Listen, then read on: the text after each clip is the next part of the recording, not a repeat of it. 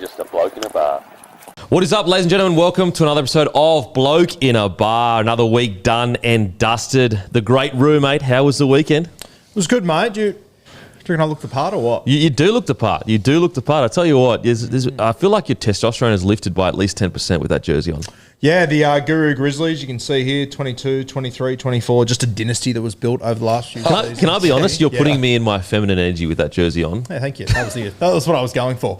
We've got Beers and Break Evens jerseys that are coming this week, Wednesday night. We've got the great Hammy and the not-so-good Stallions jersey, Kuma Stallions. Roo was telling me in the green room he actually wanted to move a few Kuma Stallions jerseys, so he told Timmy not to come in today and he asked me to put one on. So that's what I'm wearing today. They look fantastic, Roo. Hopefully you sell a few. Which one would you go for? Definitely not that one. It's those colours that tend to lose a lot. This is the fight I've been having all week when everyone says it's maroon. It's actually plum. Oh. I sound like an idiot when I'm like, it's actually plum. Yeah, listen, It is plum. Nigel Plum. It is Nigel Plum for sure. So I'll give you that. Yeah, I don't mind it. To be honest, I like them both. Yeah. Be good to get one, hopefully one day. Yeah. Play cards right. Do you want one or two? Well, just one. I just want that one. Okay. Yeah, I don't want that one. Good decision. 'Cause like, Don't hate that either, that you got on today. yeah, listen, just a little sneak peek, mate. Ooh, okay. Yeah, a little sneak Watch peek. this Just space. watch your space. That's the hook. That's the teaser.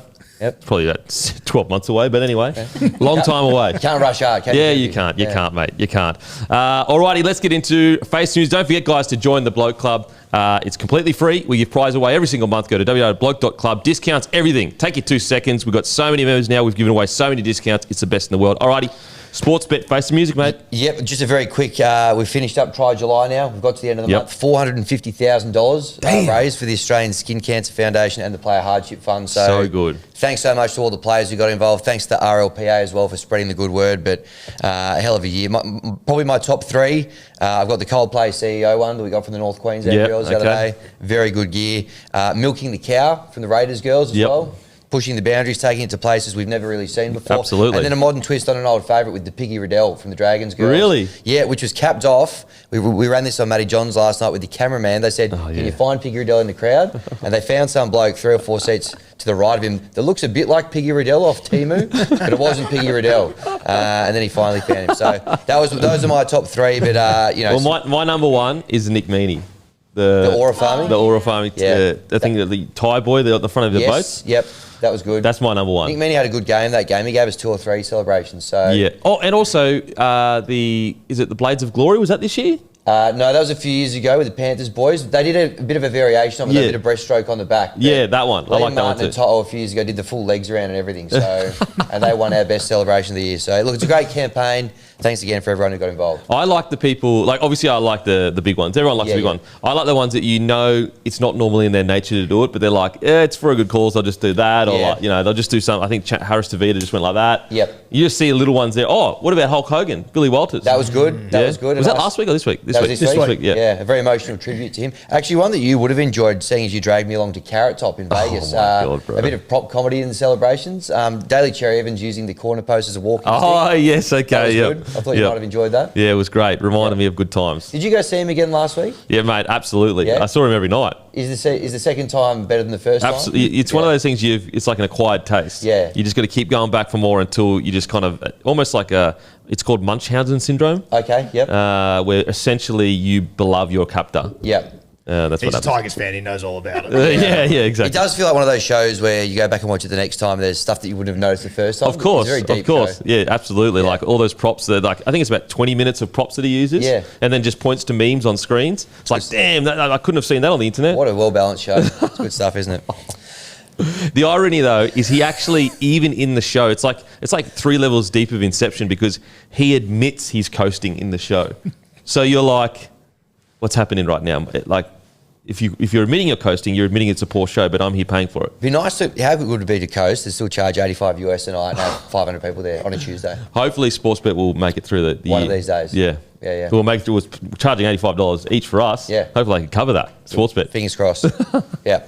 All right, should we get into round 21? Absolutely, mate. Let's get into it. Let's do it. So we've actually got a new wooden spooner. That's all I'll say. More on that coming up a little bit later. But let's get into it. So the first game, Roosters 30, defeated by the Storm 34. Denon took the Melbourne Storm head-to-head for for a whopping $1.47. Well done, mate. Smart punting. Yeah, sure. Whatever helps you set. Myself and Matty had the Chooks plus 6.5, so $1.90 for us. Then we head on to Friday. Cowboys 38, defeat the Dragons 32. Matty had the Cows head-to-head for $1.56. Timmy had the Cows minus 4.5. Those are the only points from that first game. Not a hell of a lot of points in the next game either. Broncos 20, defeated by the Eels 22. Big upset. No one gave the Eels much of a chance except me.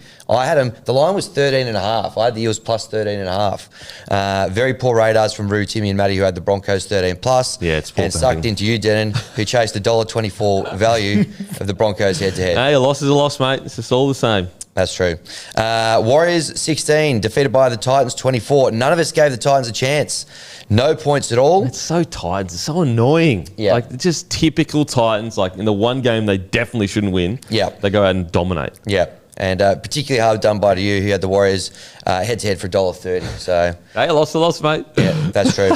Panthers 36, sneak home against the Tigers 2. Denon, the value hunter, Kemp had the Panthers head-to-head for $1.29. Thank you. Timmy had the Panthers 13 plus for $1.99. Then we've got the... That is such a bad punt. That's bad punting. You're going for 13 plus at $1.99? Dumb. Well, you know, Risk. he got the win, didn't he? So... What are we? 1, 2, 3, 4, 5 games in. Guru's still to get off the mark here. So watch that space. Second nudie in a row? Yeah. I think I That got is one a last week. A disgrace. bit of a habit here. I think I got one last week. Oh, one last okay. week. Second nudie in a One from his month. last Still 18. one too many nudies, though. Yeah, yeah. And we might That's 2 laps. That's 2 laps of the field. I don't know if I got it in me. South's 12, defeated by the Sharks 14. Most of us expected the Sharks to win and win big, except for Denon, who had them head-to-head for $1.21.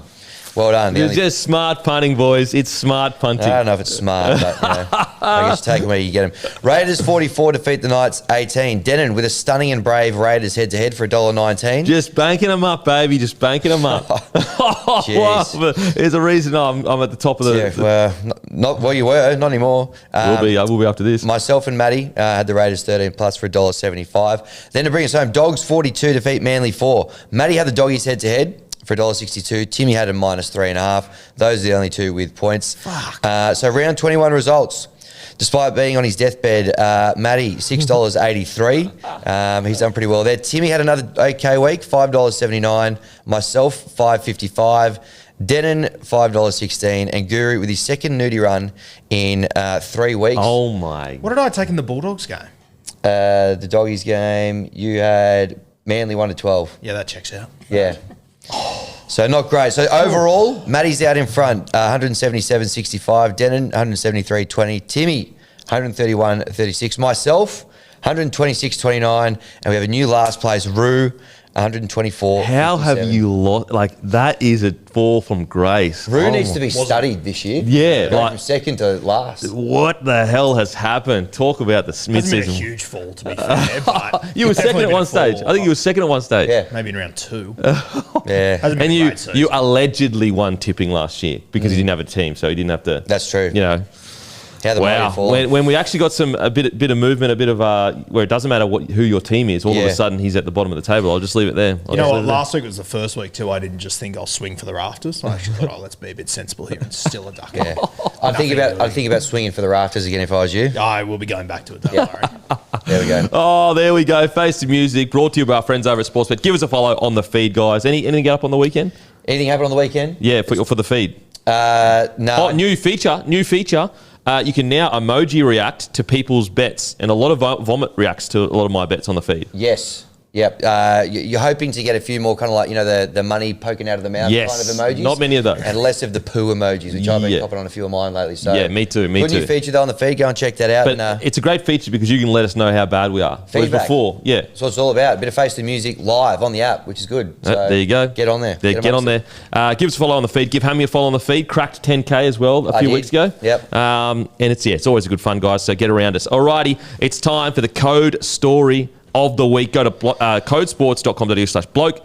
Enter code bloke to get your discount. The link will be in the show notes, but make sure to use the discount. And we've got Fatima with us this week. How are you going? Good, how are we? Very, very good. Thank you. Now, big story. I am very excited to hear some of the insights about the story you've got for us today. Yeah, well, look, Rabbitohs going to round 22 now, bottom of the ladder. Yes, they've got a whole bunch of injuries. There's a lot to litigate, examine, but outside of the injuries, the biggest story is Lewis Dodd. How did the Rabbitohs get to a point where they signed a young halfback, essentially untried in the NRL, $750,000 a season, who spent most of the year in reserve grade, and even for all their injuries, has really struggled to crack that side. Yep. So, look, there's been a lot of finger pointing externally from people trying to speculate who made the call. Did Wayne Bennett know about this? Was this a club call, a recruitment call? Publicly, the line is that Wayne Bennett, who hadn't signed at the time that Lewis had agreed to join, that Lewis Dodd had agreed to join the Rabbitohs, publicly is that, well, yeah, it was a club call, he wasn't consulted. But for someone like Wayne Bennett, you know, you'd think at a minimum there would be at least conversations that has happened. JD, Jason Demetriou, was still there at the time. He obviously wasn't consulted. Essentially, he was a dead man walking, so it sort of makes sense as to why he wasn't involved in... So you can cross out JD fully from the whole situation? Yeah. So, look, I think fans at this point will want to know, well, if he does end up leaving, and the club are backing him at this point, but whether they're willing to have him on the books for another 2 seasons with him in reserve grade is a completely different story. In the background to all of this, they've signed Jonah Glover, who's a young half from the Dragons, and they're confident that they can get a deal done with the Tigers to keep Jaden Sullivan there. Okay. Right? And so if you look at the way Jamie Humphries has progressed, and they bought Jamie Humphries thinking he'd be a hooker, but, you know, surprised everyone going, okay, he's probably going to be one of our halves players. Cody Walker's probably, well, is going to get another year. So all of a sudden, Lewis Dodd might find himself at the bottom of that halves, you know, pecking order, so to speak. So, look, it's going to be an interesting, 5-6 months. I suspect they probably sit down with Lewis Dodd at the end of the year to see what he wants to do, especially if he's going to look at the pre-season knowing that if they do get the Jaden Sullivan deal done, and that'll be probably 2 years maybe, then he's going to have a very similar situation where he's just going to spend most of his time playing in reserve grade. So, yeah. There's so many questions. First of all, so JD, just to be clear, had no say on this whatsoever, but there was a player that JD did want to come to the club. That's the part for me that I might find most fascinating in all of this. And I don't know whether I find it more fascinating when in the context of the decision to let Adam Reynolds go. And I know that's been years now, but it has had ramifications for them, right? Because they were insistent at the time that Adam Reynolds, because of his body breaking down and his back issues and the rest of it, that he didn't have 2-3 years left in him. He's shown at the Broncos that he does. So, and hindsight is a wonderful thing, but if you look at them this year and the fact that their best middle forward is a back rower, and the fact that JD wanted to sign Adam Fanua-Blake at a time when he was available, you think that's almost a bigger, poor judgment recruitment call to not go after Adam Fanua-Blake than it is to go after Lewis Dodd. Like, he would have made such a difference to them when you look at their middles in particular, which is, I know they're struggling across the board for depth and the rest of it, and that happens with injuries. But, yeah, I think if they had another middle forward, a power forward like Adam Fanua-Blake, with all the strike that they've got in that team, it's a completely different scenario. So, essentially, the word is that JD was saying, we need a marquee forward, and the club was saying, no, we need to go out and get a good 7, and basically, because you're paying so much for that 7, you're not going to be able to get Adam Fanua-Blake, who, by the way, is a mascot. He played for Mascot Junior side, so he's got connections to the club. Yeah. And, look, and they do have, there was guys like, Davey Moali coming through, who's a local junior as well, and he's injured at the moment, probably hasn't kicked on in the way that they thought he'd hoped, but yeah, that's just such it's outside of Payne Haas and Joe Tapine now maybe, but I'm biased because I'm a Raiders fan. Adam Fanua-Blake is, the top 3 props in the game. Roo, what are your thoughts, mate? It's just been a disaster from start to finish. Like I remember, and I've said before, I don't watch much of the footy over there, but I went to Perth last year and I arrived there at like midnight. I got into my hotel and it just happened to be one of his games on. And I watched an entire 80 minutes of him and just sort of thought, I don't see it. Yeah. I can't see it. And then he was dropped about 3 weeks later. Yep, he was dropped. Which everyone at South Sydney was telling you that's because he signed a contract to come over here. Everyone in England was telling you, no, he's just not up to the standard we need him to be. I watched him in that World Club Challenge a couple of years ago against Penrith. Played well in that game, but rain is the great equaliser in games of football like that. So I've also, he's played my brother twice in Cup this year. I've been there to watch, or once I've been there to watch that. And mate, being at that game, I remember being at that game, watching him. That was on Sunday afternoon. The Friday night, it was when Jamie Humphries got injured.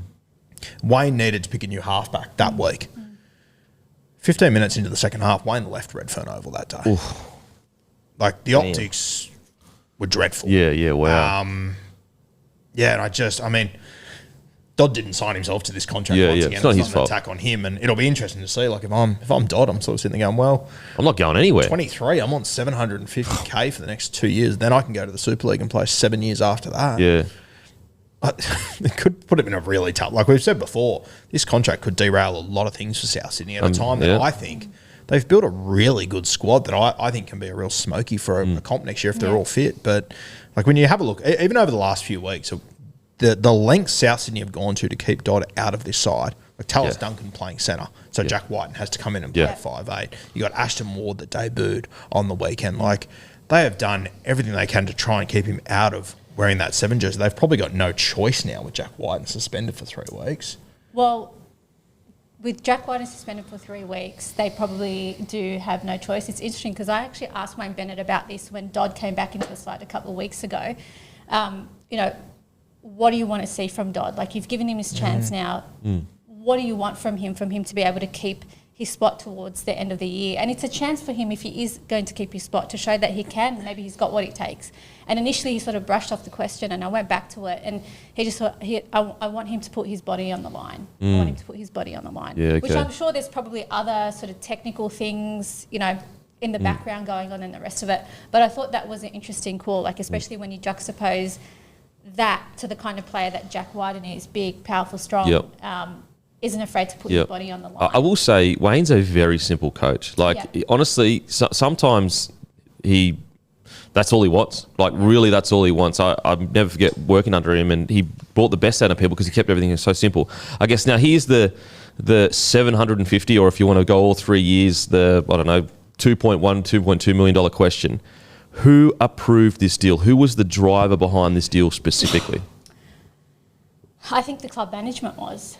So are we talking Solly? Publicly, that's the, Mark Ellison and Solly. Yep. So, and look, at the time, there was speculation that Dodd was being entertained, or at least there was some interest from Penrith, and I think it was the Dolphins at the time. And sometimes I wonder, from South Sydney's point of view, who was desperate to sort of, they'd been through all the on-field drama, off-field drama and the rest of it, whether they thought, okay, if Penrith are interested in this guy, maybe we need to sort of expedite this a little bit and get this deal done. If you believe what is out there publicly, and Brent Reid and Mike Carianis wrote a story about this, it was Solly and Mark Ellison who were driving the deal, and Wayne Bennett and JD had very little to do with it in the background. Yeah, wow. I guess the surprising thing is when they signed Dodd, surely they were aware Wayne Bennett was... I mean, why would you sign your number 7 without knowing who's the coach going to be next year? So I can only assume... Because, like, Solly's a great operator. Like, the Rabbitohs have, have gone, like, financially, everything, and they've had success up until the last couple of years. So it's not like he's got evidence to show he's a good operator. Obviously, this was an error. But what I just cannot seem to fathom is... You would have known who the coach is coming. Surely there has to... Because to my understanding, Dodd did not meet Wayne Bennett. Yeah. So if I remember correctly, there might have been a month between Dodd signing and Bennett being announced as coming back there. So if you think about it, maybe from the Bunnies' point of view, there was still a bit of uncertainty as to whether Wayne Bennett would actually, come back and sign that deal. So maybe there was a bit of panic again from their point of view. The only thing with that is your number 7 is your main man. You're going to sign. You should sign your coach before you sign a 7, because what if the coach just doesn't? For example, what if the coach wants a Jerome Hughes style 7 rather than a Nathan Cleary style 7? And that's where I just feel like there's been a massive breakdown in. And I understand there's market pressure and there's other people that may sign him, but I think that the coach first is a much more important priority than the 7, especially an untested 7. Now I understand if Cleary was on the market, or Hughes was on the market, or Mitchell Moses, or Dearden, these top tier guys, because it's guys, we just need to get him. But respectfully, and as I said, Dodd didn't sign the contract, but if you lose a signing war over Dodd, it's okay. You're going to be okay. Yeah, and look, in their defence, and there's probably isn't a lot there, but if it had worked out, they would have looked like geniuses. Absolutely, but for sure. Because it hasn't, and because it hasn't, it's the fair question to ask. So, and I think Jayden Sullivan got there, and from what I've heard, Wayne Bennett likes Jayden Sullivan quite a bit, and I think Jayden Sullivan is the kind of player that can really grow under the guidance of Wayne Bennett. It'll be interesting to see how Jonah Glover fits in, because I know Wayne Bennett particularly likes him as well. So they've got Matt Humphries. Yeah, Matt Humphries as well coming through. He's quite young, so he's actually really probably one of the best halves coming through the junior ranks, and not just necessarily at the Bunnies. He played SG ball this year. He's still quite young. He's one of those kids I think's played rugby, come through that, played rugby at a GPS school maybe. Really talented, but you're not 2, 3, 4 years away. I think they're trying to tread water until they know what they've got in Matt Humphries before they make a big dive. Yeah, it's my understanding. Oh man, Having said that, even though they're coming last, if you watch the Bunnies play every week, they have a dig. Oh, absolutely, yeah. And I think if it was any other coach other than Wayne Bennett, you probably don't get that level of effort. Yeah. So, and I tend to agree with you. If they've got a full strength squad, and they can keep Latrell on the field, they can keep Cody Walker on the field. To me, the missing piece in the puzzle is a middle forward. But, if they can keep everyone on the field, there's no reason why they're not in the conversation for a top 8 spot next year. That's what makes it so strange, because I know that there are some South fans that want to essentially throw the baby out with the bathwater and go, oh, Solly and Ellis made this decision. It's Ellis, Mark Ellis, did you say? Made this decision, it's terrible. But all the other decisions have been incredible. I agree. I think the roster is that roster at full strength is a problem. Only question I have, I'm actually a bit okay with their forward pack at the moment. Obviously, Adam Bloke would be a great get. I would have gone for him. Only question I have is probably just around their 9 and 7, but I feel like Wayne's smart enough to work around that. Yeah, I think their packs are okay. Now, I think it was a mistake not putting Keon into the middle. I think that's a no-brainer moving forward. Got to be there. I think Ewan Aiken's been a great signing. Tallis Duncan's really come of age. Yeah. So if you can have Jai Arrow and Keon playing through the middle, I think they've got enough there to compete properly next year. I will say though, it is hindsight, but if Adam Blake's on the market and you've got close enough money, you just get him. Anyway, here's what it is. What other stories have you got on Codesport this week? Well, I reckon the big story, or at least talking point this week, is going to be the Lachlan Galvin Cup. We'll call it that. Galvin Bowl. be the target. Don't say that too. Yeah, playing for the bowl that his hair was cut in. So good luck to both teams. Yeah, there's some dodgy haircuts It's going moulded on his head. That'll be so funny. Yeah, so look, that's going to be interesting. Luai v Galvin, Latu Fainu v Galvin. I have a feeling the Tigers went with Penrith for about 20 minutes on the weekend, but then just once the floodgates opened, just couldn't match them. And I think it'll probably be a similar situation with the Bulldogs. They'll be sort of fired up for it. But, I like the way Galvin's progressing in the number 7 jumper. And having said that, Matt Burton is playing so well at the moment that Galvin doesn't actually necessarily have to overplay his hand or go looking for that big play. He just sort of has to be there and do his thing. So now you also wrote a really good story about potentially a Mailata, the NFL player. Is that how you say? Yeah, Jordan Mailata. So no, I'm not going to go as far as comparing him to that because the kid's only 15. That's the hope. That's his dream, and that's an awesome dream to have. So young Talby Smith, he's 15 years old, from country New South Wales, from Orange. has now moved to the Gold Coast to be part of their NFL Academy set up there. So they've set up the Asia Pacific NFL Academy up on the Gold Coast.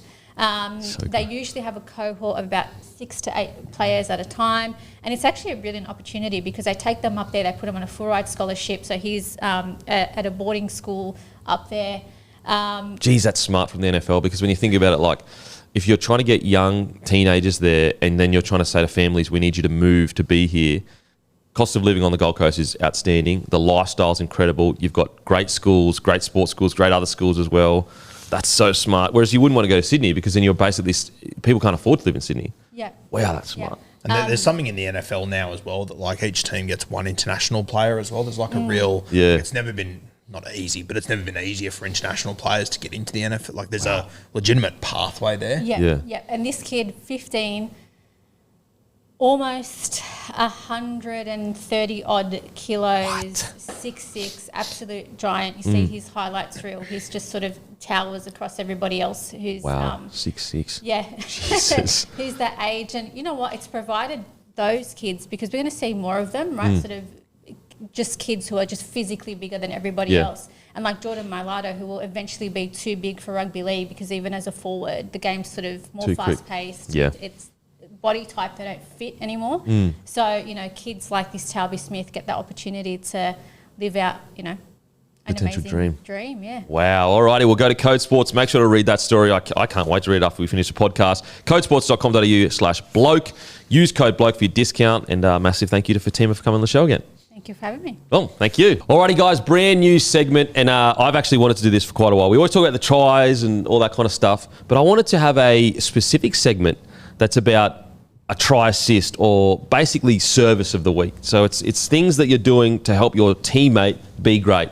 And matter of fact, it is all brought to you by Luke Camilleri, Aspley Mazda. Give him a follow, LDC_01. And how this partnership came about, it actually came about, obviously he gave away, you know, friggin' car to the bloke community, which is unbelievable. But that was going to be it.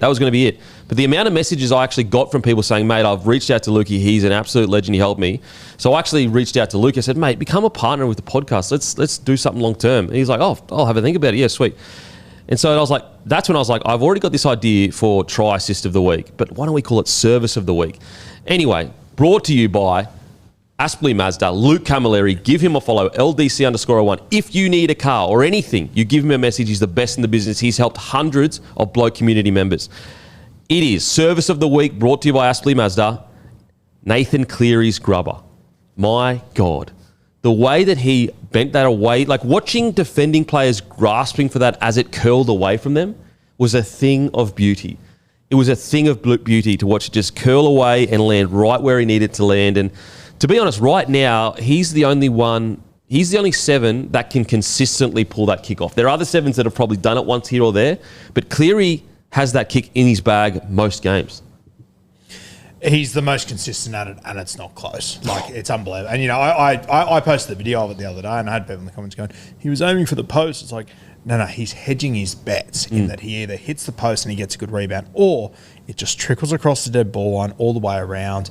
Like, you can't defend that kick when he gets it right. And, like, when does he get it wrong? It's he had to land that in, like, what do you reckon, 30 centimetres before the dead ball line to get it right? Because if it's too long, the attack doesn't get there. Yeah, no, just the depth on it, you know, just to get it to stop, you know, within about half a metre. Was it a correct grounding or not? I mean, we'll discuss that in the actual thing. But the kick itself, very, very good. So Nathan Cleary, he gets the service of the week, brought to you by Aspley Mazda. The best service in the country, guys. Luke Camilleri, he's the best carman in the country. He's got the biggest Aspley Mazda, I think, at least in Queensland. Sorry, the biggest Mazda in Queensland. He's the man. He's the best in the business, and they offer the best service. Matter of fact, I literally messaged him. He's the owner. He started the whole thing. I messaged him. I was like, I need some new mats for my Mazda, some floor mats. Within like 10 minutes, someone from Aspley Mazda had already called me. The mats had already been sorted. Obviously, I had to pay for them. No freebies here, mate. No freebies here. And it was all done within 2 seconds. Like, tell me the other business that you can ring the owner that has like 40 employees that is going to get it done that quickly. He's the best in the business, guys. So, new segment, Service of the Week, brought to you by Luke Camilleri and Aspley Mazda. Aspley Mazda, give him a follow, LDC_01. I mean, I forgot to introduce at the start, so I apologise. But the big fella, Matty, he is currently not doing well. So, we made jokes about it last week, but it's actually gotten a bit worse. So now we don't make jokes about it. He's okay. It's nothing serious, at least to my knowledge. But he's quite crook at the moment. So we send him our wishes. Hopefully next time he leaves almost like a laugh track of his voice laughing. Yeah. So we could just press the button, pretend he's here. Well, big shoes to fill. Whoever's there today, going to have to laugh loud. Yeah, laugh loud and proud. We've got Jack Johns. How you going, brother? Hey, fellas. How are you? Mate, thanks for joining us. We appreciate it.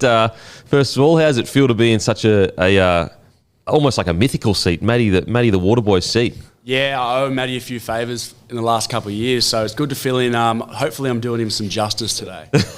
running the flag proud and high. I will say with Matty, this is the first ever Monday show he's missed, I think. Yeah, it's incredible. His strike rate is unbelievable. Unbelievable. We're talking like 4 years now, something like that. And it's not to say he hasn't been sick before. Oh, bro, he's coming here looking like fucking literally got out of a coffin. Yeah. So, he's properly crook. If he's not here. Like properly crook. So we send our best wishes to Matty, the big fella. Hope he's all good. We've got great squad depth, though, getting Jack in. Mate, great squad depth. Squad depth. Obviously, does keeps John's media afloat there as well. And in fact, how's that all going, mate? Joel Kane was saying the other day that if he had his way, it'd actually be called the Jack Stage podcast rather than the Backstage podcast. That's how much work Jack actually puts in and doesn't get credited for. Jack Stage, that's a good name, the Jack Stage podcast. I like that. When you're doing the Jack Stage merch, I'll put me down for one hat, mate. Yes. I'll have to copyright that one, Hammy. The Jack Stage. How's it all going, mate? The potty. Yeah, they're all going good. Yeah, potties are going well.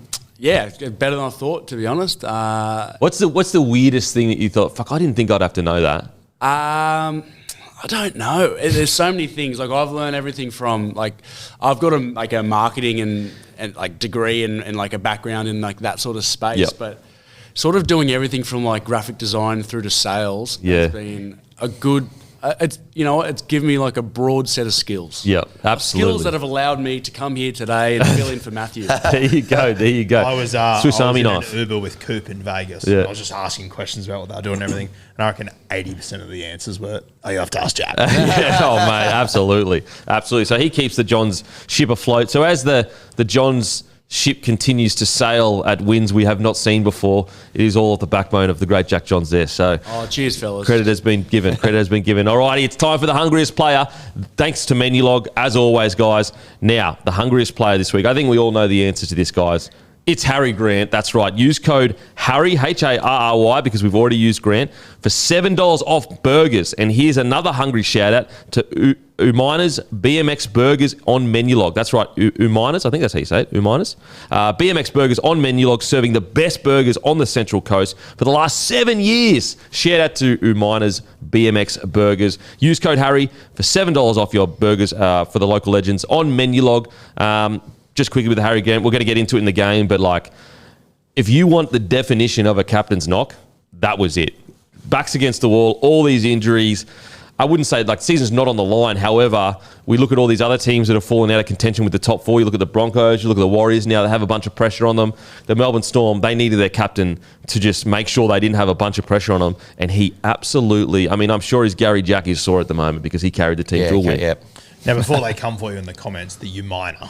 Oh, sorry, Umina. Bunnies, shout out to them up there. Okay, Umina. Okay, they will come. Sorry, Umina, don't come for me. Apologies. I don't know every suburb or place in the country. But Harry Grant, he was tremendous with Cam Munster out, Pappy out, Jerome Hughes missing. Going up against the Roosters too, who have been going pretty well. And desperate for a win. Yeah, he was just fantastic. His ruck recognition and how quickly he's able to identify things. And I think it was Jack's old man that was talking about on his show last night. Like every team you play Melbourne, Harry Grant's on the whiteboard. You study him all week. You know what he's going to do. That's all good and well. Stopping it is just another mission on its own. 100%. I was saying with Matty actually last week on his show, I reckon like Cam Smith, you didn't know you're getting done. So it was almost like it's like out of sight, out of mind. Like, you looked up and you're like, oh my God, we've just been absolutely towed up. Then you go back and watch the video session, you go, you sneaky little bastard, you were doing this. Whereas Harry Grant, he almost would have more of a mental load because you're aware of what he's doing, but you can't, if you're too fatigued, if you take one wrong step right, one wrong step left, and he's doing you every game. And so it's like almost it's very different. Like, as I said, out of sight, out of mind with Cameron Smith, it's already over before you even knew it. Whereas Harry Grant, you're aware of it, which would almost make it a bit more stressful playing him. Yeah, Cam Smith's obviously, like, he was the ultimate death by 1,000 cuts sort of footballer. But Harry Grant, like, he's still got that aspect to him as well. But as far as, like, highlight reels for nines and stuff, it's going to be hard to go past Harry in his career. He's just so... I would say he's one of the best running nines I've ever seen. And maybe by the end of his career, if he continues, he's probably going to be the best running nine. In saying that, is what's funny with the Cam Smith situation is like his whole career, not his whole career, but there were towards the end, it was like, oh, his running game isn't that great. 2017 Origin, he just goes, oh, my running game isn't that great. Decider up at Suncorp, thanks for coming. Yeah. Unbelievable. So Harry Grant, he is our hungriest player. Massive thank you to Menulog. Okay, the grumpy team of the week is, sorry guys, I'll just get up real quickly. Okay, it is Tracy at the back. Sammy and Kiraz on the edge. Lomax, very unlucky not to be in the side. We just thought Kiraz and Sammy were just unbelievable. If you got Lomax there, a couple of us had Lomax there. So we had Bronson Sherry and Timoko in the centres. Shout out to Fafita in the centres. He was great as well. Burton at 6, at 7, highly debated. Initially, I had Dearden, and I think all the boys had Dearden, but I've got Campbell there because I just felt JC, I call him JC, going down to the Warriors and doing that, playing against the top 4 side, I just thought that was amazing. So I've got Jaden Campbell in there. At 8, Jolliffe. 9, Grant. 10, King from the Storm. 11, Hudson Young. 12, Preston from the Bulldogs. 13, Isaiah Yeo. 14, Dearden. 15, Hughes of the Bulldogs fame. 16, Lindsay Smith from the Penrith Panthers. And 17, Mitchell Moses. That is the team of the week. Brought to you by Grumpy Coffee. Grab your Grumpy Coffee from grumpycoffee.com.au. Got pods, got Holbein, got round. KO can't miss. Sound like you had your Grumpy Coffee this morning. So you had about 10 of them. Alrighty, it's time for the KO can't miss moment. In one of the big upsets of the season, the Eels defeated the Broncos at Suncorp Stadium, and that was our KO can't miss moment. And what we're going to do is we're going to do like 60 seconds here, guys, and then obviously in the review we're going to go deeper into it. But this is what I was talking about last week. I know some people were like, Dan, and giving them an A-, B+ for the year they've had. This is what I'm talking about, because with Mitchell Moses in the side, they are a top 8 side in my opinion. And I think we saw that on the weekend. I think Riles, we've got all these great coaches this year. The most underrated coach this year, it's Riles for me. It's Riles, or maybe you could say Christian Wilk from the Dolphins. What he has managed to do in the first year of a rebuild is amazing. I don't care about I've said this since round 8, about round 10. I don't care where they end up on the ladder. I just want to see, when I watch them play rugby league, how much have they improved since the start of the year. And it is unbelievable how much they've improved. But as I said, we'll get deeper into it in the review, guys. Don't forget, Fox League exclusive games this round. Warriors v Dolphins Friday 6 p.m. Titans v Panthers 3 p.m. Saturday. Dragons v Raiders 5:30 p.m. Saturdays. Seagulls versus Roosters 7:35. West Tigers versus the Doggies 2 p.m. Sunday. And the 2025 NRLW season is buzzing with the Roosters leading the charge once again. Broncos, Cowboys, Knights have also started well, and it's still neck and neck in the F1 Championship as we hit the Hungarian ring. Oscar will be looking to make a big move before the summer break. Hopefully people from Hungary aren't upset at what I just said. Tune in this weekend to watch every practice qualifying session in the Hungarian Grand Prix race live on Fox Sports. Race is on at 11 p.m. Sunday night, Australian Eastern Standard Time. They've been the team to beat all season. Now, West Coast Fever look to seal the deal in the grand final. Watch Suncorp Super Netball grand final live, 7:30 this Saturday on KO. My ad read from last week is aging very well. Very true. I don't know if they've ever sold more NordVPN. Just on that as well, mate, the NRLW, the Magic Round this weekend up there at Newcastle. Yeah, get around it. I'm going to be up there for it. Looking forward to it. Okay, get around it. Okay, and the NordVPN defense play of the week. Don't forget, guys, use the link in the show notes. It's nordvpn.com/blokeinabar, and our link will give you 4 extra months on a 2-year plan. There's no risk as well because Nord gives you 30-day money-back guarantee. The link is in the podcast episode, but as I said, nordvpn.com/blokeinabar. And the defense player of the week was Lockie Hupners, and he's been rewarded, just been announced that he's re-signed with the Rabbitohs. Just that chase back, it typified what South Sydney did on the weekend. Yes, they didn't get the chockings, they didn't win, but it's one of the bravest defensive efforts I've ever seen a team do, because the amount of tackles the Sharks had in the red zone, at one point it was like 40-1, and ended up being 61 tackles in the Rabbitohs red zone to 4 61-4, and they still only just lost. It's an incredible show of grit and toughness, and Hubner's chased down, typified it. And what I love about Hubner is that, is he ever going to be a world beater? Maybe, maybe not. But he's one of the hardest working players in the competition. Absolutely love it. And his tackle technique and defence is outstanding as well. Yeah, Billy Slater will pick him at some point in the next decade and he'll look like a world beater. Yeah, it's a great point. I have no doubt about it whatsoever. It's a great point. So, guys, with NordVPN, just got back from Vegas, and I used NordVPN to stream everything that I needed. And another feature which is great, I had it on when I was at the airport, so when I needed to use the public Wi-Fi, my security was protected. Because when you go to the public Wi-Fi in the airport, it literally says not protected in the network, and it makes you go, oh God, hopefully they don't find those pictures. But NordVPN protects you from that. So as I said, nordvpn.com/bloke-in-a-bar. Use the discount, guys. It's not going to be around forever, and it directly supports the show. So if you want a way to directly support the show but also get something, do this. Alrighty, it's time for the round 21 review. Storm v. the Roosters. Storm defeat the Roosters 34-30. And I tell you what, with this win for the Storm, was it pretty? Wasn't pretty.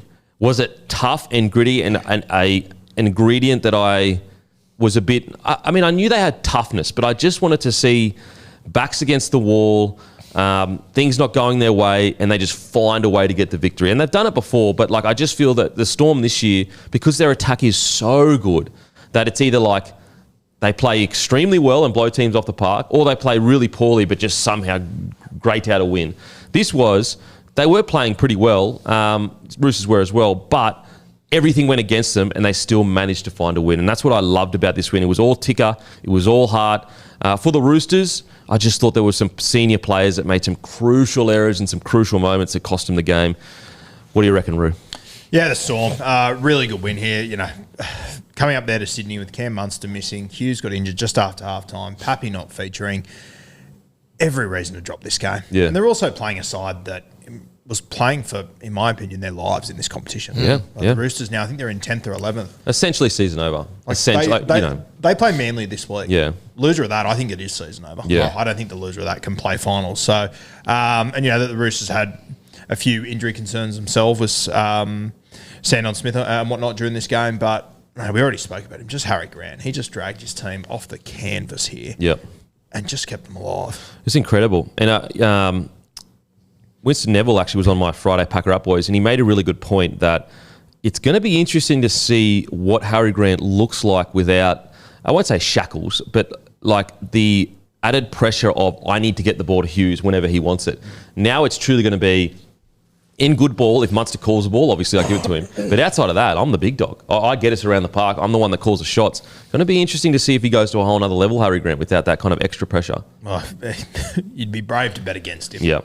And I think this game, I think you might have said it on your podcast on Friday, this just shows why he was chosen as the captain of this side. Yeah. And you got all these other options and all these great options, by the way. Cam Munster's literally the captain of Queensland, as we speak. Harry Grant, though. He got selected. Week to week, he's a leader. Yeah. They needed him to do it. How often have we seen in big games where, and we can all relate to this, the game's on the line and you're watching that game and you're screaming at the TV to your captain, do something. Don't go hiding. Don't go missing. Don't give the responsibility to anyone else. There's a reason you're the captain, and they don't do anything. Whereas Harry Grant literally said, all right, boys, everything's going to be around me. Just get up, front foot footy, and I'll be able to work a bit of magic. Hammy, what do you reckon, mate? Yeah, I mean, very gutsy win with all those outs, and obviously Jerome Hughes going down as well in that game just added that extra degree of difficulty. It will be interesting to see how they go without him in the next couple of weeks. You'd probably imagine Wishart will jump in there at number 7. Maybe Pezzett as well. Maybe Pezzett, of course. Yeah, they got a few options there, which is good. That we're going to learn a lot about him on the run home. They've got the Broncos, the Panthers, the Dogs as well. So they've got some tough footy coming up. Do you think they can win the comp without Hughes? The market really leapt around a little bit. Going into this game, they were $2.80 to win the comp. I think they got out about as far as $5 when he went down and they were trailing. It's settled. They're about $3.10, but they've definitely eased a little bit. Yeah. Do you reckon if it ends up being a significant one and he doesn't come back, or he comes back under a bit of duress, can they win it without him? I don't think they can. But the big but is if Harry Grant goes to another level and they change their footy to play more around the ruck, honestly, a little bit similar to the way Queensland played a lot around the ruck with almost, you would say, Wishart isn't as good as Dearden, but he can play a similar style of footy as Dearden. Yep. So around the ruck. So if Harry Grant goes to another level, maybe. But right now, if I was just to give an honest answer, I just think they rely so heavily on so many moments for Hughes to get him out of it. Yes. That I'm not sure. Who's a halfback next week? I'd go Wishart. I'd go Wishart at the moment. Yeah, I think so as well. And I would just be playing like Queensland played, flat front foot footy, everything around Harry Grant. They scored 3 tries with front rowers on the weekend. Yep. So Josh King twice. Yeah, so I'd just be looking at that, you know what's crazy? King scored twice. Guess who backed it? Jack, I'll leave it to you.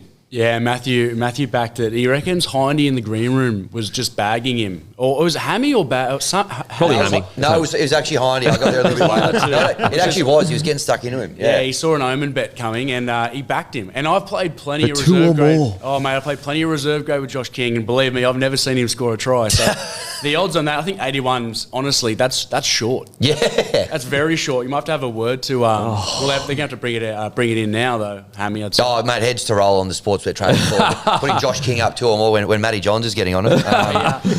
Can I say too, Kempy, as well? I'll back Guru there too. Like I agree with you with the way they're going to have to play Melbourne if Jerome's out.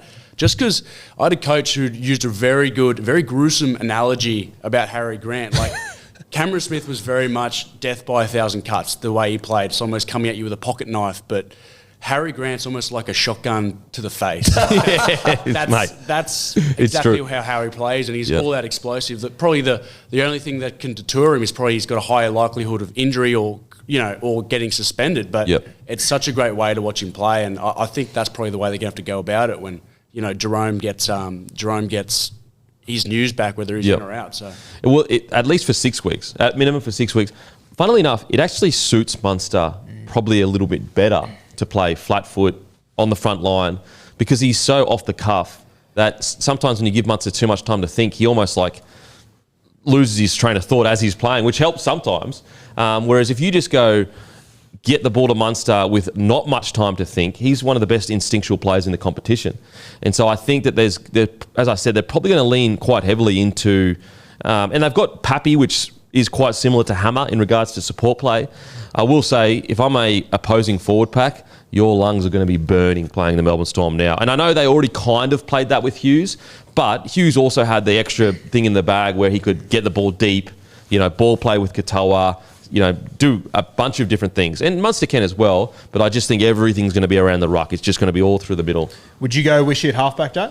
Yeah, I would. I'd say not only is he probably the better option, but he's probably earned his ability. Like we've seen it in the past when he's filled in the final series a couple of years ago or last year when he filled in at 7. He did a good job. So and more than that, he's one of those team first players that he'll go wherever he needs to go to. And as well, fitness wise, he's going to be able to keep up with.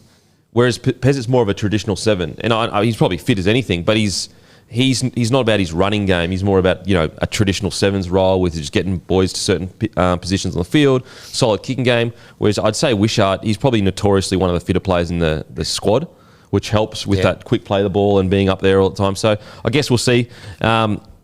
Just for Melbourne Storm fans, it'll be off me for saying I don't think they can win without Hughes. I'd say the same. Like if Reynolds is out of the Broncos, I don't think they can win.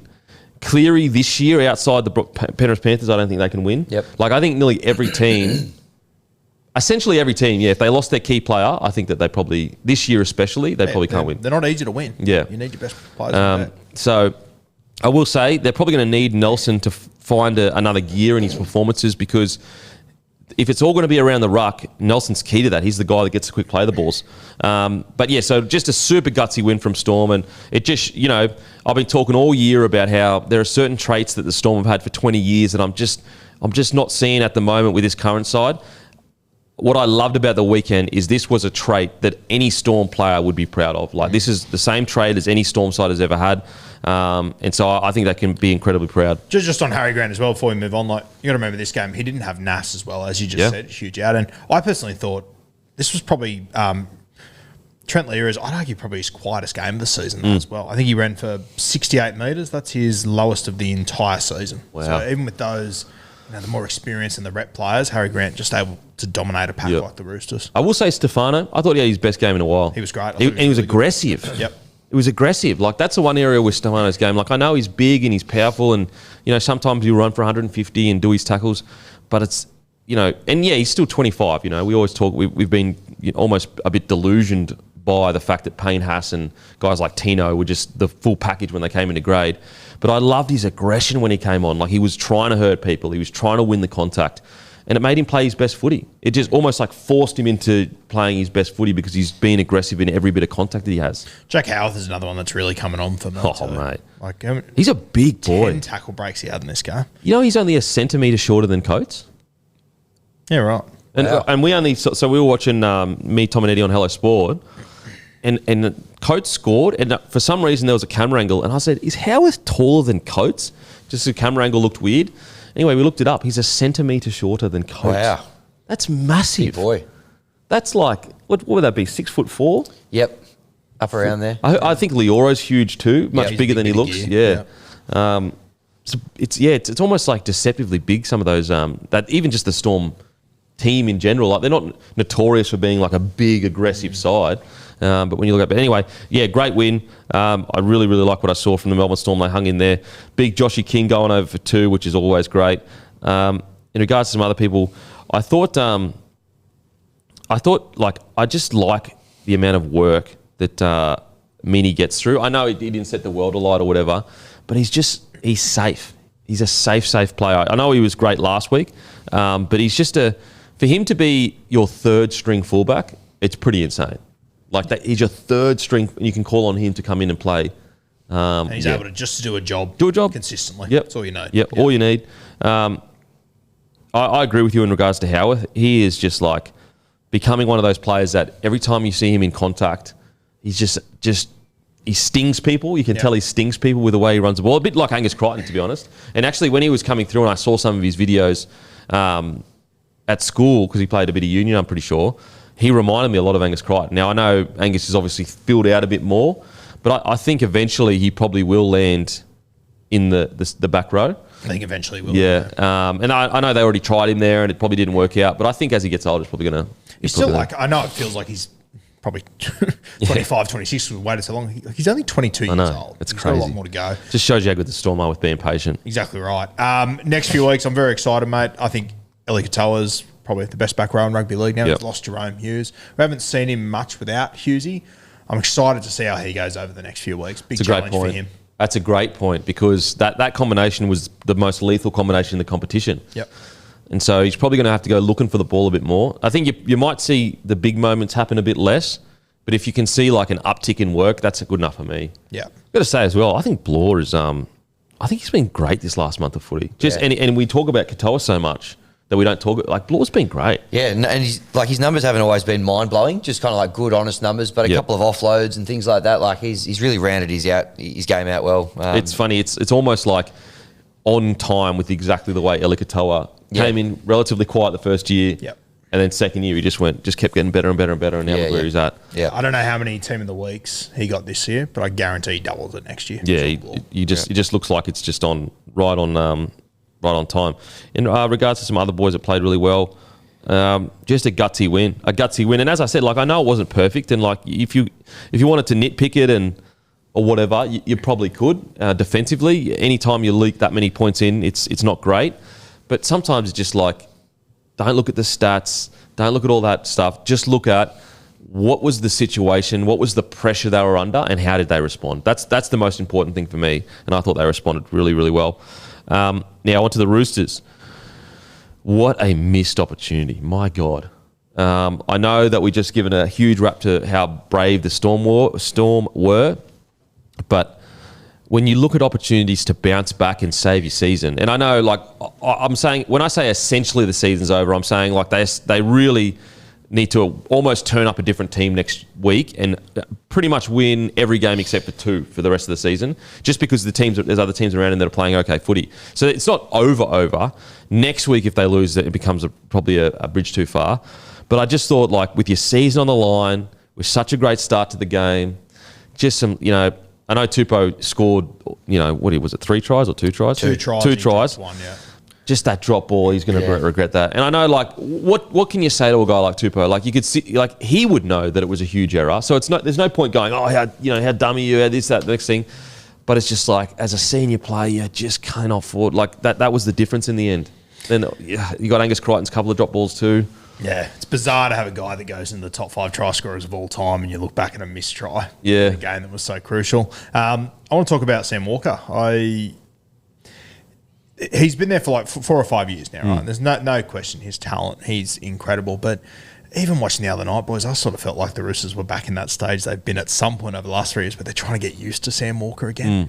And I understand Sandon Smith, he got injured in this game. Connor Watson had to move to the right side, which sort of changed things a little bit there. But even over the last few weeks, I've just felt with Sam Walker, it's like they're going through that transition phase again. And I imagine, like, it must be hard for him to come into the side. You get, because like they were in the top 8 when he came back into the side. They've done well without him. They've got used to life without him with a bit more structure in their halves and whatnot. You bring Sam Walker in, it just plays off the cuff. I just feel like we go through this transition every year where the Roosters are trying to find their feet with Sam Walker again. Yeah. He was injured. I get that. It is what it is. But it just feels like it's on repeat with them a little bit. I wonder, like, where does the accountability lay with that? Like, is it just that's just footy? You can't expect them to just wait all year for Sam Walker, but at the same time, you can't be asking Sam Walker to play differently because then it's like that's not what he's brought for the club. Exactly, It's like a rock and a hard place, really. It is, and it's going to get a heaps fucking harder place, in my opinion, when DCE arrives next year. That's such a strange situation. I think we're going to get through 26. DC is going to retire. Here's the keys again, Sam, and we're going to be doing the same thing for 4 or 5 years at the Roosters, trying to work out how they balance out this side, whether you lean all into Sam Walker or like, I just don't know how it's all going to play out. The other thing I would have done in this game, which I thought was absurd, Sam Walker, you had Connor Watson playing 5'8" on the right side. All the ball was going down the left. Shift Nwanga Tuasa to left centre. Get him some ball. They did it in the last 2 or 3 minutes, and then they started to create something. He was getting a cold out there on the right edge. Yeah. In a high-scoring game, I cannot believe they didn't make that switch. They make that call. Yeah, there's been a couple of things, Robbo's probably got wrong over the last couple of weeks. Obviously with the Chad Townsend into the side. Yeah, it's a good point, mate. It is a really good point. And there's really no right answer because, as I said, you can't expect the Roosters just, no, we're going to keep playing Sam Walker footy until he gets back. Are you alluding at all to maybe bringing in Sandon Smith / Hugo halves pairing? Yeah, I to be honest, I don't know what the answer is. I think Sam Walker's too good to not have in your football side. Don't get me wrong, but we're now if we get to the end of next season where DC's are we assuming DC will be the halfback and Sam Walker will be the 6? I don't think they should do that, but I'd assume they will. I think they should put DC at 6 and make it Sam Walker's team. But sure, but if you're not playing DC at 7, what's the point? Leadership, I don't know. I don't agree with the signing, to be honest. Especially now that Hugo's emerged and he's doing so well. I think we could be getting to 27, as I said before, and still trying to work out what's the best way to play with Sam Walker. And it's like, okay, it's been half a decade now. Well, and I will say in Sam's defence as well, how many halves pairings has he had? Yeah, exactly right. Yeah, It's like a million of them. Yep. Yeah, it's a good point, mate. I wonder whether the tough thing is you can't drop him now. I wonder whether, and this is hindsight because I would have brought him back into the side. But I wonder whether Robbo's sitting there going, shit, maybe I could have left him in reserve grade for a few more weeks. They had injuries, though, in the key positions. I would have brought him in as well. Same. He's too good not to have in the football side. I'm just saying they were in the large sample size of us now. And as you said, he's had so many halves pairing. Who's been the best halves partner with him that's gelled the best, realistically? Sandon, I reckon. Okay. Yeah. It hasn't been great. Yeah. They've had moments together. They've had moments. He had moments with Kiri as well. But I just, with DC arriving next year, I just think it's going to add more noise to it. Where Hugo fits next season, I have no idea. Do they play him at lock? But then you've got Radley, you've got Wong. There's just a lot of pieces now that we've said it for months. I just don't think this DCE signing is necessary. Especially when you're going to add Reece Robson to the squad that's going to give you a bit of stability at the 9 there. So then where's Connor going to play? I'd go him 13. Because then Radley to the edge, Wong. Hugo. Wong, where do all these guys fit for Teddy? I think it just creates too many problems, in my opinion. Yeah, it's a great shout. Now, in regards to the performance, I thought Teddy was pretty quiet first half. Then he got his midriff out in the second half, and he went to another level. Mate, whenever you see him fold his little midriff shirt up, that's when Teddy's on fire. Look out, mate. He might be the first bloke to ever wear a midriff jersey. Yeah. And maybe it's just because he's got massive glutes. I don't know. But that jersey, that rides up. His powers increase as his midriff is revealed. I mean, he'll be in a grand final with the shirt over the back of the head. Just his whole front showing. And look out if that's the case. It's 4 tries. Yeah, absolutely. I thought his second half was outstanding. I thought he really did everything he could to win. Yeah, that he really game. came to life in the second half. Me and Matty the Waterboy had an interesting question we spoke about last week. Who's the greater Rooster, Teddy or Brad Fittler? I think it's a really interesting conversation. You know what the weird thing with Teddy is like I've never felt like he's gotten the pop that the second greatest fullback of all time should have. Yep. You know what I'm saying? And there's a lot of people would say, oh no, he's not the second best. But like you look at his resume, and it's all recency bias because you look at his last few Origin games or whatever. But like Teddy, for most of his Origin career, was the best player on the field. Yep. That's a great look. I would go Freddie, but maybe I would just go biased Freddie as well, and I'd go Freddie. Yeah. But when you stack up, Teddy's been there for 8 years, I think. He's got 6 Jack Gibson medals for Player of the Year. He's won 2 comps. That's one more than Freddie. You know, he won the back-to-back with the Sydney Roosters as well. Was crucial in it. It's a really interesting conversation. I agree with you. I don't think Teddy gets respected enough, even from a New South Wales perspective. I think when people talk about greats in New South Wales, it's obviously Joey, Freddie, Brett Kenny. These guys kind of much. I still think Teddy gets a little bit slept on. It's weird. I don't know what it is, why he hasn't got that rub of the green that a lot of other stars get. And yet, maybe it's because he's just too good too often. Like, you know what I mean? Like, he's just so good so often. I don't know. What are your thoughts? Yeah, mate? I mean, he's had a great career, but can you imagine how good he would have been if he had stayed at the Tigers? I mean, then we're probably having a different conversation about, GOAT and all that sort of stuff. But, yeah, I mean, that was his call to leave. So. What about the Raiders? He signed with them as well. Yeah, he did. Little backflip on them as well. Yeah. Did you play with him for Italy, or am I imagining that? Yeah, I did, actually.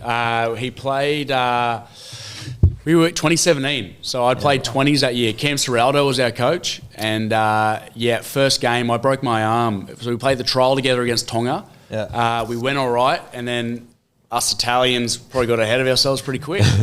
Went into Innisfail for about a 3-day drink up, and then we played in Cairns against Ireland, and they put us to the sword. It wasn't the greatest day. I broke my arm. Teddy ended up having...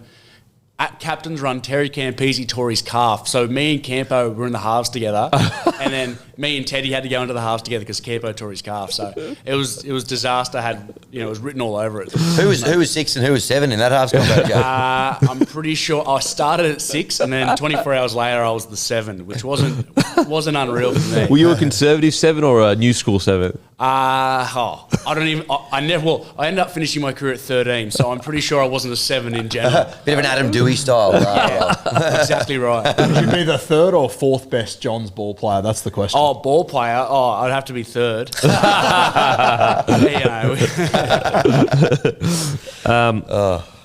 Now, I thought some positives. Outside of, I think there was one read that Rob Toy got wrong. I think it was one. Outside of that, some of his defensive plays were just phenomenal. And I know, like, it's just Billy Slater's ability to just go, I've identified this guy before anyone had in England. Because, like, when I said, the reason I think Billy selected him is because of how good he's in defence, I was just going off, like, stats, a little bit of vibe. Like, not enough to go, I'm going to make his debut kind of thing. But Billy has just nailed it. And as I said, I know there was, I think it was one read that he got wrong. But outside of that, some of his defensive plays were outstanding on the weekend. I think something as well with Toya that doesn't get appreciated enough, like, I've been talking about him for years on this podcast, saying there's this kid coming, he keeps getting injured. But like when he was in the junior grades, and maybe I just wasn't watching close enough, but I don't remember him being like a defensive juggernaut. Yeah. Because in attack, just he would just bully people. Yeah. Like his arms were enormous. He's so strong. He was just built different to everyone else at such a young age. But considering how good he was in attack, just still, like, he's obviously done so much homework on his defense over the last few years. It's incredible that he's so well balanced on both sides. Yeah. Because in SG ball, hot tip, you didn't have to be when you were scoring 2 or 3 tries a game. Absolutely. Just to see his development, has just been outstanding. I will say, White again. Yeah, he's going to be. He's great, mate. He's just he's had to do a lot of heavy lifting and probably led that pack this year, really. Thought he had another really good knock on the weekend. He's been one of the most consistent front rowers. Probably just a fraction below your Haas's and your Terrell Mays this year, but he's had a hell of a year, and I thought he was really good again on the weekend. Now, this might be, I wouldn't say, it's not a hot take. Angus Crichton this year, I didn't expect last year to repeat because he was just like, honestly, you couldn't tackle him last year. But he's been a bit up and down this year. He's a senior player. He's one of the best players in the competition when he's at his best.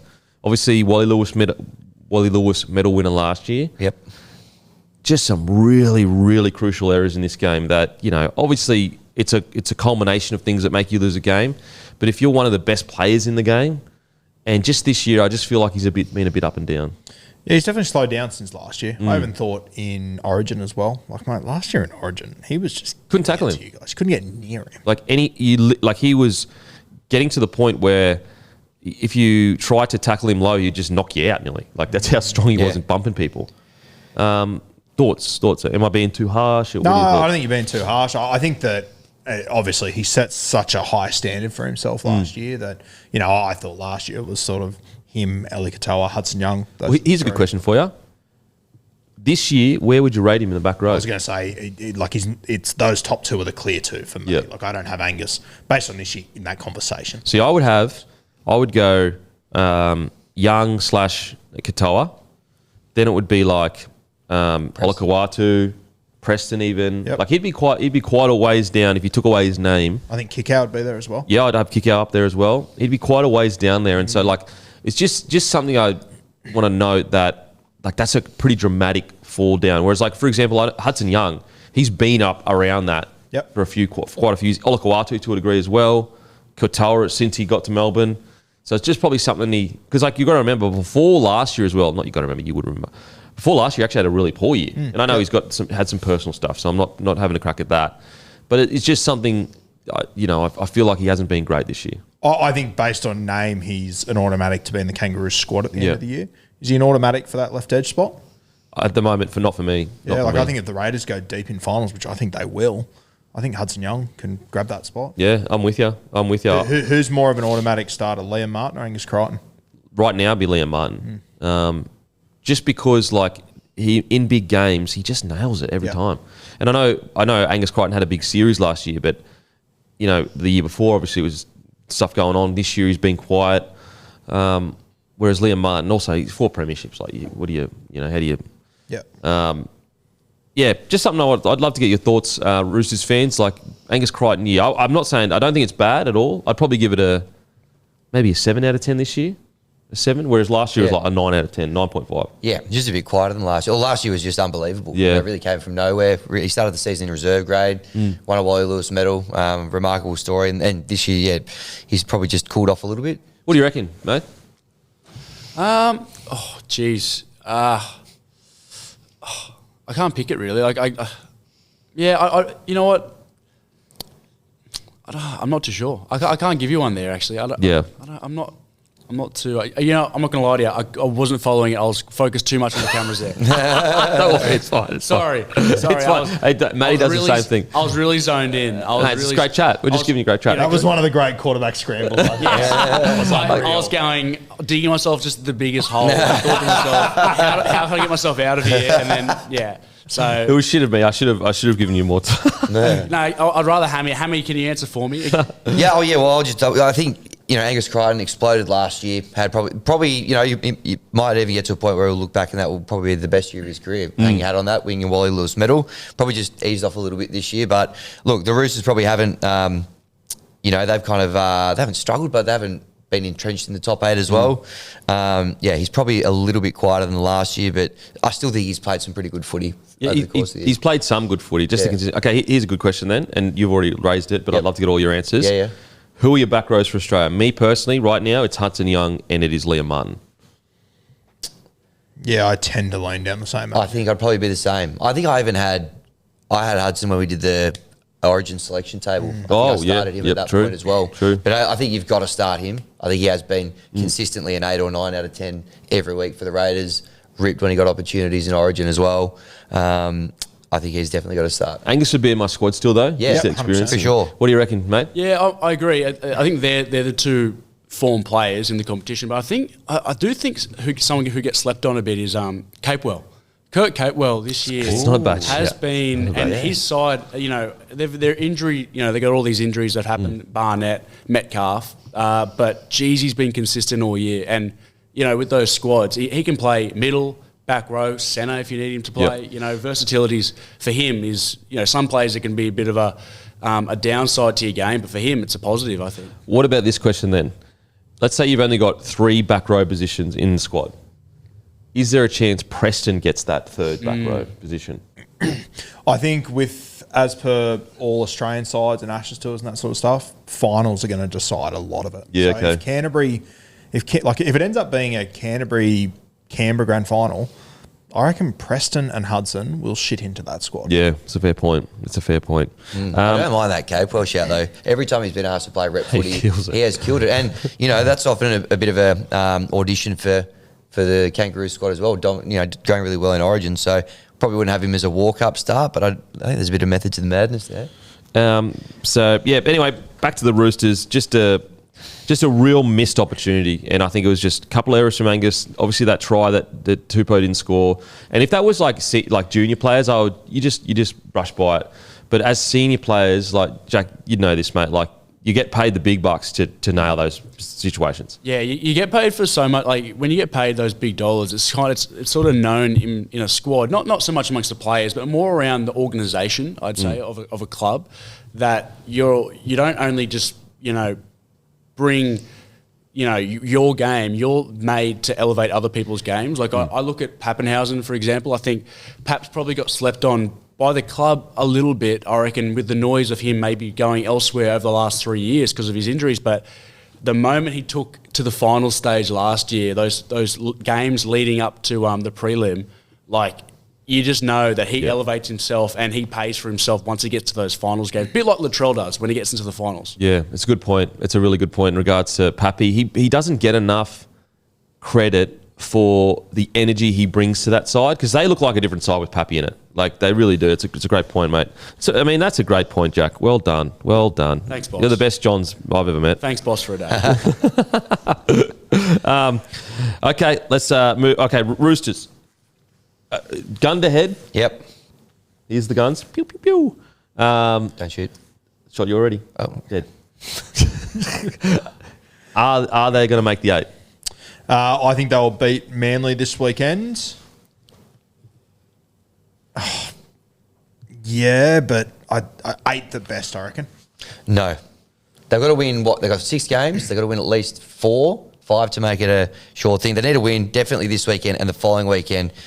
Manly and the Dolphins. They're basically 2 4-point games. The Dolphins ones, yeah. Yeah, but if they beat Manly and the Dolphins, if they win those 2 games, I think they're in. I think that'll do it because the Sharkies are in 7th, but they've got a bye to come. So they're actually 3 wins in front of the Roosters. So I think they're clear. They're good. The Dolphins, they're 1 win in front of the Roosters. So, and it goes Roosters, Manly, Dolphins. If the Roosters can just go all in on these next 2 weeks and win those 2 games, which I personally think they should beat Manly. And Dolphins, given all the players they're missing, they should beat the Dolphins. Like the Roosters should be there, but I don't think they're true contenders this year. Yeah. Yeah. Well, then in the rest of their run home, they then got the Eels, and with Moses back in, I could see the Eels potentially winning that game. Yep. Then they got the Storm. That's going to be very hard in Melbourne as well.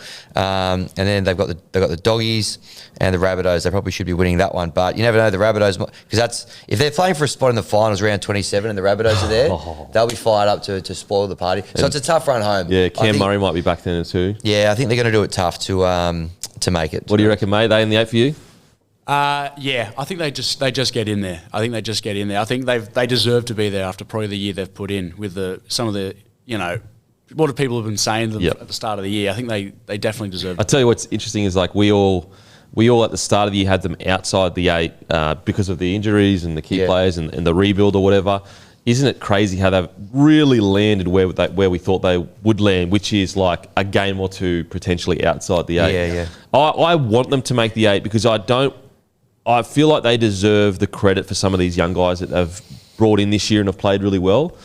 I actually had them in my 8 2 weeks ago, but that game against the Sharks killed me. That killed me confidence in them. They were so poor. I was just like, what the hell happened there? And that Sharkies, that's the level you kind of probably need to be at. So right now I'm going to put my hand up and I'm going to say miss the 8. Miss the 8? Yeah, miss the 8. Just missed the 8. Because I actually backed the Dolphins against them. I'm sick of doubting the Dolphins. And Manly, I don't know what's going to turn up. It's either the best team in the comp or the worst team in the comp, nearly. Yeah, and your prize for finishing 8th is going to be Nathan Cleary round 1 of finals. Or maybe if you're lucky, a trip to Mount Smart. Yeah. Oh, yuck. So I do hope that, as I said, make the 8 because I think that what they've done with their juniors this year has been unbelievable. Alrighty, on to the next game. Don't forget, join the Bloke Club. At the moment, Musashi are back on board and we're doing a great giveaway in the coming weeks. One lucky Bloke Club member will win a free Musashi core package, so stay tuned. As I said, guys, we give away prizes every single month. Okay, Cowboys v Dragons, 38-22. Mate, I tell you what, if the Cowboys could play like they did in the first 20 minutes, they'd almost be in the top 4. They were relentless in that first 20 minutes. And then Dragons got a lucky call, in my opinion. I thought that was 10 in the bin for a tackle off the ball. But they got the call, whatever. They go down and score. It turns the momentum of the game. So it really is, and we've been saying it for quite a while, but it really is at the Cowboys, their inability to play 80 minutes. Like it is, they came out in that second half and it was like they were trying to lose. That's how poorly they played. And which is so bizarre because in the first 20 minutes, they were outstanding. Line speed, great, super aggressive. So look, they ran away with it. Not ran away with it in the end, like Dragons scored some late tries, but they were always kind of comfortable in my opinion. But just their inability to play 80 minutes that's what's cost them the season. That's why they probably won't make the 8. That's why their coach is under so much pressure. But in saying that, they got the win. Dearden is a god, unbelievable player. Hasn't he just gone from strength to strength this year? The extra responsibility. Without Dearden, there's absolutely no way they come close to winning that game. Honestly, without Dearden, that club is in crisis. That's how important he is. That's how much he does for that club. He was absolutely phenomenal. I thought this was the most honest game of football of all time as far as these two teams go. Like this is both of these sides, their exact identities. 100%. Cowboys can score a stack of points. They can do amazing things, refuse to defend. The Dragons, you look at them on paper, they don't compete with other sides. You watch them with your eyes, they don't compete with other sides. And you get to the end of the game and go, fuck, they've within 6 points. Again. I think it's the 9th game this season. They've lost by less than 8 points. It's crazy. It's actually insane. It's actually insane. You're right. It was a really good example of how both teams' seasons have kind of unfurled. Yeah, it's a good point you make about the Cowboys there as well. So they still, they won, but they conceded 32 points. They've conceded the most, but they've conceded 50 more points than the Gold Coast Titans this year. They've got the worst defence in the comp. They've been averaging 30 points a game. They actually went over the average that they conceded in this game. They were just able to score more than their opposition. So, it's been a big issue for them. You're right, they play really well in patches, but there's 2 parts of the game. You got to be able to, rip in and defend as well. A close loss for the Dragons, but pretty on brand for both sides. Yeah. What are your thoughts on that? The tackle off the ball. I thought that was a clear 10 in the bin. Yeah, I thought it was 10. Clear as anything. Yeah.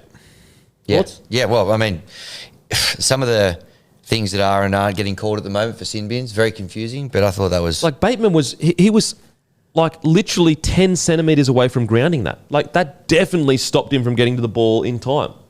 And so that's why I understand and, coaches getting frustrated in press conferences, but it's like, mate, how can you get angry in a press conference when it always comes back around? You always get calls.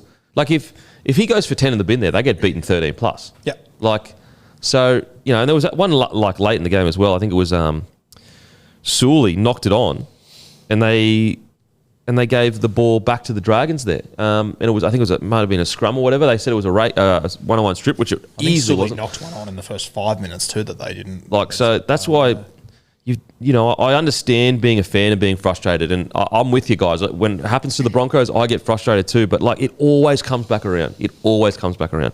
All right, we'll stick on the Cowboys quickly. Then we'll get to the Dragons. Actually, let's do the Dragons. Let's do the Dragons first. I've got to say, King Tonga's defence was not NRL standards. It was so poor. I couldn't believe what I was watching. It was so poor. And I wouldn't drop him straight away, but I tell you what, if you're dropping Lockie Ilias after one loss, if King Tonga's defence doesn't sort himself out, he probably needs to spend some time and develop it in reserve grade. That was bizarre, wasn't it? It was the strangest thing I've ever seen. I don't know if I just haven't watched him close enough, but I haven't seen him do that stuff. Matt, you know what's funny? I was going to message you and go, has King Tonga always been like this? Because I haven't watched him. He can miss here or there, but not wow, that's a problem. Mate, the Tom Dearden try, like that was just completely lost transmission. That was he was in reverse on his own line almost. Mate, there were 3 essential line breaks in a row of them just running at him, just running shape at him, and he would just back off, or he would come forward too far, or his defence outside him didn't know what to do. And I want to be clear. I know he's a rookie. Okay, so rookies all have holes in their games, but this is like I've never. I'm trying to think of a rookie that had a game like that in quite a while, and he needs to really, really work on it. That needs to be his priority. Because in attack, he's great. Attack, absolutely, NRL standard. You can see all the upside. I love it. But that defensive effort from him, I hate to say it, but it really did lose him the game. It wasn't just it wasn't just one or two poor reads. It was any time they ran at him, it was a line break essentially. Yeah, and I don't know off the top of my head how many New South Wales Cup games he's played, but that's one of those situations we talk about where I think if you have 50 reserve grade games, I just don't think that happens. I'm with you, mate. I'm with you, and it's more it's actually probably less of a knock on King Tonga specifically because he's a rookie. Now, if he was an experienced player, then I would be putting all the accountability on him because I'd be like, mate, you're in it. But I just what is he being taught during the week for that to happen? What's going on there? Yeah. Once again, I hope it was just a one-off game because it's not something that I've assessed with him before. Yeah. Keen to hear from Dragons fans, yeah, what your thoughts are? I refuse to believe it's been that bad before. It hasn't been that bad. As I said, I've noticed one here or there, but I just go, mate, he's a rookie. That's going to happen. Even some of our best halves still have that. So it's not expecting him to be perfect, but mate, it was, I've honestly, it got to the point where I just felt sorry for the young fella because he didn't mean to do it. It's just a bad game, So I hope he can bounce back. I really do. And if I'm being honest, I personally think, let's say he doesn't bounce back and he really struggles in the next game, I think you'd actually be protecting him by putting him back in the New South Wales Cup to learn it. Because what I will say is he is a gun, and I do think he can be a long-term first grader. So you don't want to just butcher his confidence. Because funnily enough, on the other side, Purdue's defence has gone just down the toilet. And so is his confidence rattled from moving in and out of the halves? There's another example of a guy that's form was one of the best in the comp to defensively just really struggling. 20 games of reserve grade across the last 3 seasons he's had, King Tonga. Okay, so he's had a few injuries then, hasn't he? Yeah, but he's young, isn't he? He might have also just been playing. Oh yeah, been in that. Yeah, okay, yeah. But I think it's a good example of where you see guys that come into first grade that have played 50, 60 reserve grade games. It matters. Yeah, absolutely it matters. Yeah, so, you'd be able to talk to that, Jack. You'd learn so much more down there. Yeah, 100%. I think it's hard because he's actually a winger, but I think someone who's probably shown that once you get plenty, 40 plus at least reserve grades games in, just how much it helps the transition is probably, I know he's a winger, but Jed Stewart is probably more from an attacking perspective, but even defensively for a winger. I saw him handle Dom Young a few weeks ago. Dom's one of the strongest blokes I've ever come across in footy, and he was manhandling Dom. There was little things that you learn in reserve grade from 20s, and a lot of it has to do with physicality and the fact that the ruck actually slows down a lot more from 20s because it's so quick. So many points get scored in 20s. And, getting those, either 2 full seasons in, which is very hard to do, injuries and whatnot, but it definitely helps with the transition getting those games in against men. Yeah, that physicality is so important. You when you're coming through under 19s or whatever, they'll be let's say you make 20 tackles, 10 of them, you won't be throwing everything at the tackle. You just make the tackle, fall into it, it's all good. Whereas you learn in reserve grade, the first time you don't throw everything you can at someone, you're getting bumped or fended or whatever. And I don't want to be too harsh on the young fella. As I said, it was so out of character. I wonder whether there's personal things going on or whatever. And I hope Flano's handles it the correct way. And that is, I hope he gives him absolutely another opportunity to earn that trust back. But if it continues to be an issue, I don't think it's good for him long term, because guess what's going to happen? All the fans are going to turn on him. He's going to have all this pressure, all this negativity. You don't need that, because I really do think he can play the next 10 years of first grade. I do. It's going to be a big test for that edge this week. They're going to have Fogarty, Hosking, Timoko coming at him. Wow. That hurts. Can you see how he responds to it, though? Yeah, for sure. And he still had two. As I said, attack is fine. Outside of that, I'm just trying to think. In regards to the Dragons side, I'm just looking at some of my notes here. I'll tell you what, like, just all things considered, even for the Dragons, like, we know they don't have the most elite halves in the competition. They're without Val Holmes. They're without Tuipulotu. Missing a lot of their players. To find a way to score 32 points. Yeah. Like, I know it's against the Cowboys, whatever. Still a lot of points. Still a lot of points. Yeah, I mean, Dogs struggle to bloody For score. a team that struggles to find points week to week, missing some of their biggest stars, I thought that was a pretty good knock. One other thing, my mind was blown. So it's fourth tackle. I think this is the first try. They're about 20 metres off their line, and Gutho was in at a defender. And then he pulls out of the line. They drop someone under, and Clemmer doesn't fill the gap. What's a fullback doing in the front line on fourth tackle? I mean, I know me and Timmy have spoken about this quite a lot. Mate, the fullback in the line thing, I can't stand it. Like, it doesn't make... I respect that it's the fullback doing extra work. I respect he's helping his teammates out because it's more people in the line. But you just get isolated too often. I don't understand it. And this try, for the life of me, I remember watching it all unfold and I was like, that was weird. Like, look at that huge gap. I don't know where that come from. Watching the replay going, is that Gutho at a defender on fourth tackle? What's doing? Couldn't believe it. Do you think it's part that teams are hedging their bets to some extent now, thinking it's too much of a risk for teams to kick on fifth because they can give away the 7 tackle set, and they just lean into that? Like, I'm trying to come up with reasons for it. Why did they put the fullback in the defender? Well, because you retired more recently. What was their thinking? Just we got extra numbers then? Yeah, more so. It's also to get someone around the ruck to organise a bit better too. Yeah.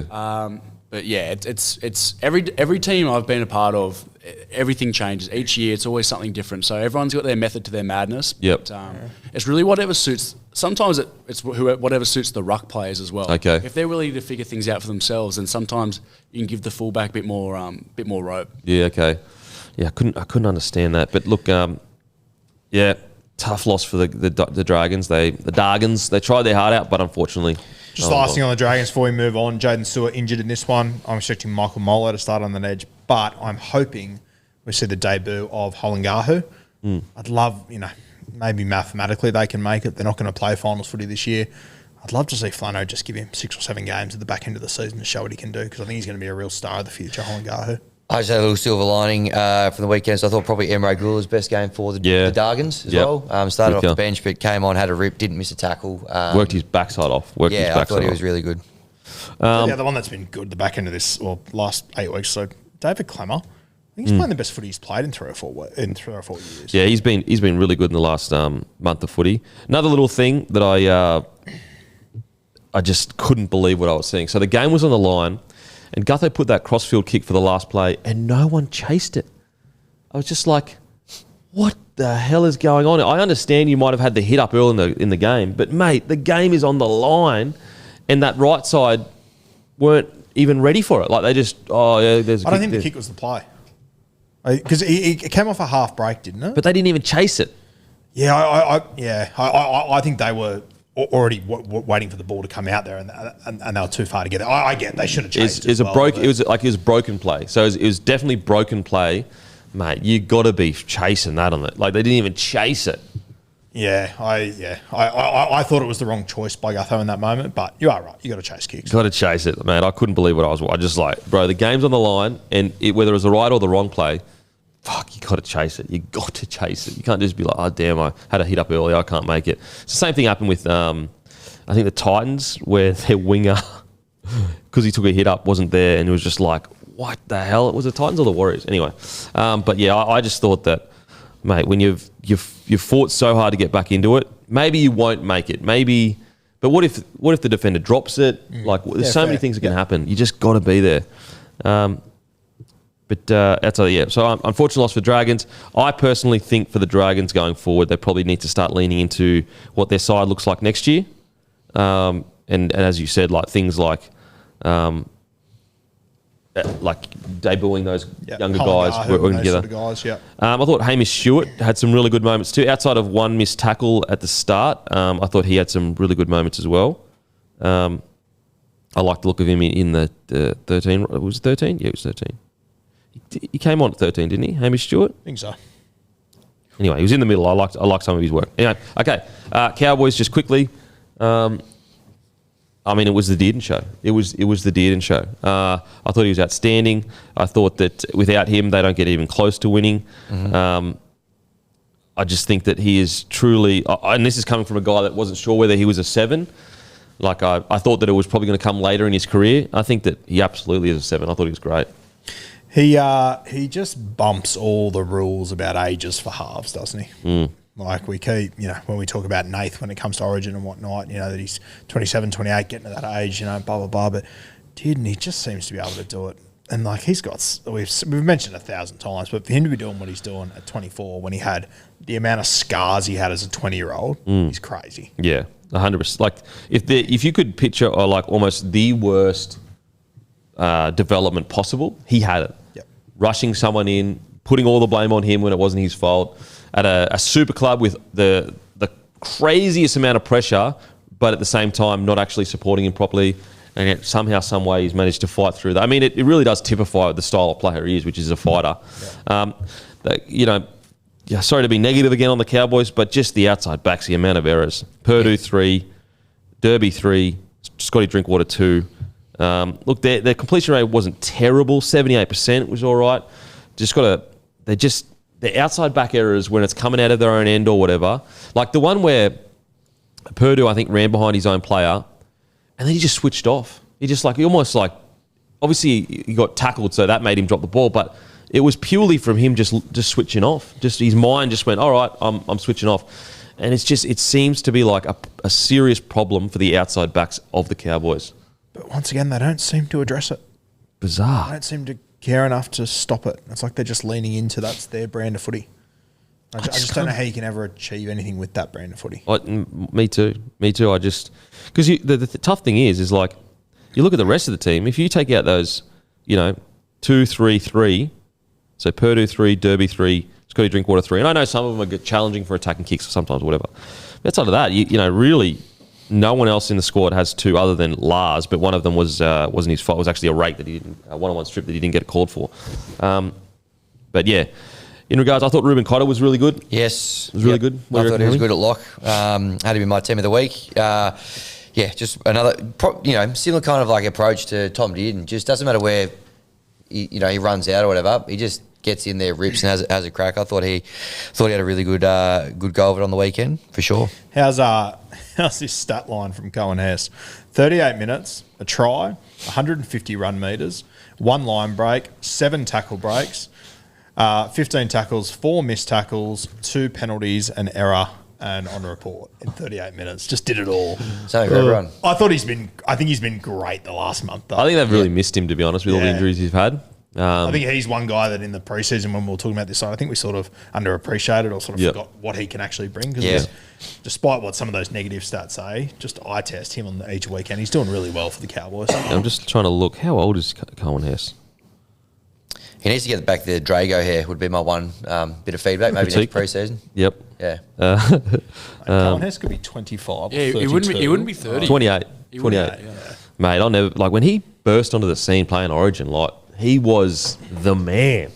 Yeah. Absolute man. 28. Jeez, that's crazy. So he's not even that old. But yeah, look, it's hard to...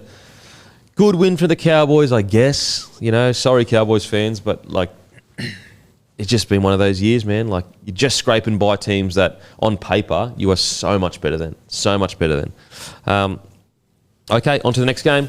Alrighty, time for Broncos v. the Eels. Eels get the win 22-20, and this is brought to you by Squarespace. Join the Bloke Club to save 10% off your first purchase of a website or domain. As I said, guys, we've got a bunch of different discounts on the Bloke Club. Make sure to join at www.bloke.club. Broncos get defeated. I've got to say, obviously, as a Broncos fan, did I want that last try to be a try? Yes, I did. However, they didn't deserve to win that game. The Eels deserved to win that game. The Eels are absolutely phenomenal. Absolutely phenomenal. And what I find so interesting about them, it's like what I said last week about how the fact that I feel like they're a B+ and A-, and I felt that they are a top 8 side with Mitchell Moses on it. But what's so impressive about this side is they're actually playing a little bit like the old school Storm. And what I mean by that is like when you look at the stats of all their players, nothing jumps out to you. You're like, really, like outside of Lomax's 2 tries, there's not really anything that jumps out to you. However, that's exactly what the old Melbourne Storm used to be, where you'd look at their stats and you'd be going, like, there's no one really, like, it's all just a team effort. And that's what I thought the Eels did way better than the Broncos. Like, they were all working as one unit, especially, and like, they gave 2 or 3 offside penalties away. You know why? Because they were actually having crazy line speed. And I look at the Broncos, and their line speed's like pedestrian. But that's what the Eels are doing so well, is they're just working so well as a team. It's a monumental win for Riles and the confidence in the plan he's trying to build. A brilliant win from the Eels, a brilliant win.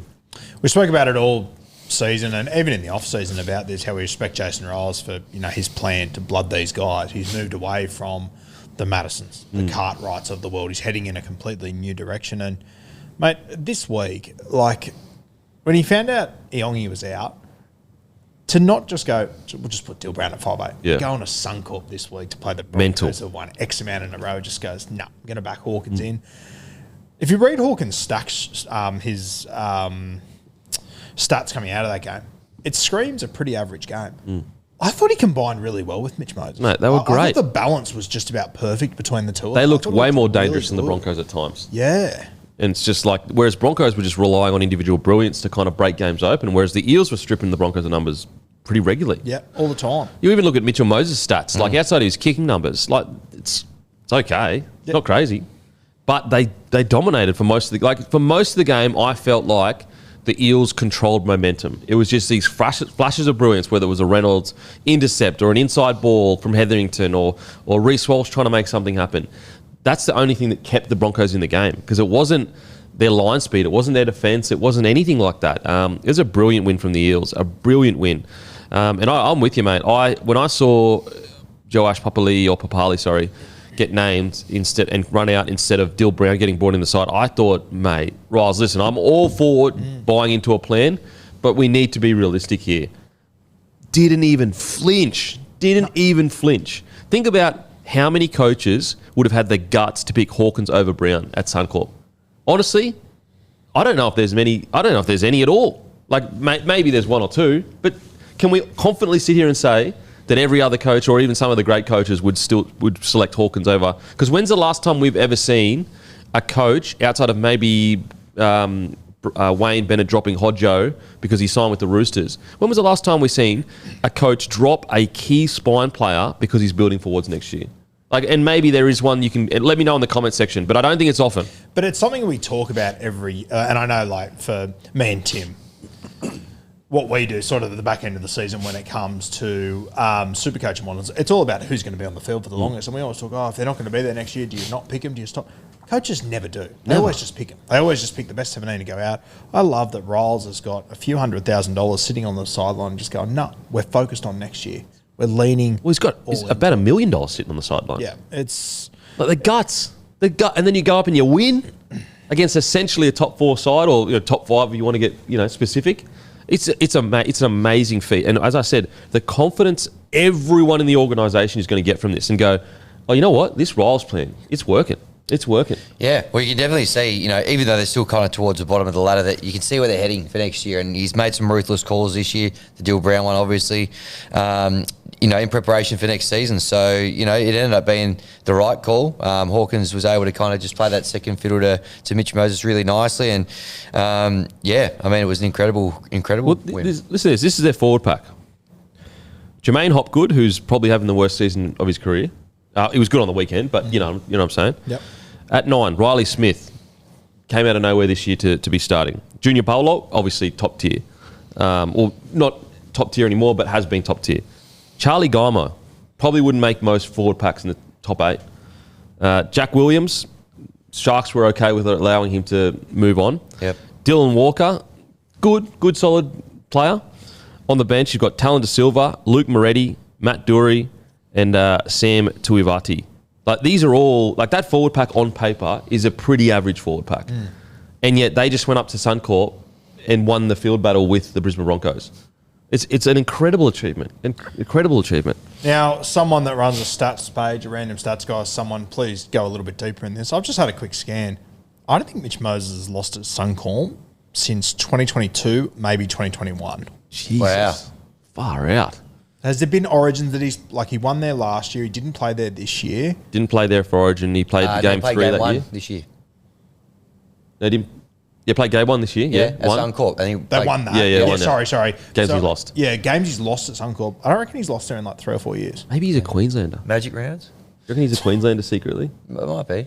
I think he might be a Queenslander. Do you reckon he might be a Queenslander? Oh, he can come on in. Yeah, Bullshit.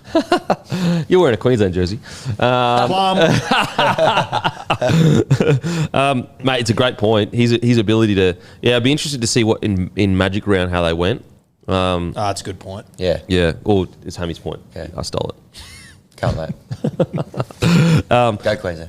Go Queensland. It's a great point, but yeah, as I said, like you look at this squad and like on paper, it really shouldn't have gotten close to this Broncos squad. But this wasn't a fluke win either.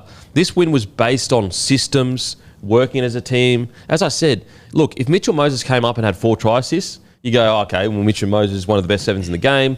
He loves big games. He's kind of did it. Like outside of his, I think it was 1 try assist, he was really good kicking. That's about it. It's just amazing. It's honestly, it's amazing what they've achieved. In regard to performances, I thought there's a real confidence booster for Zach Lomax. Yep. I couldn't believe for the life of me we barely even attacked his edge. It's like, we've got this guy, I've been saying on the show for a month now, like it's becoming a real concern, this guy's edge defensive reading.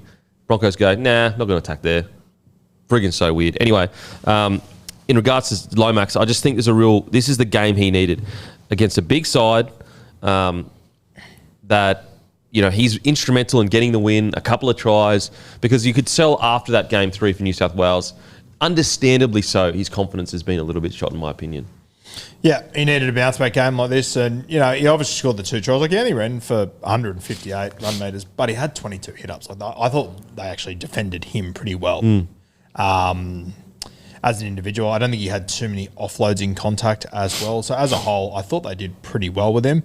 But that's what I mean. Like that's what makes the Eels win more impressive. Yep. Because it's not like Zach Lomax came out and was just unstoppable on Moses or whatever. It was a team effort. I thought, and this will sound weird, but I thought one of the biggest positives to take out of this game for the Eels is that Joash learnt a massive lesson without getting punished for it on that last play. Yes. Oh, man. A play that... Just we're dive in on it, brother. Dive on that football. Don't try and scoop it up. He felt the pain of, you fucking lost the game for us. Got saved, but that'll be something that Riles will sit down with him and go, hey, this is one of those moments. Yep. This is why Eongi's the first choice fullback, because you know he dives on that football there. I think it's a really good lesson for him to take away. You're absolutely right. It's a great lesson as well. And it is the double-edged sword of these young players that are confident beyond belief, and they will make those plays, whether it's the start of the game. And funnily enough, you look across to the other side, Walsh, a Roxall Diamonds night. Like he cost us 2 tries, but he also set up a couple. But yeah, it's a great point, mate. Like, and that's where those lessons you usually learn in reserve grade. So it's even better that the impact is going to be so dramatic that he'll never do that again. He'll always just dive on the ball. Even if you knock it on there, if you dive on the ball, at least you're on top of the ball, knocking it on. Yeah. So yeah, it's a great point, mate, in regards to Josh Papali'i. His first run, though, was electric. That line break he made, I'm going, oh, shit. Here we friggin' go. In regards to the game, in regards to the Eels, I'm so impressed with what they've managed to achieve. I'm so impressed with how far they've come in such a short time. Again, I just keep going back to it. Those first few games, it was a New South Wales Cup side. Like, genuinely, New South Wales Cup level of footy. To go up and do what they've done is just like, it's so impressive. I thought Riley Smith's kick pressure all night long was great, or at least for most of the night. I just thought they had a really specific plan that they executed so well, every single player. I thought Junior Paulo, I think his leadership has just gone from strength to strength in this side. Because I do, if I'm being honest, and I love Jones, he's a legend of a bloke. And I would have stuck with him, but I felt like there was a bit of whispers coming out that they were going to try to move him on as well. What a smart decision not to move Junior Paulo on, because he's been the heart of this forward pack.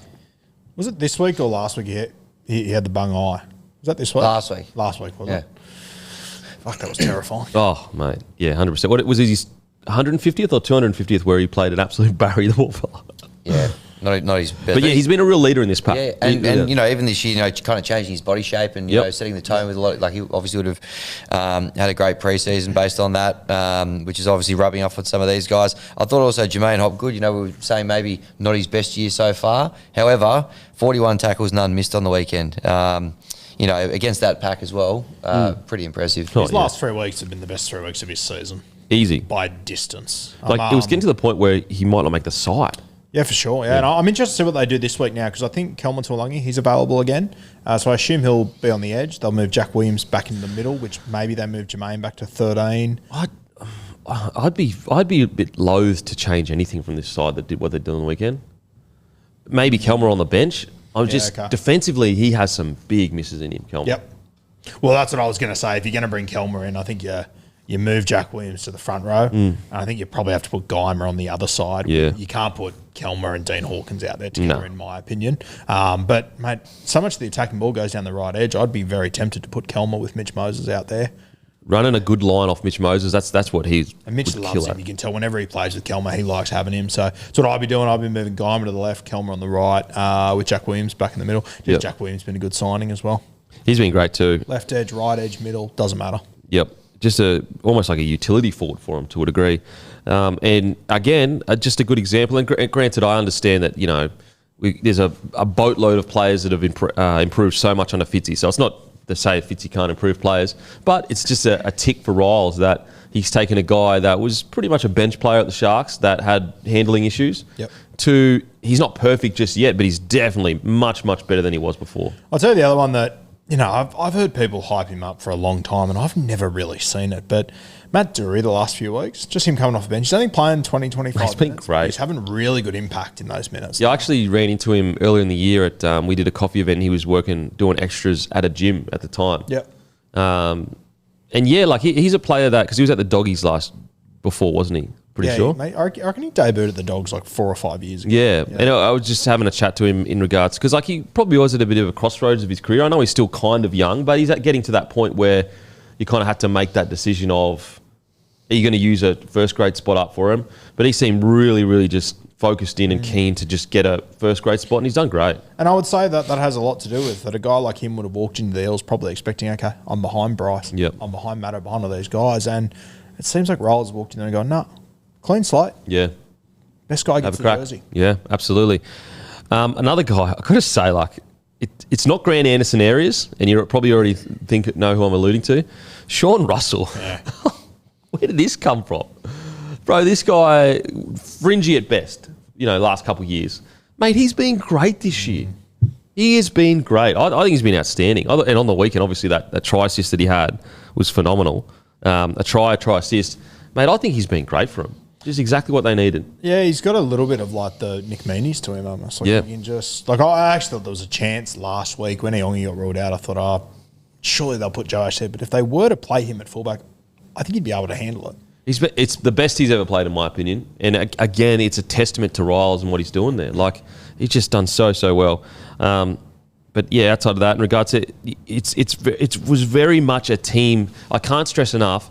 Just watching as a Broncos fan, I just felt suffocated constantly by their line speed. They just gave us nothing. And on the Broncos side of things, we were so dumb. It's just not running in pairs, falling into the trap of if there's one way to get out of your own end against a team with line speed, it's short passing around the ruck.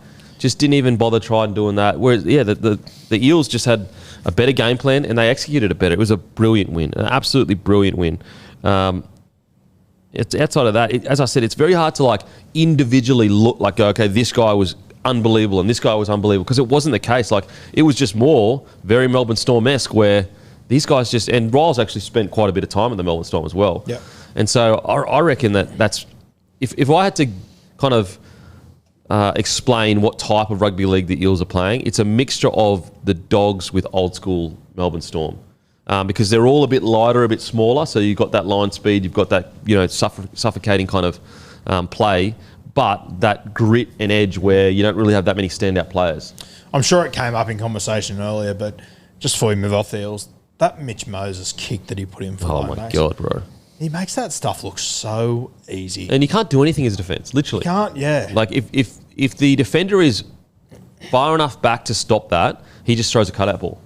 If the defender is too flat, he just puts it in behind like he did. It's just a brilliant, brilliant play. Like, there is something to be said. Like, Cleary is out and out the best 7 in NRL land, but there is something to be said about a certain personality seeming to suit Origin. Yeah, I can't do this again. No, I'm just, I agree with you. You know, it's just that personality. There's no denying it. It just is, and I'm still a big believer that Cleary will find that, because the thing with Cleary is it's not a skill issue. It's definitely not a skill. Like, it's fucking not, definitely not that. Yeah. Anyway, I won't go back. Age and temperament thing that I think is what matters. Yeah, it's quite weird. Jack, mate, what are your thoughts on the Broncos v the Eels, mate? Broncos v the Eels, mate. It was unreal to see the Eels go so well. But geez, that finish was pretty.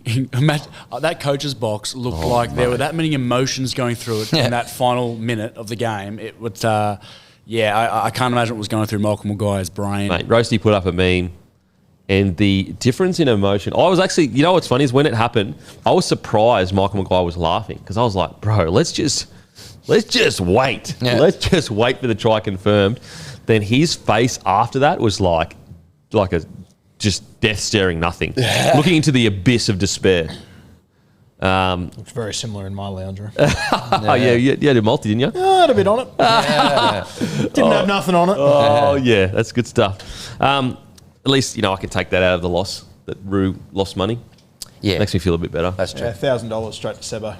Oh, no. Who's Sebo go for? Souths, or I don't know. Oh, well, fuck him. Yeah. South. He's probably cursed his club. That's why they got there so many injuries, because Sebo follows him. Okay, on to the Broncos side of things. I like this. You get what you deserve. Eventually, you get what you deserve in rugby league. And like, I've been hoping and feeling, and my opinion was that I feel like they're going to turn a corner. At some point over this next few weeks, they're going to it's all going to come together, and they're going to be the real dark horse of the comp. But they had a great escape against the Bulldogs. They had another great escape the week after that. I can't believe I'm forgetting who it was against. And so a lot of their wins on the 5-win, streak run that they're on, have come from 20 minutes of good footy. Not 80 minutes, definitely not 80 minutes.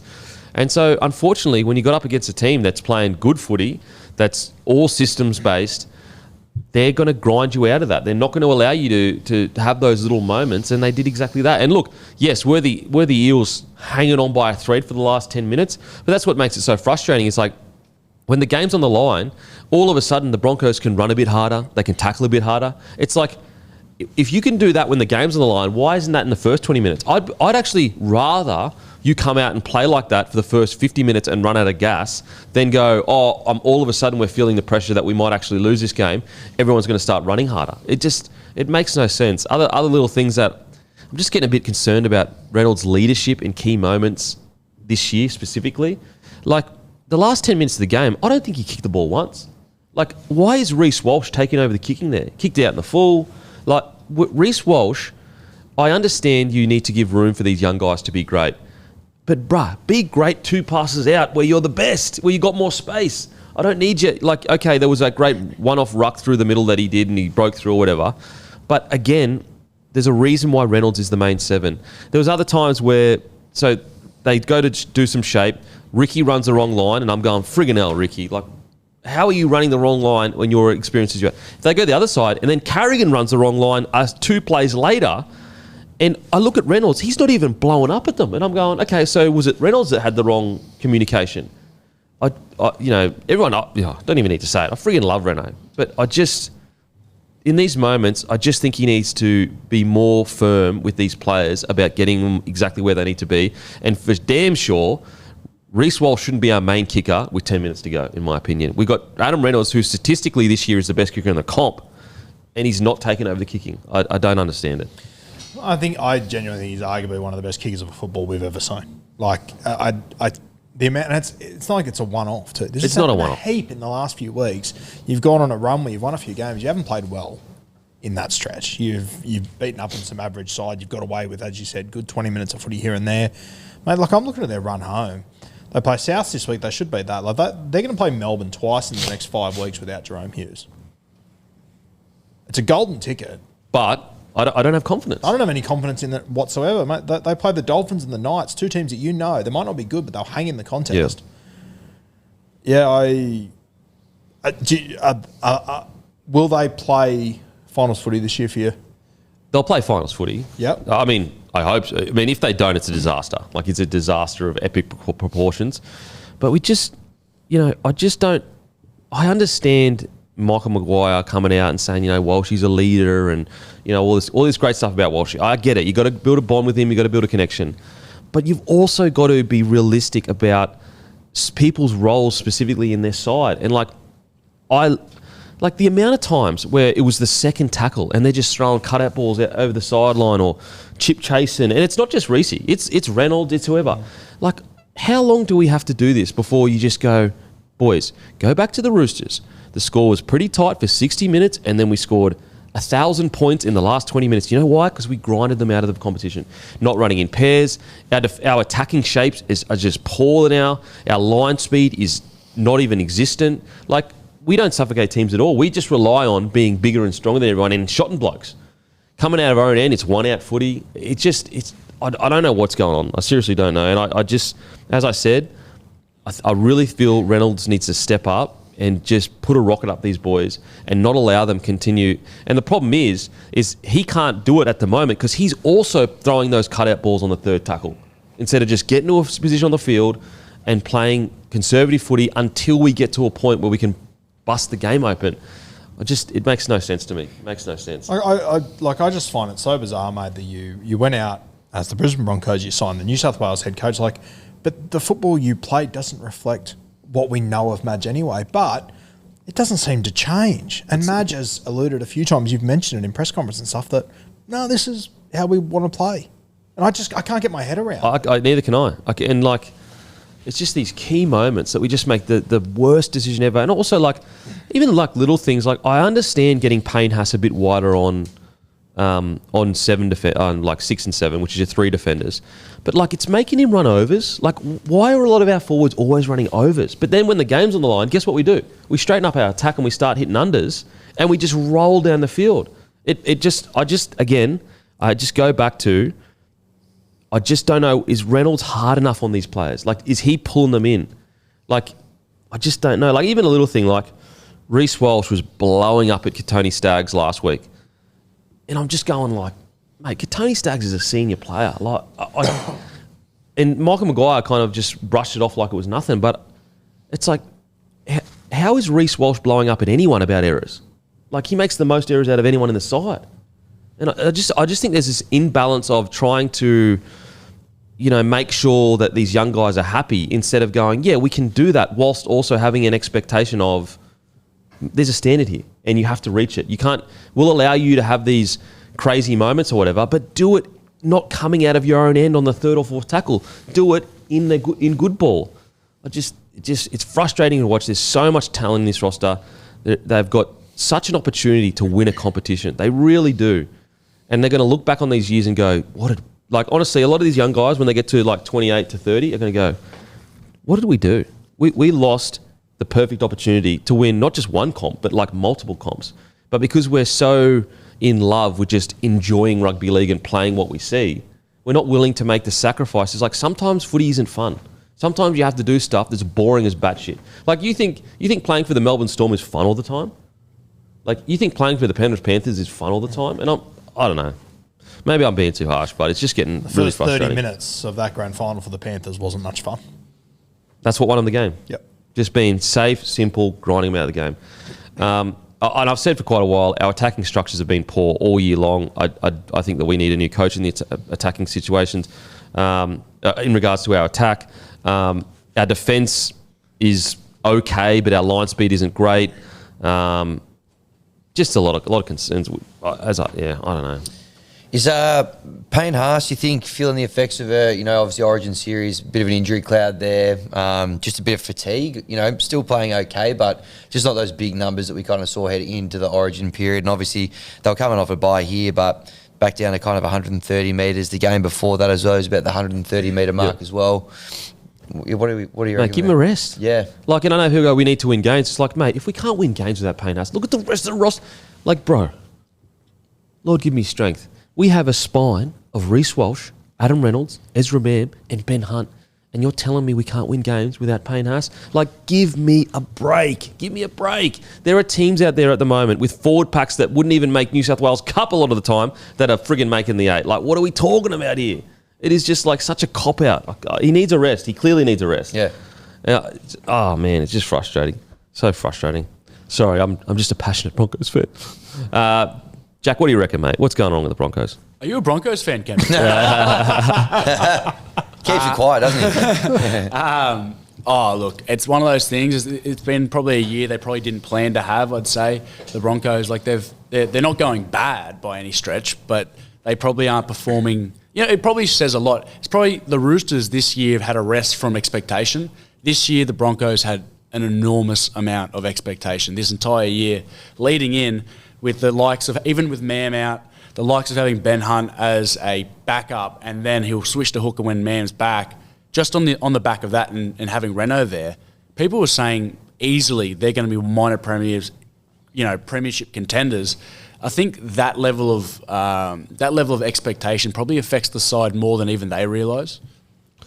Yeah, it's just, you're right. There was a lot of expectation for when you actually look in reality obviously they made the grand final, but outside of that, what have they done to deserve that kind of expectation? Well, I look this year at the Roosters, and for example, they've come into the year where it's probably the first year, like we had on backstage, we had Angus Crichton at the start of the year, and not that he said that there's no expectation, but it was definitely a lot, like the vibe going into the year, it's not we're winning a comp this year, which as much as they would say that, but it probably didn't have the emphasis on it like they've had in previous year when they've had, they had Jared back last year and whatnot. But I think it probably does affect the side a lot more than they realise when they, and everyone loves an underdog too.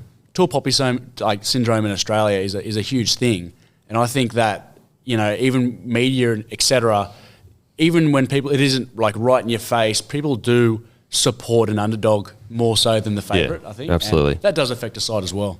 Yeah, no, absolutely. Like, most of the NRL hates the Broncos, which I get it. It's all good. In regards to, look, the thing with Katoni Staggs that was it his best game or whatever? I don't know. But at least he's trying his ass off in defence. Like, at least he's trying to do something. Sometimes I watch these guys and I'm just like for example, Jesse Arthur's for me, ever since he's been moved, because he got moved from left wing to right wing. Yep. He has just been nowhere near a shell of himself. And look, if he was just an out-and-out finisher, I would go, okay, fine. But he's a bloody good finisher. But he's a good ball runner too. So he's been relatively quiet.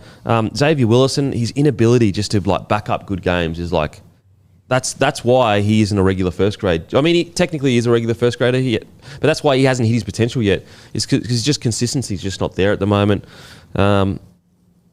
Just an extremely disappointing performance. And unfortunately, it's a performance that they earned by being so inconsistent. Honestly, our biggest shining light is Billy Walters off the bench. Like, he's been our biggest shining light over the last month. You could argue, like, multiple games he's either won it for us or got us into the game.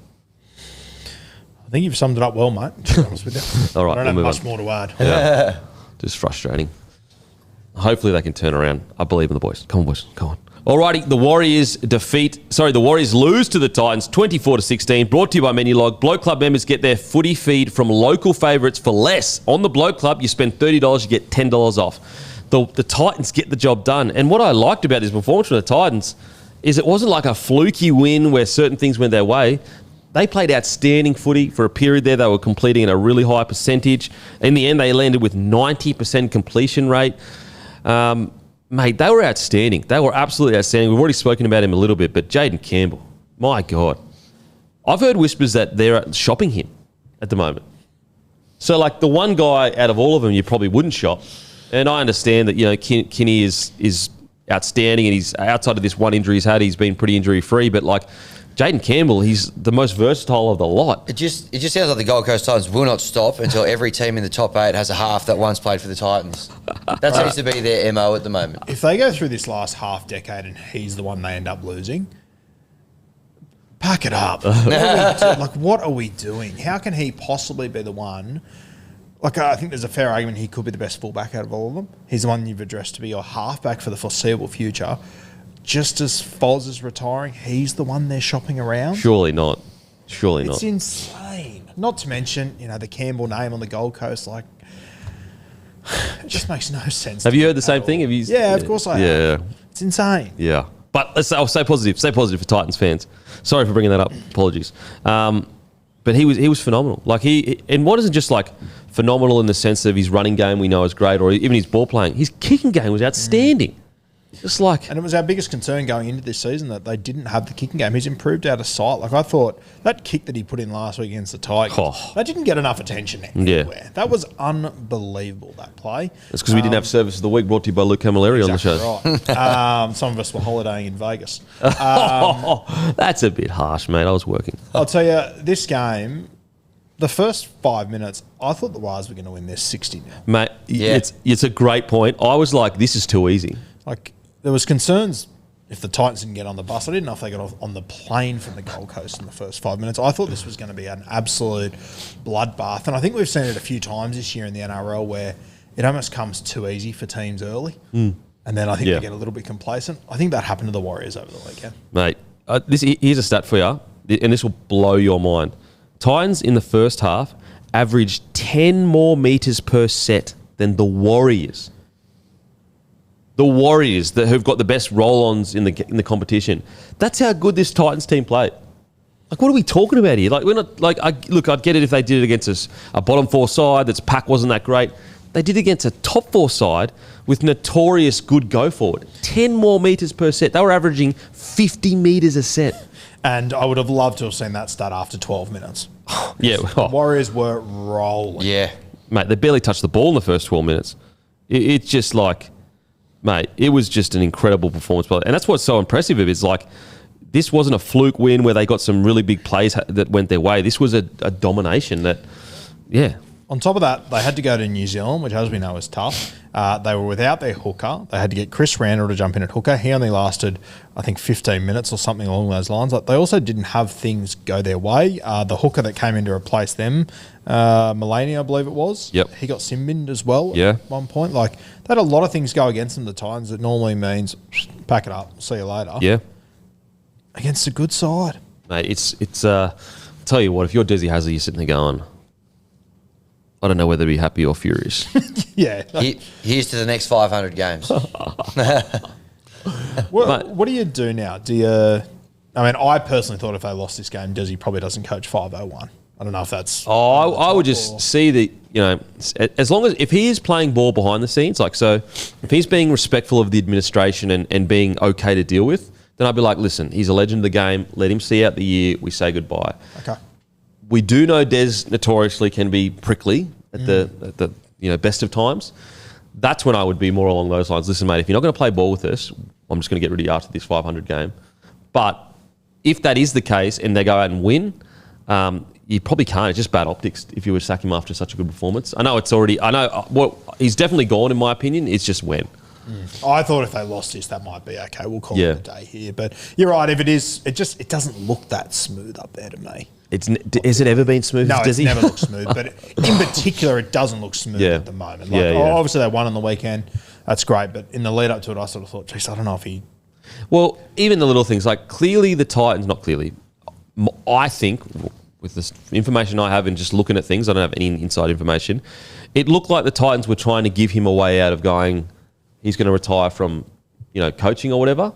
And then he came out and just poo-pooed that and was like, nah, not happening. So he's clearly not on board with that. Now, granted, if he does want to keep coaching, then I understand that. But, he'd probably have to move over Super League to continue coaching if he was going to coach in the professional level. I imagine so, yeah. Anyway, let's get to the positives. This was, mate, Philip Sammy was unbelievable. These are one of these games that Sammy, for me, we've spoken about already, but like if let's say there was another few injuries with Queensland, I would not be opposed to him getting a start in the Queensland side. I've always been a huge fan of Philip Sammy, and on the weekend he was phenomenal. And again, against a notorious side that has wingers of their own that go crazy, he was the best of the lot. So Philip Sammy, 2 tries, 27 runs, 256 metres, 90 post contact, 3 tackle breaks, 2 line breaks, no errors. Like, it was a huge knock from Philip Sammy. Yeah, he had one hell of a game. Another one that I've always been a big fan of that I thought was fantastic, and this was Jermaine Jolliffe. He made our team of the week. Mate, if I'm a new franchise coming in, I think there's some value in Jolliffe. Bloody oath there is. He's 28. How much do you reckon you have to pay for him? 500 max. 5 max? And he'd jump at that too. Yep, and he'd be my starting front row forward, and I can find someone else to pair with him. You have a look in this game. He wasn't playing on the left edge, but he was, what really turned this game was his offloads down that side that just created something out of nothing. I think he would be a tremendous signing. Yeah, I'm with you, mate. He actually reminds me a little bit of Corey Jensen at the Broncos with a bit more upside because of his age. But, mate, you offer him 500K, then you pair him with a, 800-900K front rower, he's going to do a perfect job there. With a forward pack of, or a front row group of Mo, Regan Campbell-Gillard, Tino and him. I'm sorry, week to week, he's never the fourth choice front row forward on the field. Never. He always stands up above one of those guys, if not two of them, in my opinion. Now, speaking of Mo Fodawaker, best game in a long time. Best game in a long time. This is the Mo Fodawaker that we, him at his best, that plays Origin, that's in talks around Origin, representative footy. I thought it was one of his better games in a long time. It was. You just want to see it consistently. Yeah. The Titans, we know Mo's got this in him, and it's just, it's a flip of a coin every week, which Mo you're going to get out of him, which is what I find so frustrating. And he's still relatively young. I think he's 26. I think he's 26. Yeah. 25. Yeah. Far out. He's the same age as Stefano. That's crazy. Yep. Immense game from him. I will say, look, I think Brimo can be okay at 6, but, mate, he's a fullback. So ever since going back to fullback, he's played his best footy. And I thought he was great. Like that first try, did Campbell score or set up or whatever? That was all Brimo's work. It was an in and away on some bigger ruck members. He hit Jolliffe on that ball, which gave him an isolated tackle, and then Jolliffe offloads. And then Brimo had that ball over the top as well. Like, he's an out-and-out fullback. And I just, I just want to see him play there more. I don't know how he does it. I just think that, anyway, we won't go down that route. But I just thought he was great. Yeah. The only way he does it is if he goes, because Kinney's coming back. But, he was great there. Also very good defensively there as well. Saved a couple of tries in the back too. Yeah, absolutely. I thought he had a really good game, but Bo Fillmore, he had the HA, he came back on, which I was a little bit surprised with, but went off the field. The professionals took care of him. They made a decision. Why isn't he off the field when it immediately happens? Bro, that was a don't joke. get me started. He made it through an entire set. I think it was 2 sets. It's just outrageous. What I don't get is, what are they doing in that time? Like, what do the teams gain by leaving him out for a set? Like, what do they gain? Is it, oh shit, we need to warm someone up so we can't put on... Like, what do we are risking blokes' health. And honestly, we're risking litigation in the future with this shit. That I just cannot get through my head. There obviously must be a fear of that because you've seen it in world sport. It's absolutely the fear. But then why isn't someone looking at that going, like, if Bo Fillmore in 20, 30 years' time, like, he could bring back that tape and go, hey, you left me on the field when I was gone. And that's why I don't want to hear this nonsense about, the players' safety is our number one priority. Meanwhile, blokes getting knocked out and just left on the field. Give me a break, bro. It's all about the worry about litigation in the future. If you cared about the players, listen, I'm not talking about the ones that are a little bit dazed and then kind of get up, but ones that are falling all over the place and clearly, like, anyone watching the game, if you are watching the game, you know what's just happened, and you leave him out in the field, like, spare me with that, like, nonsense, or we just play safety first. Like, no, you're not. Get him off the field. You know he's concussed. You know it. Get him off the field. Let the doctors test him, who know more about it. Mate, I'm with you. It is one of my real pet peeves. It's going to come back to bite us. It really is. It's becoming like a running joke in one of my group chats. My mates, when this happens, we bet on which tackle he's going to get called off on. And, like, this one went for like 4 or 5 more tackles. Mate, normally it's terrible. It's 1 or 2 later and it gets made the call. They kicked. They went through 3 tackles. They kicked and they returned. And I think they got to the next tackle before he got called off. And to your point, what do you gain? Like, nothing, literally, other than putting your player in danger. And what I also don't get with it is like, if you're talking about cases or whatever, if you're trying to say, the NRL didn't give us enough information before I got onto the field, that's why we're suing. They'd probably win that every day of the week. They'd be like, mate, you guys sit down in classes, you know all the risks. But if you're a player that says, here's video of me getting absolutely flatlined, and the people in the positions of power that were supposed to have a duty of care for me didn't take me off the field, you have a case. Like, what are you talking about? Like that, mate, I'm with you. It fucking pisses me off so much. Anyway, sorry about that. What about Foz? Another one, I hate to be that guy, but like this is why Foz should have been in the. Like I don't know why they were training a preseason with Foz at 14. And I know some people go, oh, it's because he's a bit injury prone, so they couldn't build a team around him. Well, don't put him in the side at all then. If you're building a squad around worry of injuries, then you've got to say he's not worth having at 14 either, because 14 is like so important these days. I just, for the life of me, this is more evidence that they need Foz in the halves. How good was that pass? Oh man, turning back the clock. No, it's crazy too. Like I remember when Kieran Foran, when he arrived at Canterbury and he had a lot of injuries. Oh man, there was a bit of, ugh, is it over? Is this going to be the Mate, end I of thought it was. That was 8 years ago. I thought he was done. That was 2018. He arrived at Canterbury and he played 12 games that season. In the fair dinkum department, I love that department. A lot of discounts there. I thought he was done because his body had already been bashed up. Yeah. He'd already been through the ringer. That's 8 years ago, and he's still managing to do that in a footy field. Like, if you ever look at I'd be shocked if you can find me another player of his caliber. From 2015 to 2018, he played for 4 different clubs.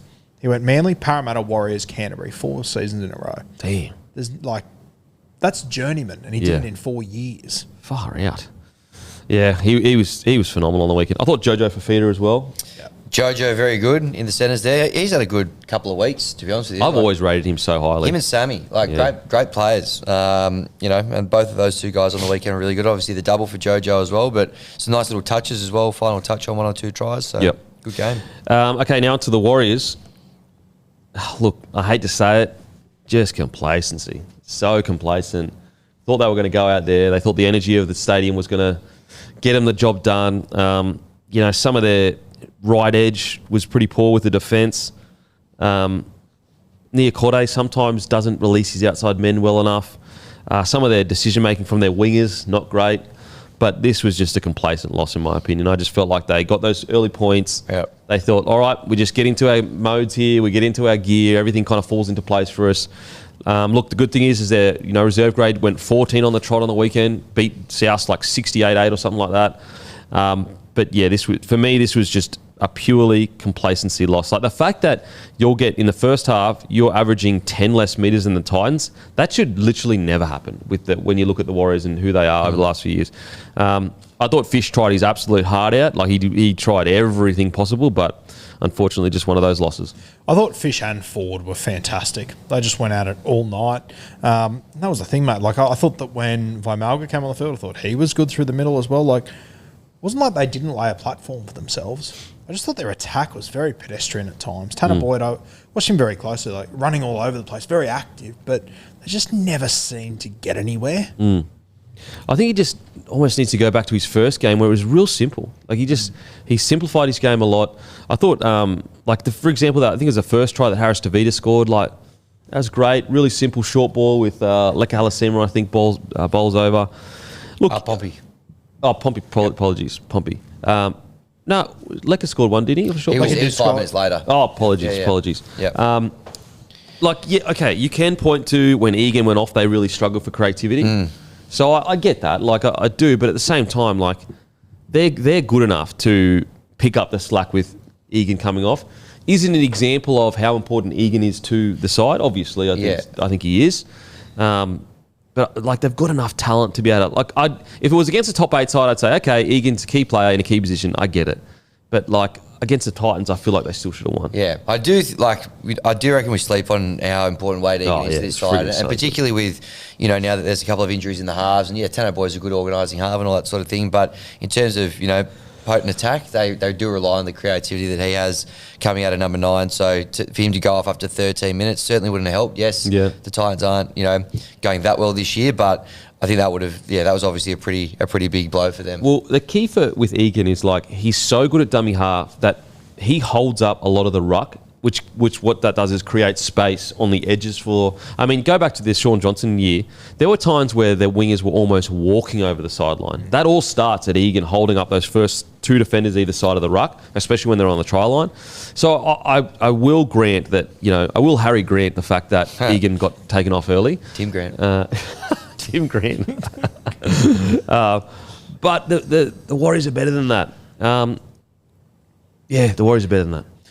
Yeah, they had him up, 12-0 12-0, 10-0 after 8 minutes. 8 minutes. Granted, Egan's an important part of this side, sure, but man, they've got the talent to do better than what they did in this game. I think it was complacency that snuck in here for sure. Yeah. I mean, what about RTS? He worked his absolute backside off. 26 runs, 276 metres, 90 post contact, tackle break, a line break assist. Mate, that's a huge knock from him. Probably just their completion rates hurt him the most. 78%. It's not bad, but I guess against a 90% completion rate, it hurts. That loss as well just kind of like, shortens the gap between them at 4th, the Panthers at 5th. If they lose another couple like that, the Panthers could creep into the 4 there. If the Panthers make the 4, that's unbelievable. We'll get to it, but I hope they don't. No, I want to see outside the 4. I think it'll make it so much more of an entertaining final series if Penrith are 5th and they're chasing. History. They're chasing 5 in a row, but if they're chasing even more history, it's been 30 years since the team has done it. And it will be more exciting to see Warriors get at least one game in Mount Smart. One game, yes, correct. Yeah. So they just were like 11 errors compared to 6. And that's really kind of what lost them the game. I will say, I want to give credit to the Titans. I thought the Titans was the best game of the year for them. Yep. Andrew Webster basically came out and said, he's got full faith that they were going to turn it around. It's going to be all good. I tend to agree. Only little worry, I guess, is that extra spark that Metcalf had that got them out of trouble quite a few times this year. Is that going to be a concern going forward for them? They need they really need Harris Tavita to stand up. Tanner Boyd just needs to do his job because that's the type of player he is. So kick long, get to a certain point of the field, then give Harris Tavita space. But at the very least, both of them need to stand up if Metcalf isn't there because Metcalf is the kind of player that can be quiet for 60 minutes, but then just when you need him, boom, turns it on and wins a game for him. So that's going to be probably their biggest challenge for the rest of the year. Have a look at the stats at the end of the game. I was a bit surprised to see the Warriors only have 6 offloads. How many offloads do you reckon they average per game? And where do you reckon they rank in the NRL? Halasima, I reckon 10. They're second last for offloads. Really? Is that shocking? Yeah. It's only South Sydney Rabbitohs that are below them. They average 7.3 per game. Yeah, interesting. They are quite a conservative side. People think they're the Warriors of old. People go, they're the Warriors. They're the Globetrotters. They throw it. That hasn't been the case at the very least since Andrew Webster's been there. I didn't have Globetrotters in my mind. Yeah, but but I just better. had in my mind, Lecker's got an offload. Malga, Jackson Ford, Aaron Clark. All these guys have got offloads. Yeah. But second least in the NRL. Wow. Interesting.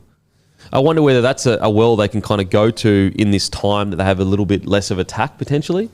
That's an interesting stat. Some positives is obviously Leka Halasima barnstorming over for another try again.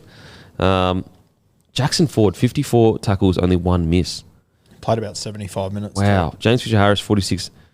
I will say he gave a couple of penalties away. Just got to forward. Yeah, just got to pull back. Get that out of your game, not have it there. But I think the Warriors will bounce back. I think that they'll definitely still make the 8. I hope they make the 4. I'm just getting a little bit worried that without Metcalf in the 7, and I was always really keen to see Tanner Boyd at 7 because it's a conservative 7, but it does seem like maybe they're already so conservative they don't need more conservativeness. They actually need a 7 that can break a game apart. So I worry heading into the back end of the year against teams that can put points on, are they going to be able to score enough points? I guess we'll see. I don't know whether the answer is yes or no, but that's the question I have with the Warriors. You mentioned off the top 2, Wires Reserve Grade had a big win. Mentioned it probably 3 weeks ago now and it's continued. Jack Cleary's playing some really good footy down there. Yeah, geez, isn't that interesting? He's well and truly ahead of where I thought he'd be. Yeah. I watched him play Jersey Flegg, must have been 3 months ago, no longer than that. And he's really come on. That's interesting. And what's funny is look, if you ask Cleary, maybe he wasn't. But Nathan Cleary says he wasn't a world beater coming through. Until the late teen years, he kind of stepped up. Maybe it's a similar trajectory. Jerome was the guy in those sides coming through. Ah, wow. Okay. Interesting. And the Panthers are just sitting there going, Jet Cleary, Nathan Cleary in 4 or 5 years' time, maybe.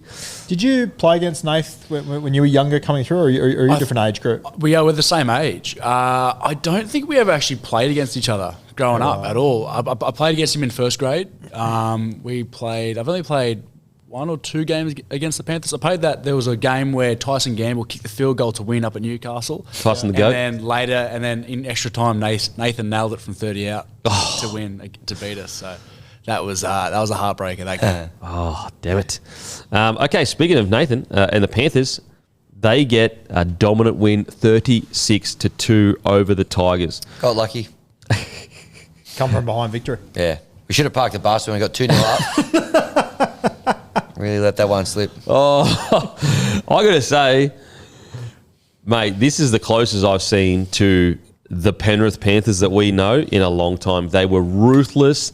They absolutely ground the Tigers out of this game. Like, it was, the Tigers going with them for as long as possible and then just completely broke.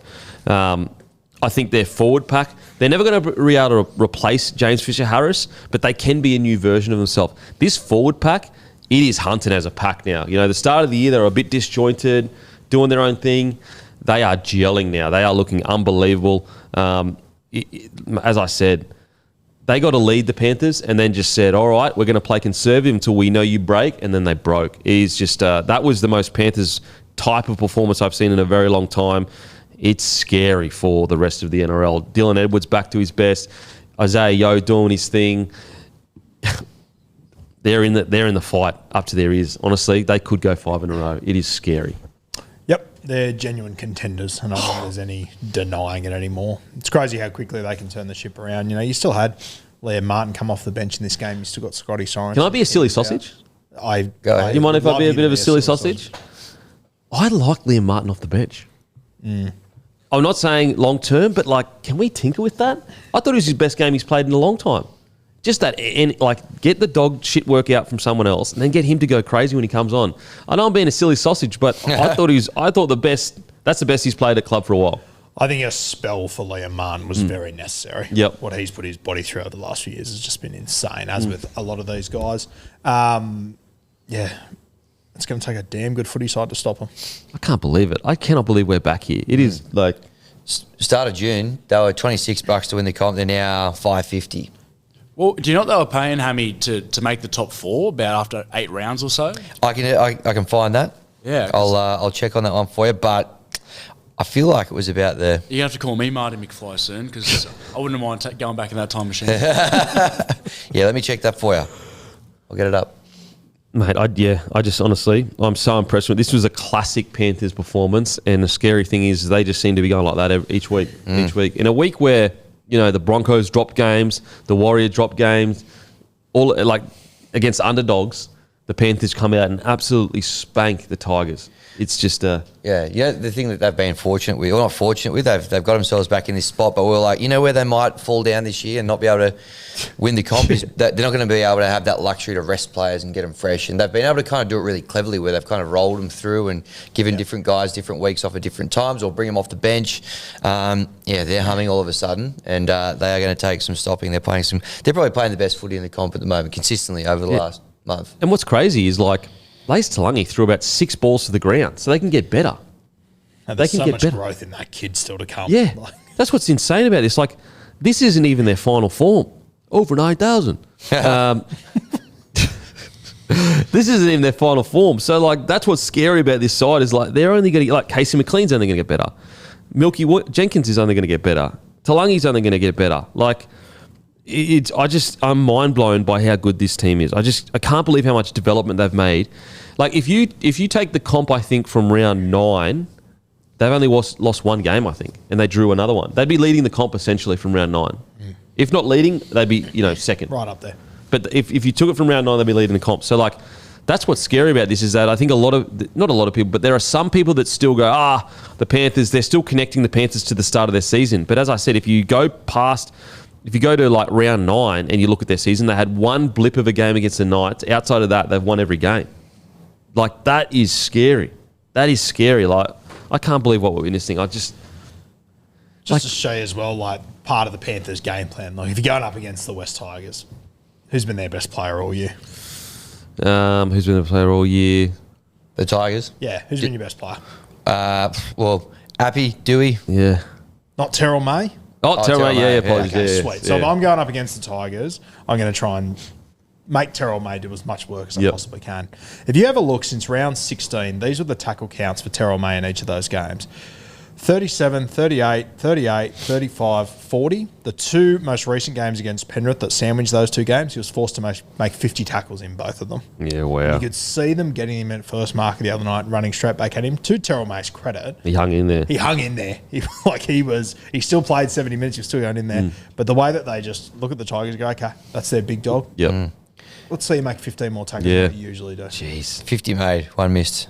Jesus. And he was incredible, but that takes a toll. It's the least amount of metres that he's run for in the last 10 weeks. How many offloads did he have as well? Because usually he's pretty good in the offload department. Yeah, I don't think he had any offloads. I'm on the wrong stat sheet here, but I don't think he had any in that game. 2. Two? Wow. What a performance. What about the battle, Tungo versus May on the edge there? Yeah, that was good. That was so good. I think Tungo eventually won it, but geez, Taylor May started off well. Yeah. Taylor May held his gloves up, though, for a team in a side that only scored 2 points, got trounced. Yeah. Yeah. Playing off the back foot, I thought he was really good again, Taylor May. Got over the line once or twice, he got held up. That try saver, my God. Yeah. How did they hold him up there? I thought he was over for all money. Crazy. He's been very impressive first 2 games back. Now, it's a long way away from it because the Storm have done it for 20 years. And I'll take it to the bank. Craig Bellamy is the best player developer of all time. But can we start, is it starting to get like Ivan Cleary and the Penrith Panthers a second? Look at the guys they developed. These are guys that are some of them were playing local league. Some of them couldn't even get a club. It's just, I can't believe how quickly he's got, it blows my mind how quickly they've improved. I think it's a fair argument in that over the last 20 years, it's Melbourne. Yeah, easy. It.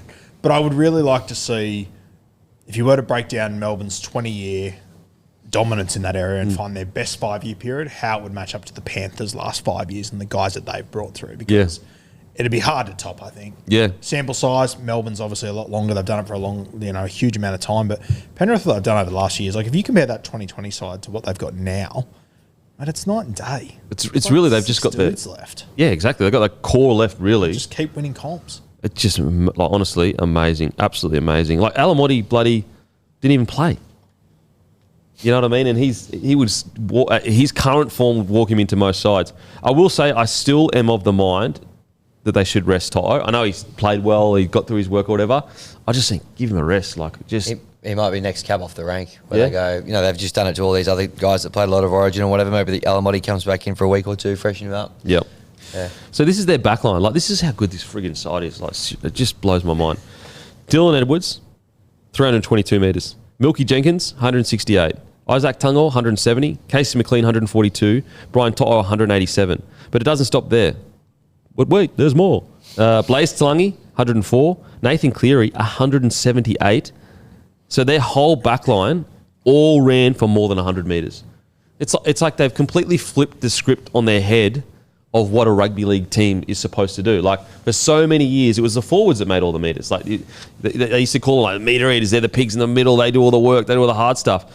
The Penrith Panthers just flip it on their head and just go, no, it's actually our outside backs that make all the big metres, and we get our forwards to have crazy line speed. Now, fun enough, their forwards still had pretty good metres, 114 for Moses Leota, 6 for Mitch Kenny, Lindsay Smith, 161, Luke Garner, 112, Isaiah Papali'i, 80, and then Isaiah Yeo, 138. What about Luke Garner's form lately? Where the hell did this come from? He's been a good signing. Mate. There's a few clubs. I think the Dragons are in the market for him. I imagine new franchises would be. Mate, I would love him at the Broncos as an edge back rower. Great signing for Broncos. He'd be perfect for us. He was, I always knew as a footballer, even in our darkest years, the Tigers, he was always, still finding a way to, he scored a lot of tries and got through a lot of work. He's a footballer. He's good. What about Brian Toto on an injured night where I thought he was reasonably quiet when I watched the game?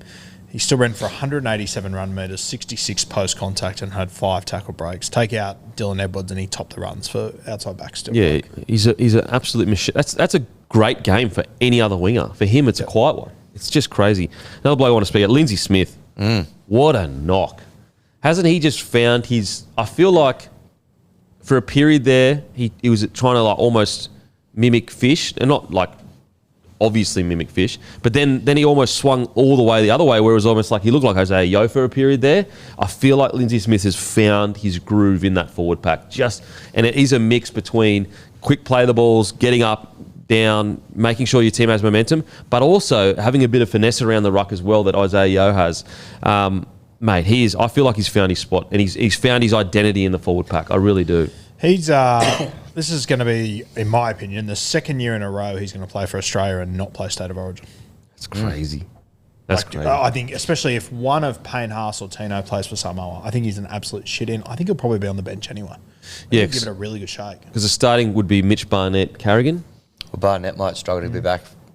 Oh, yeah, true. So I think he's going to be there regardless, but I reckon there's every chance he's 8 in that side. Yeah, fair. I mean, well, at the moment, at least for this game, he's playing up to it, and I really do feel like he's found his groove as a player. I feel like he was struggling to kind of find what he needed to do in the pack because he's so different to Fish. I thought he was really, really good. Liam Henry was good with him as well. I was literally just about to say. Yeah, I just think this forward pack, watching them closely, they look so united. They look so on the same page. They're hunting as a pack. Their line speed, like sometimes when you look at some, packs that are not gelling really well, they'll get line speed, but there'll be like little gaps in between them, like little half meter gaps. On the weekend, the Penrith Panthers, it was like a wave all at once, just back and forth, back and forth. It was just so well done. Mitch Kenny leads it all, 45 tackles, 0 misses. I mean, Mitch Kenny's importance, like, I don't mean importance as like, is he Appy Coruscant or is he Harry Grant or whatever, but for what they're paying him for what he delivers every week, which is how do I make Nathan Cleary the best version of himself with good service, but also be one of the better defenders?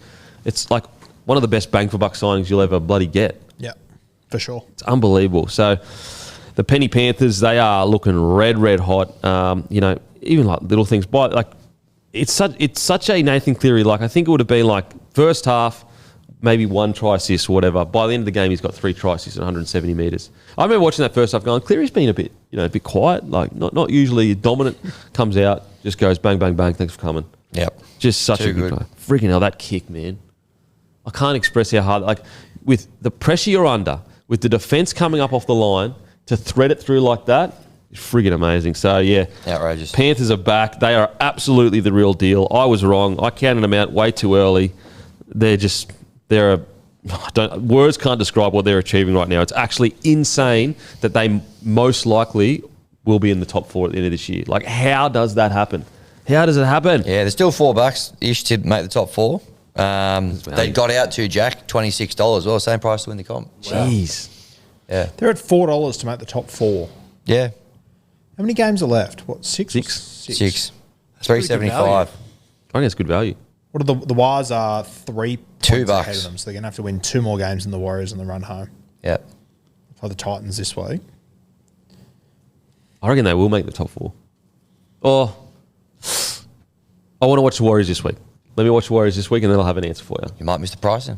375. Okay. Yeah, it's true. It's true. Okay, on to the Tigers. Look, they were brave. I will say that. For 60 minutes or maybe you want to say 50 minutes or whatever, super brave. They hung in there. Like, unfortunately, the Panthers are just this much better than the Tigers. Like, I know that sucks to, but just their skill level, their fitness, their power and strength. Just reality. I'd love to get your thoughts. Yeah, this game from the Tigers reminded me a little bit of Happy Gilmore too. The first 60 minutes, there was a bit of potential. You could see what they were going for there. By the end, you were thinking, what am I watching? Very disappointing. When is this going to end? I know you haven't seen it. I won't spoil anything for you. But that's what it felt like for me, this Tigers game. I thought they mixed it. They were in there. They showed a bit of ticker. But Penrith always just looked a little bit in control, didn't they? Like the Tigers never really got out of their territory. They maybe got down there once or twice. Obviously, Taylor May got over there once early in the game, but there's a lot of time where they were just like defending back on their 40, 30 metre line. The Panthers were just grinding them out. It just felt like there was never really a threat from the Tigers. This one it was tough. I've got to say as well, that right edge defence, yeah, nightmare stuff. They just kept going through there, didn't they? Like, it was just, want some easy meters, just go. Like, I just think Skelton's just has these games in him where you're just going, bruh, what's doing? Couple of little errors there, either just rushing up, missing a tackle, or a couple of little handling errors, which he's had in the last couple of weeks, to be honest. Stafford Toa wasn't great either. Yeah, a few moments from him as well. So, there's definitely he's an absolute gun, Giles Skelton. Big body, runs the ball hard, but there's just a couple of these little errors kind of creeping in over the last few weeks. Yeah. A couple of things on that. You've got Skelton, who moved to the right wing this week. They believe Makasini's going to come in and make his debut on the left wing this week, so we'll wait for team list, but he's been a prodigy that's come through the grades.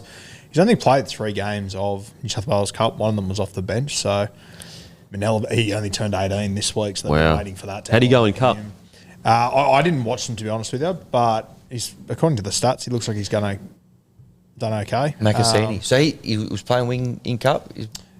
Bit of wing centre chat. He was playing centre, but I've had a few Tigers people message me saying that they've moved Skelton to the right to allow Makasini's debut next week. So maybe that's just smoke and fire. So Tui Tupo out after... Is what I've been told, and maybe it's just coincidence they moved Skelton to that side. He turned 18, which means he can play this week, but that has been floating around for over the weekend that he could come in and play, and they've had a few players quoted saying that they think he's ready for first grade. Okay, exciting. The other thing I was going to say is, and I'll sound like a dick, but you're playing the Penrith Panthers. Why take the 2 points? Yeah, it's actually... You're going to beat them. Just take them on. You know what's funny? And I didn't actually... bring it up in we got it wrong in the Eels game when they took the 2. I was like, idiots! Why are you taking the 2? You're not going to beat the Broncos. And then they won by 2, which is like, Riles, you're the goat. But you're right.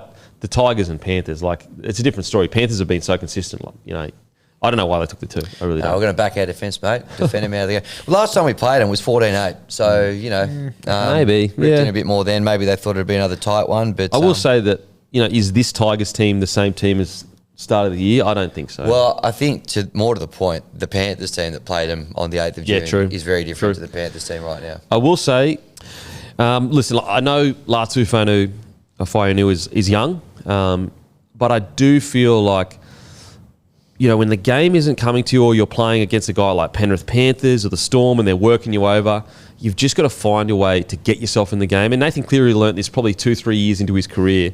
And it's just start running the ball, especially Latu Faianu. That's his bread and butter, is running the ball. And I just think that going forward, he can't afford to be up here one week where it's a 9 out of 10 and he's won the game against the Roosters and everyone's giving him flowers. And then the next 2 weeks, it's probably a 5 out of 10, a 6 out of 10 game.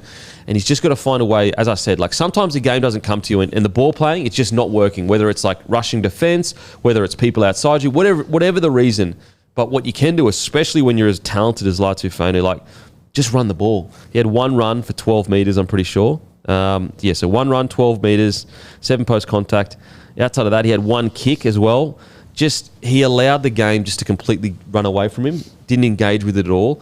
And I just think if there's one thing you can always try to do as an NRL player is never let the game get away from you. You can have good games, you can have bad games, but at least have a minimum amount of work you're going to get through. I just thought he needs to. He got subbed off in the 66th minute. Was that injury or did he get pulled there? Yeah, potentially. I wouldn't be surprised if he did get pulled because he was he had 1 kick and 1 run. And I think that kick went dead too. Ouch. It was a tough day out. And so this is why spending a lot of time in New South Wales Cup is so important. This is why, sometimes players might get frustrated. Get it? I was the same, so I know how he feels. But sometimes you need to have an older head in there for the first couple of years of someone's career. That let's say Adam Reynolds did land at the Tigers. A lot of people go, "Oh, you might lose Latu Faianu," but it's well, is Faianu ready to be the main man at the Tigers yet? I'm just not sure. But will he be ready in 2 years? I'm much more sure of that. Yeah. Will he learn a bunch of a guy like Adam Reynolds? Absolutely. And I know that didn't eventuate, but I'm just saying this is why we always say on this podcast, if there is an experienced, good 7 on the market and your 6 or 7 is a rookie that hasn't played much footy, it can't hurt to bring them to the club. And I just get a little bit worried with Faianu that he's being thrown in the deep end maybe a bit too early. Yeah. Yeah, fair. At the moment. Yeah. He's had some really good games. The game against the Roosters a couple of weeks ago, I thought he was fantastic. And, when he's had a few opportunities coming off the bench and not having to run the show as much, he was really good there. But I think we've just got to persist with him, put the games in him until the end of the year. Definitely. Yep. It'd be interesting to see how he goes this weekend against the Dogs. Obviously, the guy whose spot he's effectively taken, I'm sure he'll be keen to, put in a good display against the Dogs as well. So, look, he's only young. Hopefully he can kind of build that consistency up a little bit. But I definitely think there's a very good footballer there. But obviously on the weekend, he probably got worked over a little bit and probably got a little bit fanned out, wasn't able to get as involved. Mate, I'm with you. He's a bloody good footy player there, like unbelievable talent. It's just the one thing you can control as a 7 is how many runs you have, because you're the guy that essentially can demand the ball whenever you want. And so if I was his coach, if I'm Benji, I'm saying, listen, mate, we need at least 10 runs a game from you. 15 would be better. Like, look at Katoa's runs at the moment. Isaac Katoa at the moment is running like 20 times a game. Yep. And so that's something you can control. And you don't have to make 10 metres each time. Sometimes it might be 2 or 3 metres or whatever. But I'm telling you, what will happen is he starts running the ball, has 10 to 15 runs. All of a sudden, he's fully in the flow of the game. And then all of a sudden, the ball playing starts working because he's just engaged in it. Whereas when you've got stats like that, it just says to me that he probably got a bit overawed by the Penrith Panthers, looking across, oh my God, there's Nathan Cleary. And he just kind of let the game kind of happen to him rather than just, diving headfirst into it. Maybe he's carrying an injury. Apologies if he is. But that would be if I was his coach, that's what I'd be trying to do. Dream Buller, Hammy, are we seeing him anytime soon? Yeah, I don't know what the goes. There's been a few times there where we're like, they're like, he'll be back in 3 weeks. 3 weeks rolls around, they go, it's another 3 weeks. That's happened a couple of times now, so I don't have an exact update on when. I think Taruva's been pretty good, if I'm being honest. I thought he was good on the weekend, yeah. He has, but we definitely lose something with a winger, all of a sudden, and Buller's been so good when he's been out there. Fino did get benched, by the way. Reports. Yeah. Taruva on the weekend, 26 runs, 262 metres, 113 post-contact, 6 tackle breaks. Now, I understand, when you looked at him when he got out the back of those 3-odd and 2s, he's not normally a fullback, so you want someone that ball plays there. But I think he's been working his backside off Taruva. I've always been a big fan of Taruva. Going to be interesting. So, at full strength, does Skelton get dropped and you've got the young gun come through? Yeah, that's what makes it interesting. I would assume if he's going to debut this weekend, that means that Buller's not back this week. So when they are full strength, maybe it is Skelton. Do you keep the rookie there if he shows he can handle first grade, do you go, well, let's build towards next year. Let's keep the rookie there. Quite possibly. And have Taruva and him on each side? I think Skelton's best has him in the starting side. He's just had a couple of errors creep in the last couple of weeks. Fair. Okay, on to the next game. Sharks defeat the Rabbitohs 14-12. And this game is brought to you by NordVPN. Go to the link in the Bloke Club for an extra 4 months on a 2-year plan. There's no risk with Nord's 30-day money-back guarantee. NordVPN.com/blokeinabar, guys. It supports the show, and hopefully we can get them as a long-term partner. And NordVPN Defence Player of the Week, it was the Rabbitohs. This game, I don't feel sorry for the Sharkies at all. But I understand, they're just looking at listen, a win's a win. Because I will say, yes, of course the Sharkies should have scored more points. There's no denying that. But this was one of the gutsiest performances I've ever seen by a side. The amount of times that the Rabbitohs held up the Sharkies on the line, at least 4 or 5 times. We've already spoken about it, but the stat was 60 to 70 to 4.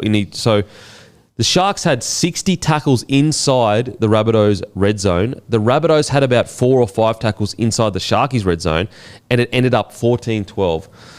That's where I just think this Rabbitohs side deserve a massive rap. There's one thing you can't teach, and it's ticker. What you can do when you're at full strength, the talent will be there. But will ticker be there? I think we know the Rabbitohs do have it. They've got it in spades, and they showed it on the weekend. And I just think that if they can just find a way to have a bit of a less injury count next year, they're going to be a tough team. Think about the lessons they're going to learn this year, this younger side. Yeah, it's just getting tough assessing because we said the same thing last year. Yeah. It's the only, I'm obviously no expert, whether it's, something they're doing in their training, the new facility, whatever it is, they need to get to the bottom of it because you mentioned the Broncos, mate, that they're going to look back at this period of time and be like, what the fuck did we do? Imagine this South Sydney side in a few years' time, looking back on this time where they go, we went into season thinking we could actually win a comp. We're going to win a wooden spoon with Wayne Bennett as our coach. Yeah. Wow. It's unbelievable the way it's played out. I will say, it'll be one of the most unfair wooden spoons I've ever seen. Without a doubt. Completely agree.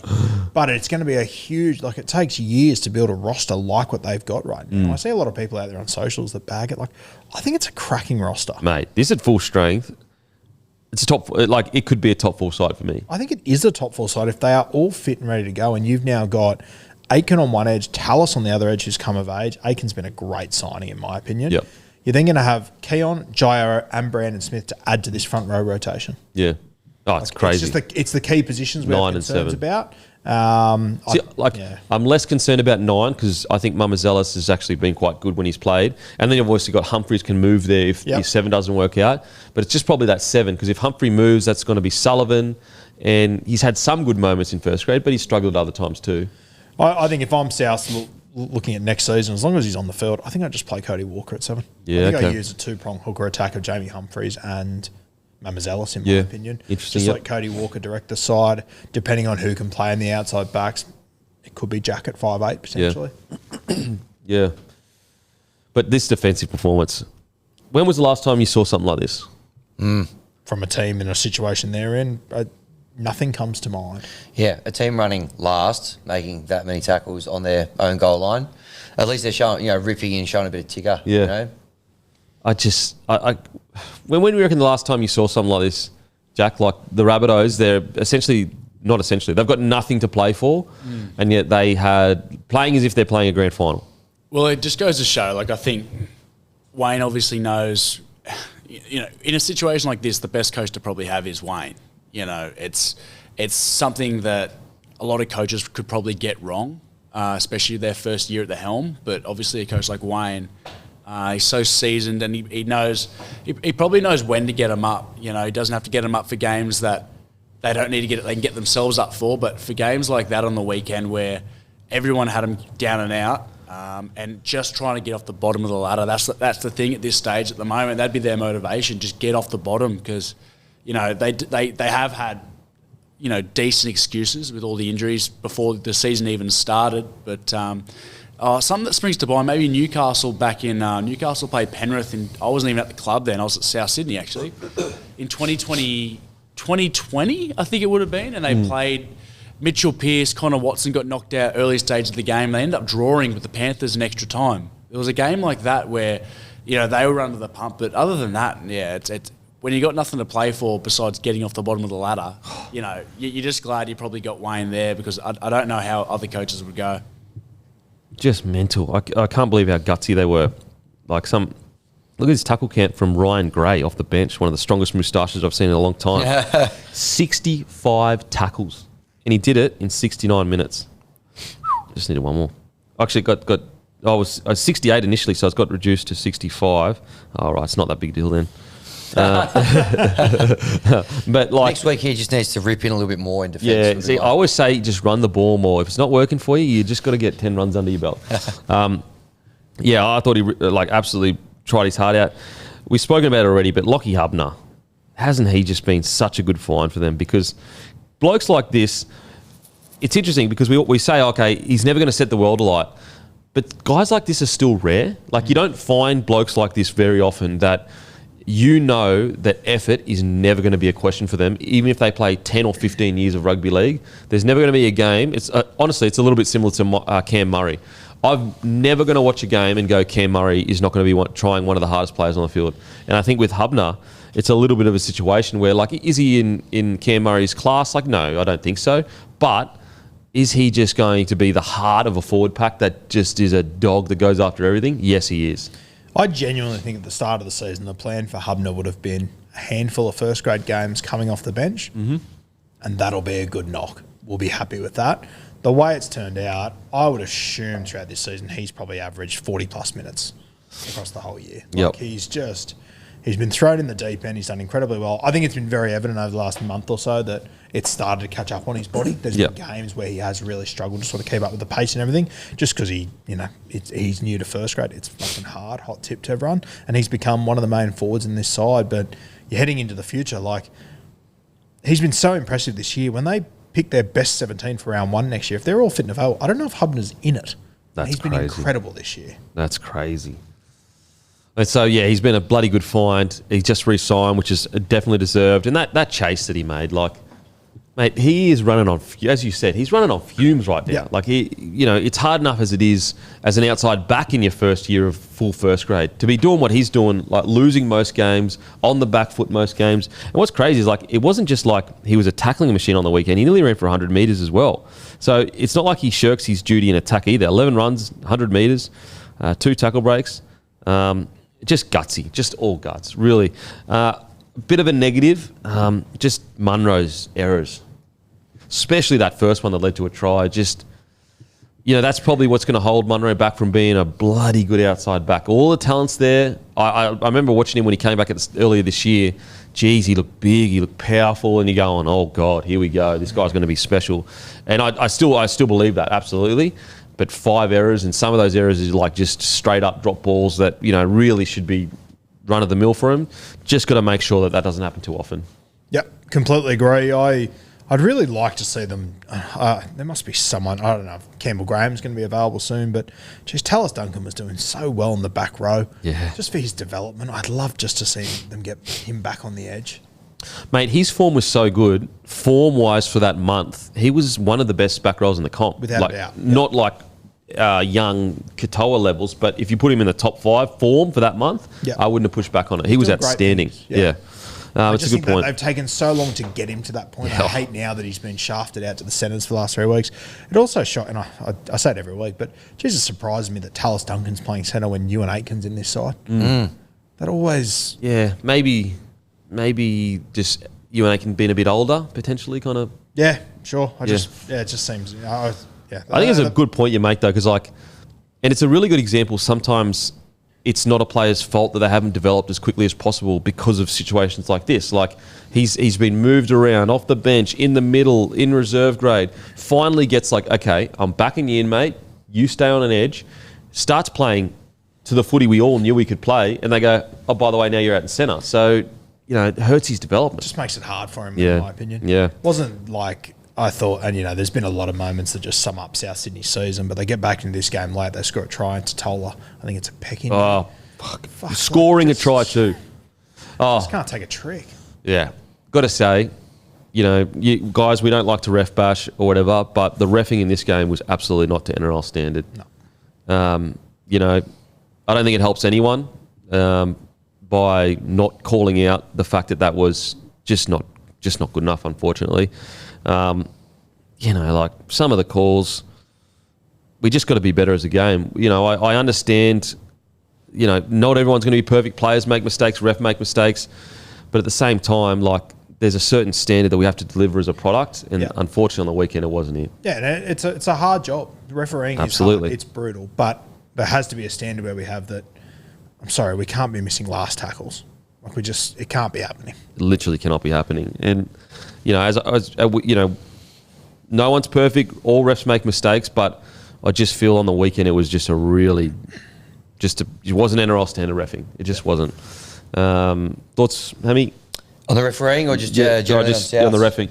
Reffing, yeah, no, not good. And there's a couple of games across the weekend where it was the case, and even the last couple of rounds, it's probably slipped a little bit. But just to not be calling out last tackle, that's tough. Can't be having that. That's tough. Yeah. Okay, on to the Sharks. I don't know what to take away from this with the Sharkies. Look,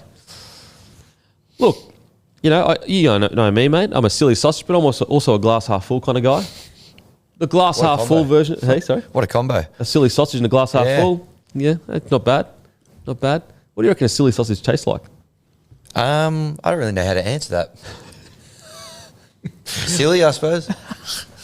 It's like a party sausage, maybe? Yeah, something like that. Yeah, you can't have serious sausages at parties. Nah. That's boring. With Sharkies, I don't know what to say. I don't know what to say because, as I said, look, You've nailed it so far. Yeah, thank you, appreciate it. That's why you come here for rugby league analysis. Because there's one part of me that says, listen, this is just one of Rabbitohs was substantially better than they would have expected. B, they didn't lose their marbles. They stayed patient, and they got the win somehow, some way. The other part of me says, this team was a premiership threat at the start of the year. They're leading into finals footy. I don't know. The Sharkies, unfortunately, yes, they'll probably make the 8. Will they make a push into the finals? I don't. At the moment, I can't see them doing much damage in the finals. Now, there's still 6 more weeks. There's plenty of time. But I feel like with that much ball, with that much opportunity, with the stars they've got, they should be scoring more points than that. Yeah. I might be a little bit glass half full. I was really disappointed by the Sharkies in this game. 58% empty. Glass half empty. Empty, sorry, yeah.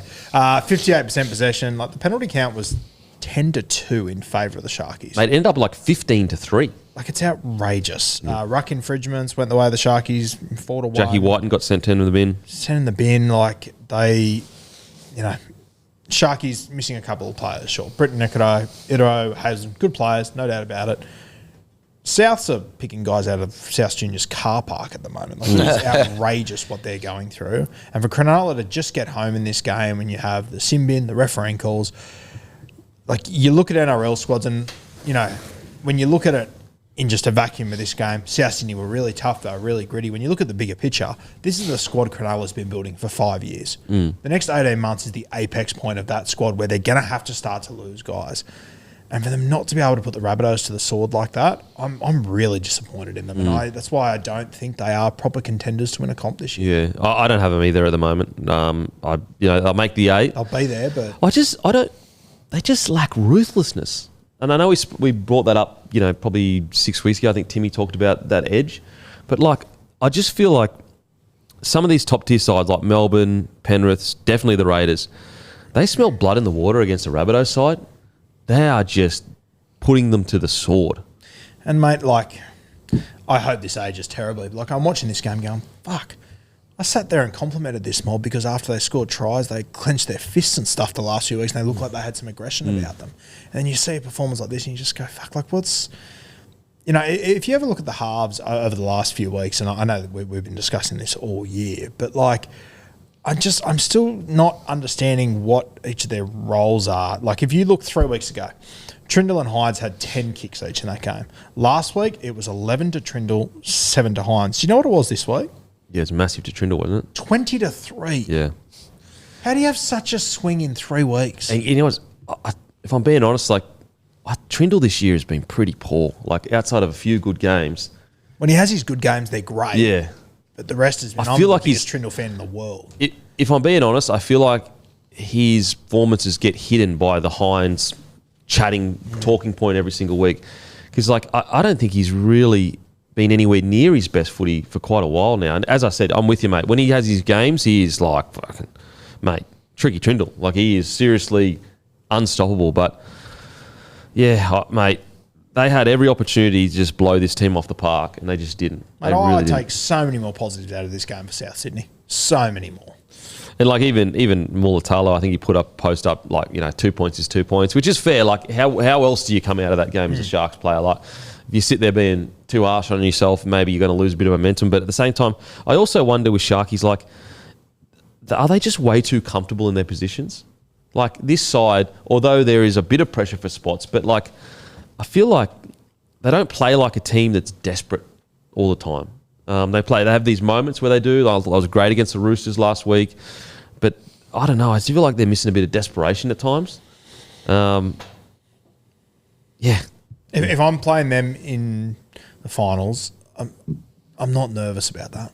When you compare them to other teams It's funny you say that because I looked at the predicted finals and it said Broncos versus Sharks and I was like, I reckon we can get them. I know they beat us early in the year. I get that. I reckon you can definitely get them. Actually, no, they didn't. They No, fell out. Yeah, they 34, freaking 28. beat them in the last 20 minutes or whatever. Yep. Played 20 minutes of good footy. Yep. I know we've said it pretty much week in, week out. The thing missing for me is just that edge, that spiteful, aggressive edge. We're going to get to the Raiders, but I wrote in my notes, the Raiders haven't allowed the rule changes that have softened the game to soften their approach to the game. They are still so aggressive, so just spiteful. And the same with the Panthers. They're so aggressive, so spiteful. And I look at the Sharks and I want that edge with them. I want them to be aggressive, spiteful in the forward pack. Because at the moment, they're too happy to be good and not great as a team, I think.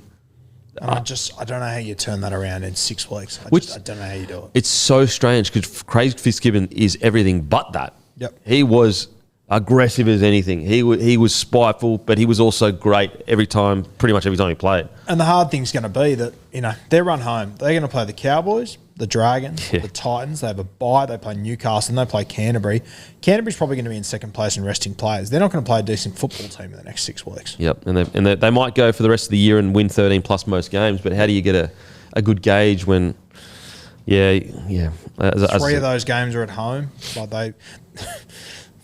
The furthest they're going to have to travel for the rest of the season is going to Homebush.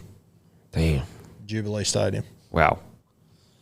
Yeah, so I don't know, we could talk about some specific performance. Like I thought Will Kennedy was pretty good. But again, it's very hard to be praise them too much because they scored 14 points against essentially a New South Wales Cup side. And also they had all the penalties, all the run the ball. And it goes back to what we speak about, like, they do seem to have an inability to almost like react to what's in front of them. And what I mean by that is like there'll be a Rabbitohs team that's defending their asses off. Some of these top tier teams will go, all right, we need to change things up. We need a grubber in behind, or we need a cutout ball to the winger. Like we need to change our attacking shapes up. I feel sometimes Sharks just almost get caught in the washing machine of like, all right, we're just going to keep doing the same thing. Eventually they'll break. But if you do that against good sides, they just don't break. No. They just don't break. So, look, a win's a win. I am disappointed with the performance for sure. I'm just leaning towards, look, a win's a win. Just they played good last week. Let's just blank it from the memory. Yeah, it's just so hard as a whole. Because, mate, if they didn't have the squad, I could buy into it. For sure. I'm just looking at it going, you're a better footy side than I'm with you, mate. You're right. They are. They absolutely are. They've got everything they need, like Brayley in career best form. Hines, Trindle's great on his day. They've got Adam Fenor, Blake. They've got great outside backs. Like it really, if you wanted to make a contender squad, you couldn't make one much better than this, other than if you got lucky with a few juniors that came out and just exploded onto the scene. Like they really have developed this side into this moment, and it seems they've taken a step backwards this year. There's like 7 of them that won a New South Wales Cup Grand Final together 6 years ago. I'll tell you what too, in probably stuff no one else gives a fuck about, just Polytech Stadium snuck up on me. Yeah, Gosford. New name. I had no idea. Polytech Stadium. Yeah. What? They changed the names of it, I think, mid last week. What was the old name? Industry Group. Spare a thought for the giant inflatable sauce bottles at the end of the field. Wonder what they'll be up to. R.I.P. Yeah, Varley. Or the next person that hires them. Maybe. Hopefully. All the best with your future endeavours. So look, hopefully we can see a Sharkies team build into the back end of the year, because it was a win, but a team of their level and tier, they should be winning by more than that. Okay. Raiders versus the Knights. I already spoke about it, but what I absolutely love about this Raiders side is they are ruthless, they are aggressive, they love the contact, they love all of the nitty-gritty stuff, and it's not just like a few of their players, it's like literally every single, and I put on my show notes when I was watching the game, that just keep disappearing for some reason. I said, I just love how spiteful and aggressive every Raiders player is. They really are a throwback team that isn't held back by all the current rules trying to take the aggression out of the game. And I think that explains what the Raiders are. Like we've brought on all these rules to like not to intentionally take the aggression out of the game, but unfortunately it has taken a lot of the aggression out of the game. And the Raiders have just said, no, we're going to continue to play super aggressive. We're going to trust that our where we land with our hit markers is going to be right and correct. We're going to bully teams. And it's not just one. Like you got Hudson Young trying to shot Hetherington. You got Tarpiner every single game getting in the down and dirty. You got guys like Papali'i. Like you name it in that Raiders squad, they love the physical part of the game. They absolutely love it. And they were just dominant against the Knights. Like the Knights they almost there were periods where they looked to go with them, but at one point in the second half, it looked like almost a dazed boxer on the ropes just going, what the hell is going on here? Yeah. It was just a masterful performance by the Raiders. Just too good, too aggressive, too confident, got the job done. How many in a row is that for the Raiders? What do they must be up to, like 8 or 9? I think it's 9. And their record's 11. So they may get the record in 95. I think they did 11. Wow. Yeah, dominant performance by the Canberra Raiders. Are we Are we at all concerned? I mean, if I had to nitpick something with the Raiders, I'd say I'm concerned with they don't seem to be able to play 80 minutes consistently. They tend to have a 10 or 15 minute period where they fade out of games, but still belting teams, you know. Like, yeah, no, 100%. I agree with you. But like you have a look at that game last week. Like I thought Parramatta were the better side for 50 minutes. Yeah. Canberra played decent footy for 25 minutes and they put 40 points on them and they bombed 2 tries. Did a similar thing here, I guess. Like I thought for the first half, the Knights did really hang in the contest. But once again, I'm really nitpicking with the Canberra. Yeah, I'd be more concerned if they were only just winning those games. The fact that they're still beating teams by 24 points. But you just think if they were to play the entire 80 at that pace, but see, I think they will when the big game arrives. Yep. Like, and that's a guess. Like maybe they won't, and this will be a representation of them heading the final series. I just think they've just got so much confidence in what they do. I think they truly believe down to their core we can bash any team in the competition. Yep.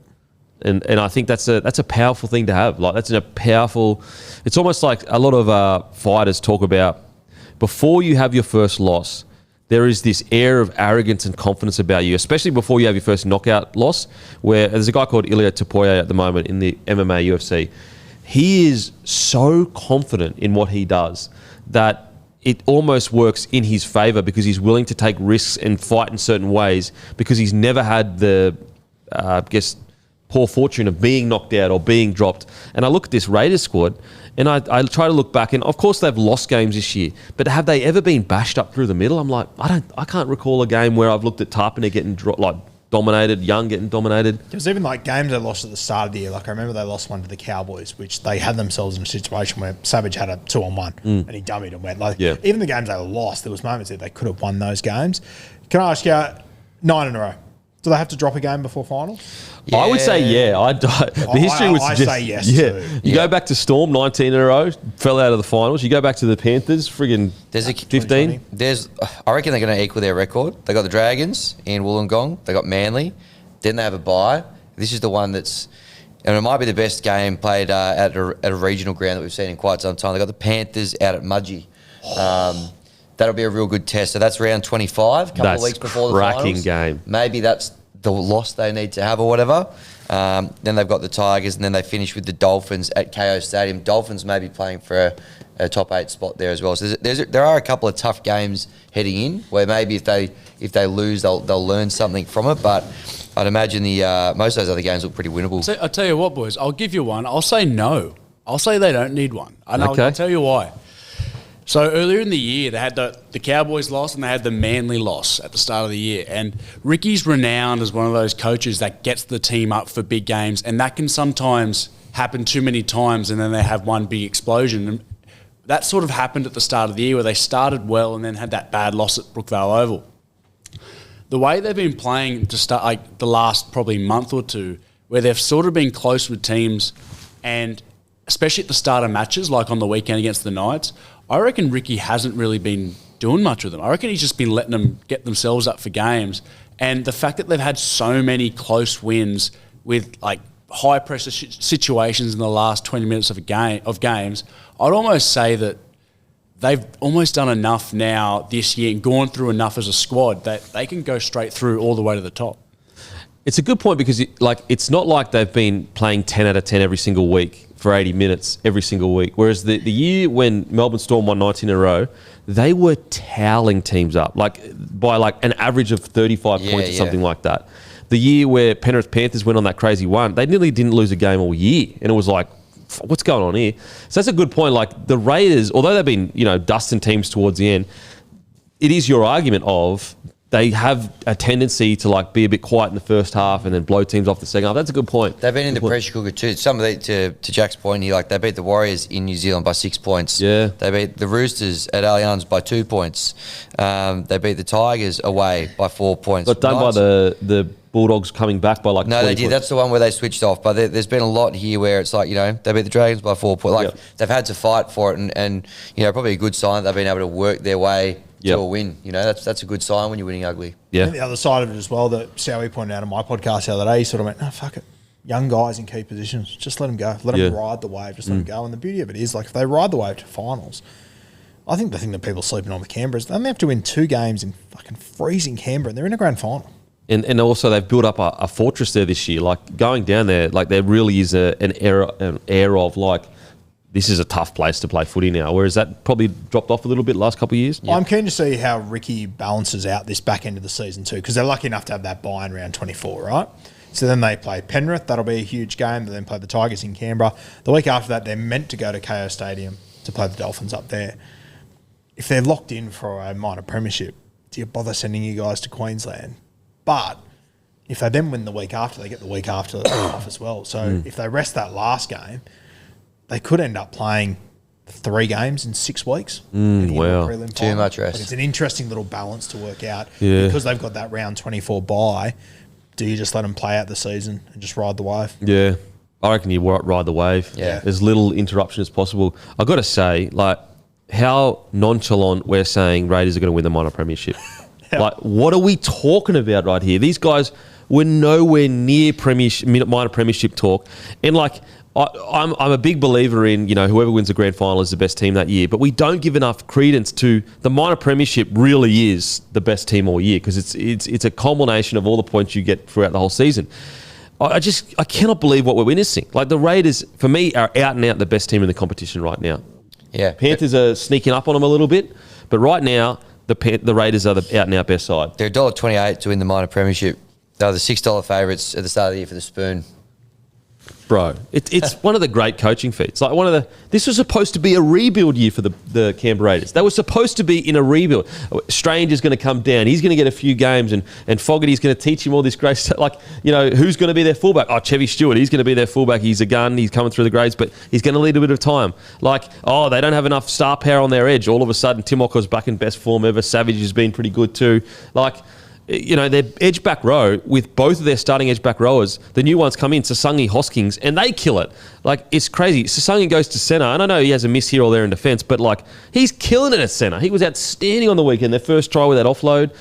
Like, it's amazing what they're doing. It's actually amazing. I know they can't, it's probably too late, but that Penrith Raiders game in Mudgee, that's the 6 p.m. game on the Friday night. Oh. And they couldn't have possibly foreseen how important this game was going to be, but just you find a way to move that to the Saturday, don't you? Surely. Oh, mate, that'd be a cracking match. Imagine the chat before it. That good. I got to say, and statistically, didn't set the world alight, but, mate, Jed Stewart on the edge. How good has he been since he come in? He's been unbelievable, hasn't he? So safe. Jack mentioned it before, just doing the apprenticeship in, New South Wales Cup. Had to earn it probably. And, the players had to go to Ricky to go, come on, mate, give him a crack now. He's ready to go. But since he's come in, he's been outstanding. Mate, he doesn't even have a bloody profile on the NRL app. It's crazy. Yeah. Come from nowhere. When I went down to Canberra last year to watch him play a game, he played reserve grade. I spoke to him after the game, and a real footy head to no shock he's Ricky Stewart's son. But he tunes into all the podcasts and all that sort of stuff. Like, he just loves it, Jed. Yeah. Really good fella. You can tell because, like, some of his defensive reads and patterns and everything, it's just good, high quality. There's no panic. There's nothing like that. Like, and as you said, mate, defending up against Dom Young, like, that's on Dom Young's day, that's the hardest job nearly in the NRL. I'll tell you the other one too that I think's been underappreciated just because you've been out so much. And Jack, I'll throw it to you in a second, but Zach Hosking down there, he just personifies what the Raiders are to me. He must be a champion fellow, I reckon. He's a champion. Me and Hosco we played each other when we were real young kids in Newcastle, and then we played together at Newey in 20s. He was my 20s. Him and Tom Starling were my 2 20s captains at Newcastle. Wow. Yeah, him and Tommy. So he's a champion fella, and he's exactly what he looks like, just an honest, hard-working bloke. He's building a house right now, his own home, as he's playing, like during the year. What? And he was in Canberra, and he was doing the same thing. When he was at Penrith, if they were playing a Friday night game, he after the game, he'd just truck it back home and work on his house in Newcastle. So he's just exactly what he looks like, Hosco, just a hard-working bloke. And, mate, honestly, couldn't happen to a better bloke too. That's so good. It's funny because Tim Williams looks exactly the same, and he's the opposite of that. Yeah. Oh, can't build anything. Can't trust the bloke. Shit bloke. Doesn't show up to work. Actually, can we also give a shout out to Hammy and my brother Cooper for inspiring the Raiders in Vegas this year to go on this tremendous run after having their incident with our man Ricky. Very inappropriate what they did. Very rude and disrespectful. Extremely inappropriate. I actually went down to the game the other week and went to captain's run, and Ricky actually came up to me and was asking how yous were going. I think it's quite a feat yous have done this year, because you guys have pretty well the incident in the elevator and bringing it up to Ricky, it's pretty well inspired the entire team to go on this fantastic run. Yeah, thank you, Jack. I'm glad someone's finally allocated the credit where it deserves to go. So, to the people of Canberra, where I grew up, and all the Raiders fans, you're welcome for galvanising the squad. That was definitely our intention at the time. Yep. And good to see it's paid such extraordinary dividends. Favourites for the spoon, and now almost unbackable for the minor premiership. So you're welcome. And when it happened, you could tell Ricky was like, you know what, this is good energy for the rest of the year. You could tell he was in his stoked own with weird it. way. He was sort of thanking. He was like, yeah, you know what, we're going to go on a run now. You could tell. You could tell. Very thanks, happy. Jack. Appreciate that. Yeah. Were you born in Canberra? No. Where were you born? Where do you have a guess? Where do you think Perth. I was born? No, Tasmania. Launceston. On the Mate, feast you don't even falls into mate, place. Yeah, you don't even care. You don't care about your mates. You don't know where they're born. Every I know mate he's not knows. born them. in Queensland. I know that for sure. Yeah, but Tasmania, Queensland, very similar, mate. very similar, mate. Ticker. Very similar. Ticker. And inbred. Tasmania. That's great. Go Hurricanes. Yes, actually, go Hurricanes. Cane train. Cane train's over there. And they go back to back. What I call them?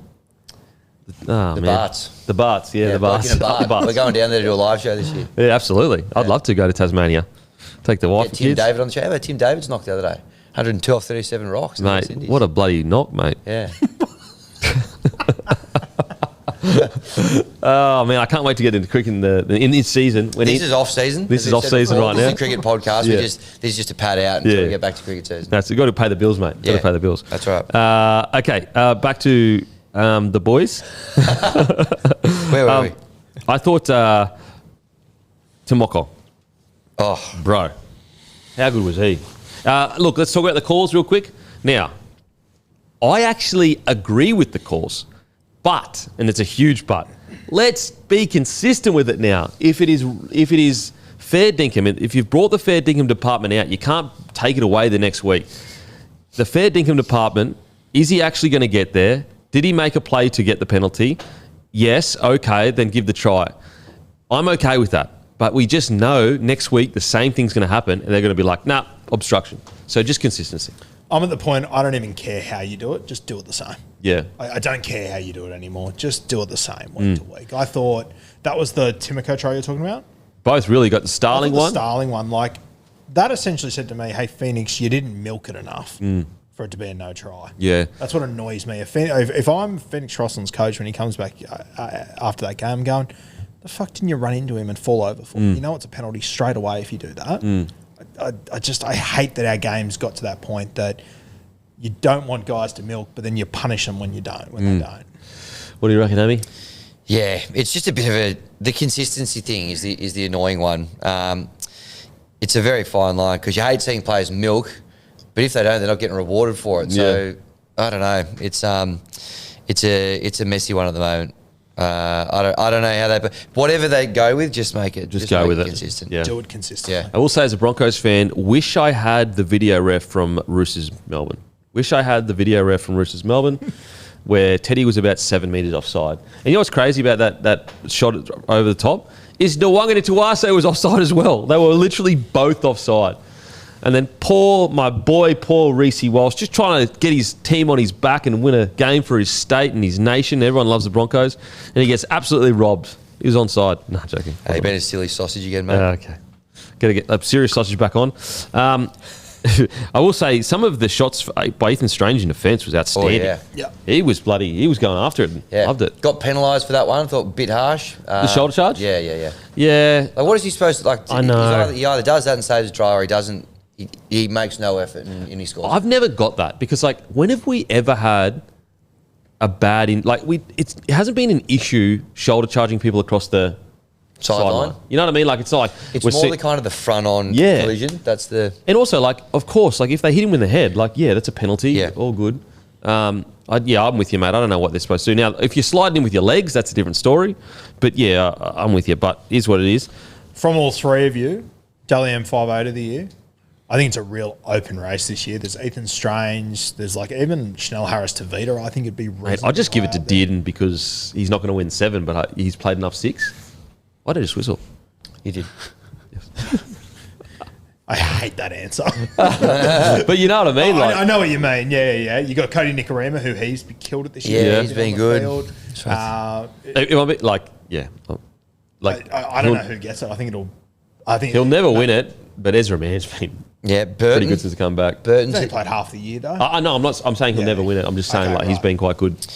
I reckon Burton's been pretty good. Yeah, I think Burton probably lock it up in the last few weeks. But Ethan Strange, you'd probably have him on the dais at this point. I think Strange going into this week, he was probably my favourite. Yeah. It's crazy because a month in we were going, going to get something out of Strange. Is he a 6? Yeah. Who'd you have, Jay? Yeah, I'm with you. I think Ethan Strange. They're leading the comp by 2 points at the moment, clear. Matty Burton not too far behind. He did miss a few games at the start of the year, which, if we were doing actual points by the round, I'd say that would...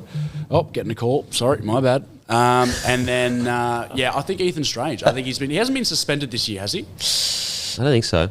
No.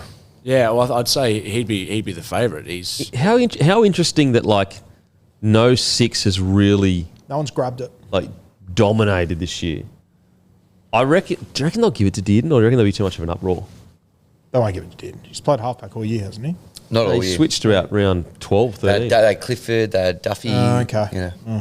What about Munster? Where do we sit with Munster? That's the thing that I wonder if just because no one else has grabbed it, his team is sitting in the top 4. They are sitting with the highest 4 with 200. Their points differential is 222 at the moment. So they've got the highest point differential in the competition. Yep.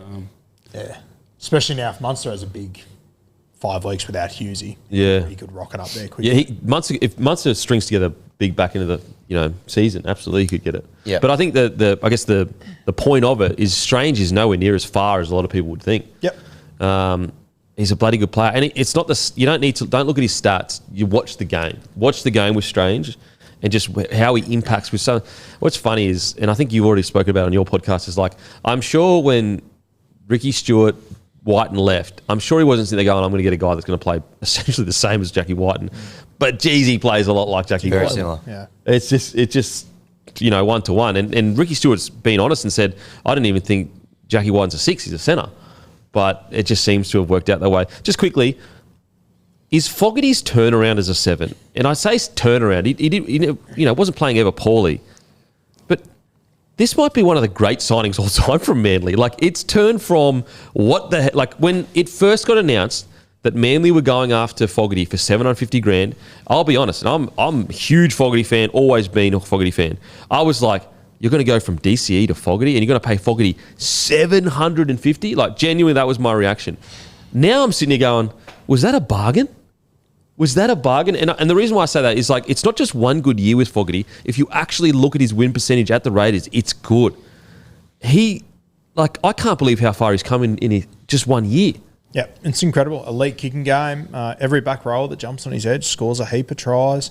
Strong in defence. He ticks all the boxes. I think that it's probably the one spot where Queensland have got a number of guys that can play halfback, but I would have loved to have seen him got an opportunity at some point. I personally think Manly will be better next year with him at halfback than the version DCE they've got right currently. now. And so one of the most shrewd signings in a long time, because I think there are a lot of people, when it was first announced, that changed over the months when it was getting talked about, people saw how good Fogarty was. When it was first announced, there was very, very few people that were sitting here saying, this is a good deal. Yeah. But I'll be honest, actually, I'll be even more honest. I was when the Raiders were we can't offer him, they first offered him a year deal, and I was they can't offer him a 3-year deal.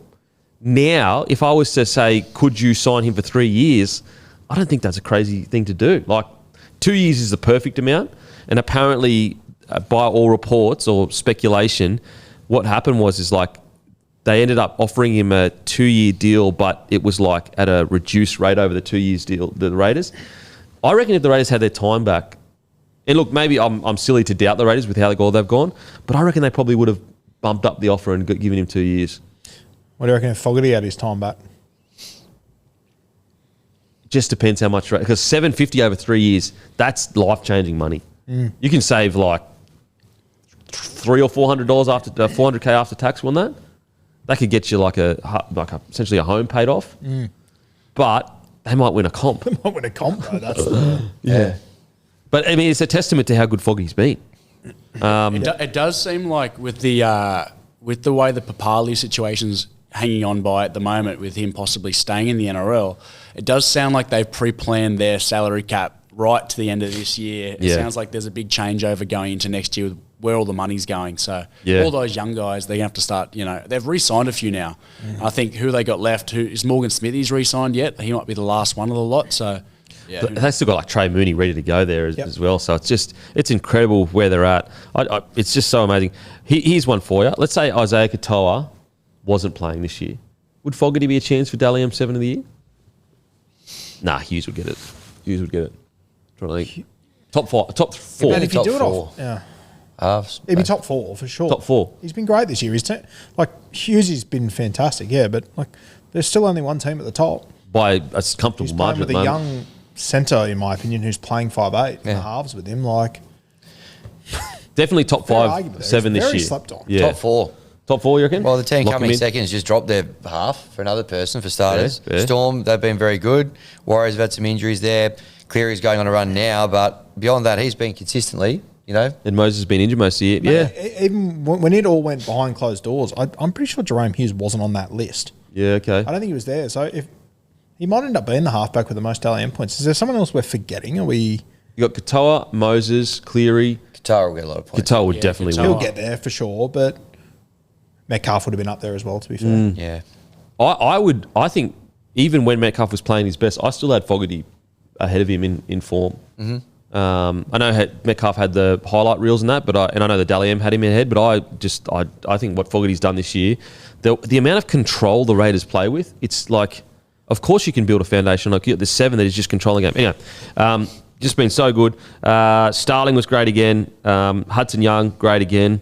So yeah, really good win. Okay, on to the Knights. Not really that much to talk about here, guys, because we've spoken about the Knights so often. But there was a very interesting quote that came out earlier this week. And I don't think I had the theory. I think I might have had the theory last week. You know my theory of, and it's a speculation, guys. Theories. Speculation. I'm being a silly sausage again. You know my theory that I reckon it was the Knights administration that pushed out that Ponga stuff to rugby union, not the Ponga side. Oh. I might not have said it on the show, but anyway, I've got a theory that it was actually the Knights trying to move KP rather than KP. Because what does it gain KP by leaking that he might go to union and then not doing it and saying I'm committed to 2027? It gains him nothing.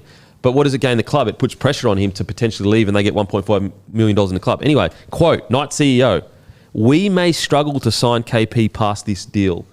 Then he softened the blow by saying Perth are in the competition now, which I don't think that, like him getting a big contract is not going to be an issue for KP. So I don't think that's going to add any extra pressure unless he's just fully in it for the money and he wants 1.7 or whatever deal. But I don't even think he's going to ask for that. That suggests to me, I reckon that, it's not confirmation, but that's pretty telling that he said we may struggle to sign KP past this deal. I don't mind that from you. Well, it makes sense. They got 1.2 in Dylan Brown. KP, although incredible player, relatively injury prone, probably average 10 games a year. They have about a 45% win rate with him in the team. They're also letting go of Gagai, Jaden Brayley, Leo Thompson, and Kai Paul. It's like a full rebuild. And they've told Adam Elliott he can go somewhere else too. Yeah, and so I reckon it was a club that was pushing that narrative out to potentially get KP to go, oh, you know what, let's just get out of here. I'm not wanted, it's not working. I've got a big chunk of the salary cap. Very strange for him to say we may struggle to sign KP past this deal. Very, very strange. Yeah. Anyway. It is, but it also, I'm not surprised at all, given that they've got now 2 guys on over 1.2, 1.3 million a year. How are you supposed to fit it all in? Yeah, absolutely. Absolutely, mate. Now, in regards to the performance, one thing that I just love about Dane Gagai, so he's also come out and said they thought that I wouldn't move my family. I love the honesty. And also, I love on the weekend, mate, they were losing friggin' 13 plus, and he was still blowing up at the ref going, the offside should be up there. He kicked it from up there. And that's how desperate he is to win. And I'll always remember at the Newcastle Knights, at their lowest of lows, him in tears at the end of the game. And I'm sure a lot of Newey fans said, you know what, that's our guy. You know, that's a guy that cares about winning and losing before anything else. And on the weekend, he couldn't have tried harder. He couldn't have done more. Like, is he, you know, if he had a full preseason, I actually wouldn't mind seeing him at fullback. But is he their long-term fullback? No. Is he going to rip and tear every single time he gets an opportunity? Yes, he is. And I just love Gags for that. I think they'd be crazy of them not to re-sign him. Mental. Yeah. Like, the fact that he can play any outside back position and he reportedly only wants 400K, insane to me. Were you at the Knights in his early years there? No, not early years. I was there. I was at South with him, and then at Newcastle. So I come back to Newey a year before he did. So then we had 2 years at Newey together. He just seems like such a good leader to me. Such a good, like, he's got so much experience in the game. He can play multiple positions. I just can't make sense out of not keeping him. Yeah, I think they're getting a great deal by the sounds of it. Yeah, even just a 1 year extension. What are you going to lose? Unders as it is, and I can't make sense of that. Yeah, I love the look of this back rower, Jermaine McEwen. I think he's got a good future for Newcastle. Yeah, agreed. I thought he was great, really, really good. And the fact that he's so young still. Yeah, it's and like losing KPP, I can kind of make sense of it because I've got this kid now. I will say, I feel like KPP hasn't been given a fair shake by some Newcastle fans. Whenever I watch him, is he the best background on the comp or even top 10? But maybe not. But every time I watch him play, he works his absolute backside off. Like, he's not afraid of all the hard work. And I just wonder, under a new coach, giving a bit of license to do his thing, will we see a much better version of KPP? I think without a doubt we'll see. I think he's going to be such a good signing for the Tigers. I think Benji allowed him to play his nut. Mate, you go watch the tapes from the Super League before he came over. Mate, he's offloading at will. He's creating things the entire time. I just think the Knights have put him in too much of a box. Like I've said it before, they played him on the wrong side of the field for the first year. I think now that he's gone to the right-hand side, you can definitely see a bit more of that attacking upside. And I think Benji will just let him play his natural. I think it's one thing Benji's done well this year is that he builds the team around the skill set of the actual players there. Whereas I think Adam O'Brien's tried to turn KBP into something that he's not realistically. I think he's done well in that regard. Like even though they've tried to utilise him in the wrong way because he works his dick off. Yeah, absolutely. And like when you've got a guy with this much natural ability with that kind of attitude, there's a bloody good footy player in there. You just need to bring it out in him. Anyway, so look, I just think the Knights are in a situation where season's over.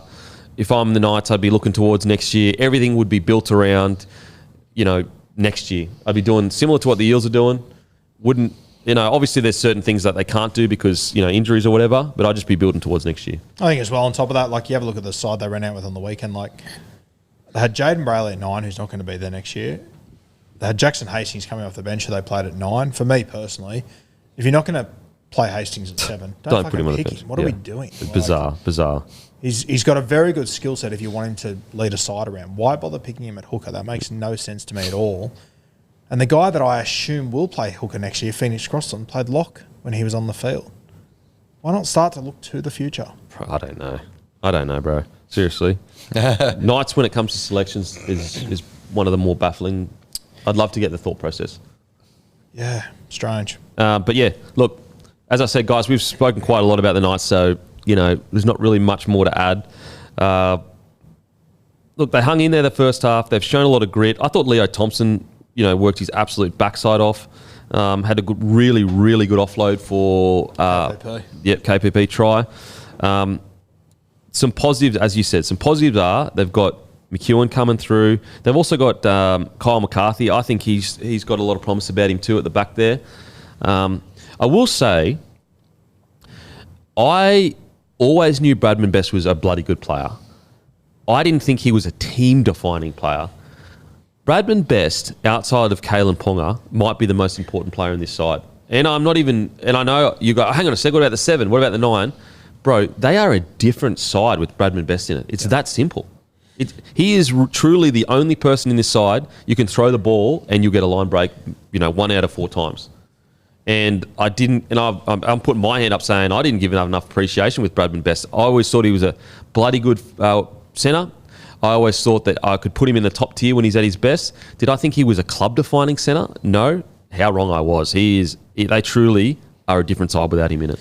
And I think he's probably the tier below that. But, mate, I think Dylan Lucas is in a similar sort of spot for Newcastle. Yeah. Without him on the left, when you've got those two on the left edge, it's one of the better edges in rugby league. Absolutely. Like, we've seen what Bradman Best can do in Origin.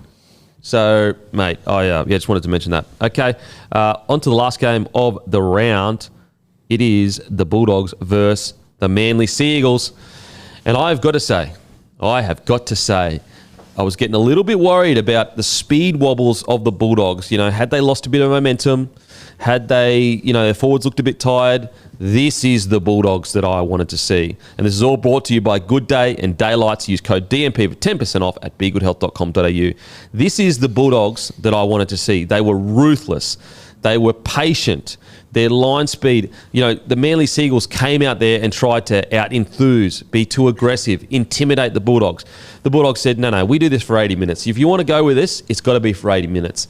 And they did exactly that. They didn't allow the Manly Sea Eagles to intimidate them. They didn't get dragged down into the muck of a battle back and forth. They just kept their line speed up. They kept hunting as a pack, and they eventually ran away with the game. And I've got to say, with Burton playing like that and Galvin taking just a little bit of a step back, things are looking bloody good for the Bulldogs. Things are looking very good for Canterbury. Yeah. That's a very, very positive sign yesterday. Long way to go still, 100%. But I agree with you. I think Galvin taking a little bit of a backward step was really positive for Canterbury yesterday. And I thought, mate, Tracy, kick out, Bronson Cherry, like just all the support act in that side outside of the halves, they're all just tremendous. And I felt like yesterday for the first time, and probably since all this Galvin stuff started, they felt like they were on the same page. They look like a well-coached side again. Yeah. Whereas they probably have been a little bit disjointed for the last 6 weeks or so, I'd describe it as. So I think they're going to go from strength to strength over the next few weeks, Canterbury. And just shout out to the Bulldogs in general.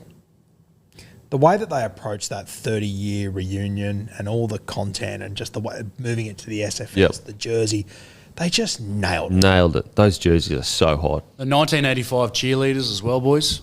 They brought them back. No way. Yeah. That's mad. How good. That's sick. That's so good. They just ticked all the boxes you want to see, from socials to filling the stadium. It was just fantastic. Well, mate, they're a really well-run club. I remember a couple of years ago when I was doing some of those legend shirts, like they reached out, they're like, you want to do certain things together? And I just kind of got lost in all my work in that. But they've got a finger on the pulse, the doggies. Like they are a really well-run club. Really well-run club. And like, talk about, for many years people talked about sleeping giants like a Dragons or, Rabbitohs to a degree, even though they've been pretty successful. Talk about sleeping giants. It's the Bulldogs. They are a sleeping giant of a club with the supporter base they've got, but also with the players that they've got that connect to the next generation. Yeah. So the jersey connects to the older generation because they've got that connection from all those years. These young guys like Critter and that, they connect to the younger generation. We might be looking at an absolute juggernaut of a club. And the way they played on the weekend, like they were ruthless. And what I love, Lodge did his best to be super aggressive. And, he won some of that contact. So did Jake Jorovic. But the Bulldogs were just like, there's two versions of tough. There's a tough guy that can pull a shot off here or there, and then there's a tough guy that's still turning up in 78th minute, and that's what the Bulldogs said. We're that kind of tough. You might win that first, second, or even third tackle. I tell you what, you're not winning the 21st and the 22nd tackle, and that's exactly what they did. They broke the Manly Sea Eagles. Yeah, they fully broke them. Yeah. I think my big concern with Manly, especially when Paseka's out, is that through the middle, I just think they've got too many bodies that are just too laterally slow there. And I think the Bulldogs did a really good job as well of turning guys under, coming at them at different angles. And I think it really troubled them. Bronson Cherry, every time they turned him under, he just caused havoc. I think that when you've got Lodge, Travojevic and Takiaho on the field, they're very slow around the ruck there. Well, I mean, you looked at the Bronson Cherry try. I think they got turned under. Jake Travojevic, was just so slow to get across. And look, maybe you could argue it was the guys inside that should have tackled Bronson Cherry initially. But yeah, the Bulldogs look so good. I mean, even so we'll get to Burton, but even Lockie Galvin, he had 21 runs, 148 metres, 3 tackle breaks, a line break, 24 tackles, only 1 miss. Like that's a good knock for a guy that didn't have a big game. But let's talk about Burton. There was one moment where I said, bro, I didn't even know you still had that in you.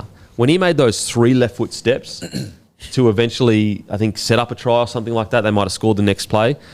I was like, that's why you won Dally M Centre of the Year. That kind of running game. This was the best game of the year for me with Burton. He was phenomenal. I agree. I think it was his best game too. Yeah.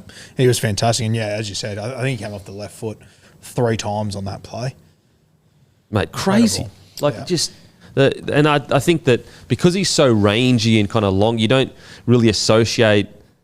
Like, we all know he's got a good running game, but to move like that, because he is such a tallish kind of 6, I just thought it was brilliant.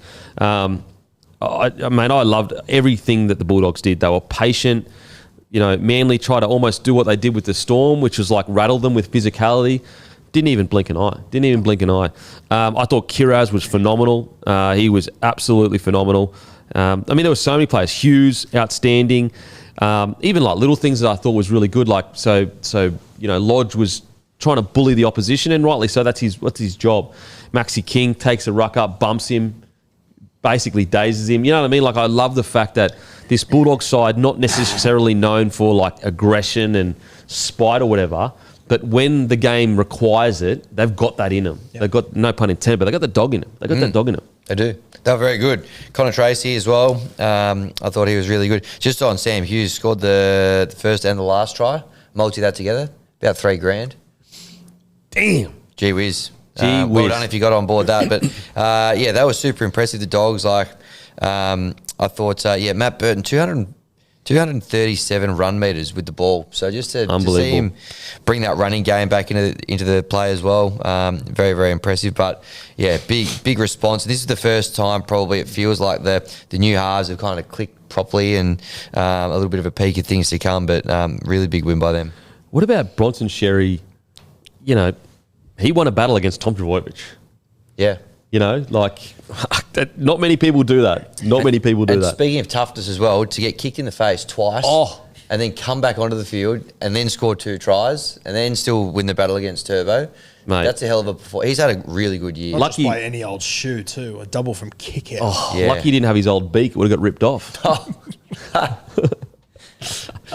have a free nose job then. He said he cares about how he looks, so we were a bit worried. Very good. But Bronson Sherry, like even the in and away that he did to eventually score, like not many. And Tom Trbojevic actually looked like he was in full flight too. Didn't look like he was hampered when he was running. Yep. As I said, you can count very few people that have beaten Tom Trbojevic in a one-on-one battle. Granted, I know Tommy's had some injuries this year. I get that. And Tommy at his best is literally one of the best players ever. But you can only play what's in front of you. And Bronson had an incredible game. Doggy's going to be a really interesting watch over the next few weeks. They play the Tigers this week, but then after that they go Warriors, Roosters, Melbourne, Penrith, Cronulla for the run home. So they're playing essentially all teams that are fighting for a top 4 spot or playing for their season. I will say this version of the Doggies, I've got a lot of confidence they'll win most of those games. Yeah. Like, this version of the Doggies is scary. What about Critter's soft hands? Like, his soft hands are so good. So usually a tip on, it's just like straight across like that. So you're just like, you essentially just guide the ball, a little touch so that he's so good that if he gets a ball here, he can tip it back on around him like that. Like, it goes around his body back to make sure it doesn't go forward.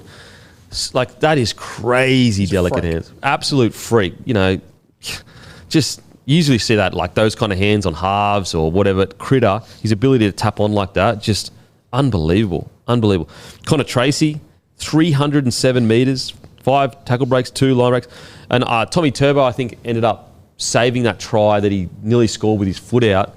But Connor Tracy, for me, like at the start of the year, I said that they need to give Connor Tracy and Toby Sexton an opportunity to show that they're on the level that can win a premiership. And, obviously the Bulldogs have thought Sexton hasn't. But Connor Tracy, for me, like, he's shown that at the moment, form-wise, he's good enough for them to win a premiership, in my opinion. I think it was Lehigh that made that tackle on him. And it was a cracker. It didn't matter in the end. Yep. But enormous tackle. Crazy tackle. Crazy. He's so strong in contact, Lehigh. But Connor Tracy, for me, like right now, like there are some whispers I heard about, Ryan Pappenhausen potentially when his contract ends or whatever. But I don't know, like when you look, obviously it all depends on how much people are getting paid, but I don't think Connor Tracy will be getting paid a lot. And the amount of money you can spend elsewhere, I'd be of a mind to maybe keep Connor Tracy there and spend money elsewhere. Yeah, I always said they had to upgrade one of 7 or 1. They've upgraded 7 in my opinion. I think they're sweet. Yeah, I'm with you, mate. I think that more than sweet. Like if he can run 300 metres a game and have a try assist or whatever, like that's good enough for me. It's good enough for me. And he also got his versatility as well. So, Hey, Campy, can we also talk about the prime advertising from Roger Fabry on Bronson Cherry when he went down? Yeah. Did you see that? So when he went down, his forearms, his arms were underneath him, and the right, tricep was in prime positioning for camera one on Fox, and the big RF was on his. And then when they asked him on the show, then he gave Roger a big shout out. So how much do you reckon that sort of advertising would be? Arnott's are paying a lot. I wonder how much Roger Fabry's paying. wow. What? Tattooed on his arm because Roger stood through him that entire time. And there's a bit of a story about that. So Bronson Xerri, he had an opportunity to go over the NFL and trial or whatever during his ban period, and the NRL blocked it. Then Bronson wanted to play local OzTag, and the NRL blocked it. So we're not talking, literally, I'm all for punishing blokes. Like, he absolutely should have been punished. Absolutely, no doubt about it. I got no issue with it. But, blocking him from playing local OzTag, it's like, what's the point of that? Who does that help? I'm pretty sure, and fact check this yourself, I'm sure Roger will clip it up and talk about it. I'm pretty sure he deregistered himself to some extent of what he does so that he could train. Yeah, because he wasn't allowed to train him because he was a registered trainer. Yeah. In fact, I think I've heard that too. That's true. Yeah, and as I said, I'm all for punishing people for the fullest extent of the law, especially when it comes to drug cheats in sport. It's disgraceful in my opinion. However, who does it serve to not let him play local whatever? It doesn't. Probably whoever he's playing in also. Yeah, we carve him up. Great coverage for Roger, obviously. Yep. But if I'm Helen from the Pilates, I'm probably feeling a little bit hard done by. Where's my kudos as well? Because she stood by him as well. Yeah, true. I'd be filthy if I was Helen. Yeah. Yeah, well. Thanks, Helen. Little thanks, Helen, on the forearm. Maybe one for the off-season. Maybe even like a Pilates code there for people to use. Yeah. Free Pilates for one day or something. Yeah. Or a spring. Yeah. Anyway, something to think about. Have you won Pilates Man of the month again? Yes, I have won Pilates Member of the Month. No big deal. Stop bringing it up. Mr. August from 2024 you're looking at over here. So, Well, did you deserve it, you reckon, or what? I think I was a diversity hire, to be honest. They're trying to help A lot blokes of get girls in have there? been- yeah, I think so. But I'll take it. I will take it. Hey, you got to take it when you can. Has Mon got one yet? She was filthy. She complained a lot about it. And the squeaky wheel gets the grease. She was Miss May this year. So, but I did it first. So, Oh, that's great. Has anyone won too? not to my knowledge yet. Oh, that doesn't make any sense. Surely the best of the top should be winning most Cream months. should be rising to the top. Yeah, it sounds to me like there's just a bit of handing out going on there. Yeah, potentially. Yeah, participation awards. Sounds like they're corrupt, just working for their business. How dare they? Well, I enjoy getting down there, so I don't want to. I'm joking. rock the boat. All jokes aside, I don't want to rock the reformer too much. So I'm not going to say anything. I'm gonna what is it? regret Is later. it? What's the name of the place? Strong Pilates? Strong Pilates. Whereabouts? Next door, Alexandria. Yeah. Get around it. Strong Pilates. Get down there. Get Half around the it. machine is a reformer. The other half is a rower or a bike erg. Well, there Changing you the go. game. Okay. Just over there, 100th studio. They're going very well. Okay. Yeah. Shout out Strong Pilates. In regards to other performances, I thought Jacob Preston was outstanding. To be honest, who didn't play well? Yeah. Who didn't play well? This is a bloody good performance, and the doggies are back. They look red hot. I would hate to be playing them. If this is where they're at, where their first game where it's clicked with Galvin, where are they going to be at in 4 weeks' time? Especially in 4 weeks' time or 6 weeks' time when they've played top four or top Yep. 8 sides. Well, no. I think they're going to be primed and ready to go. And I will say this, and look, I've always been okay with the Galvin coming across. Little bit of a question of coming across now, but I understood it because I get the feeling that if he didn't come across now, he probably would have landed somewhere else. Yeah. But I've got to say, for all the crap that the Bulldogs have copped, if they go on to go deep into the finals, I think there's a lot of people that are going to put their hand up and say, I got that wrong. Oh, well, I'm not putting my head up. no. Well, That hand's going to collect dust over there. I mean, the wider media have been very negative on the Bulldogs. There's been a lot of people that have had a lot to say it's going to derail their season, it's going to do this. I think that, first of all, if this ends up working out, that the Bulldogs deserve, think of the balls it takes to be on top of the table and go, we're going to bring in someone else and we're going to let this other person go. And so it's still yet to fully finalise itself, but I do believe that if they do go better and they do go deep into the finals, that they deserve the credit. They deserve the credit because there weren't many people, especially in the media, that were saying it was a good decision. Yep. So we'll see. We'll see what happens. Look, we've already spoken about the Seagulls quite a lot. I mean, look, just when I backed the Seagulls to win this week. So just when you believe, go, okay, the Seagulls, they're back. They're the team that I thought they were going to be. They do every single time what the Seagulls do, and they let you down. Because that's exactly what happened. 3-game win streak, looking great, go down to Melbourne, get the job done, and then come out and get absolutely tailed up. This is the Seagulls. Yeah, and it's your fault for believing. Yeah, it is. Seriously, you know what's funny is Maddie on the Friday show. So we gave our tips, and I said, "Listen, I just reckon Manly, like they're looking good. Doggies are looking a bit, got the bit of the shakes or whatever." And Maddie goes, "No, Denon. Just when you think the Manly Seagulls are going to go good, they're about to go bad." He was absolutely correct. So not only did I know that I shouldn't have backed him, one of the game's greats told me not to back him, and I still did it. God damn it. Why do they do it? Like, Seagulls, why do you do it to me? And, like, unfortunately, like, DC's defence, what was doing? Like, that was a vintage bad defensive performance from DC, unfortunately. I'll tell you what, to give him a compliment, I love that 40-20 he kicked. It was like off an offload. Oh, yeah, it's great. First half, that was insane. He kicked 2 40-20s in that game. He kicked one on the last play that sort of got lost in translation. But they said in commentary, it's the 40th 40-20 he's kicked. Wow. What a career. Incredible career. But on the weekend, I thought it was poor.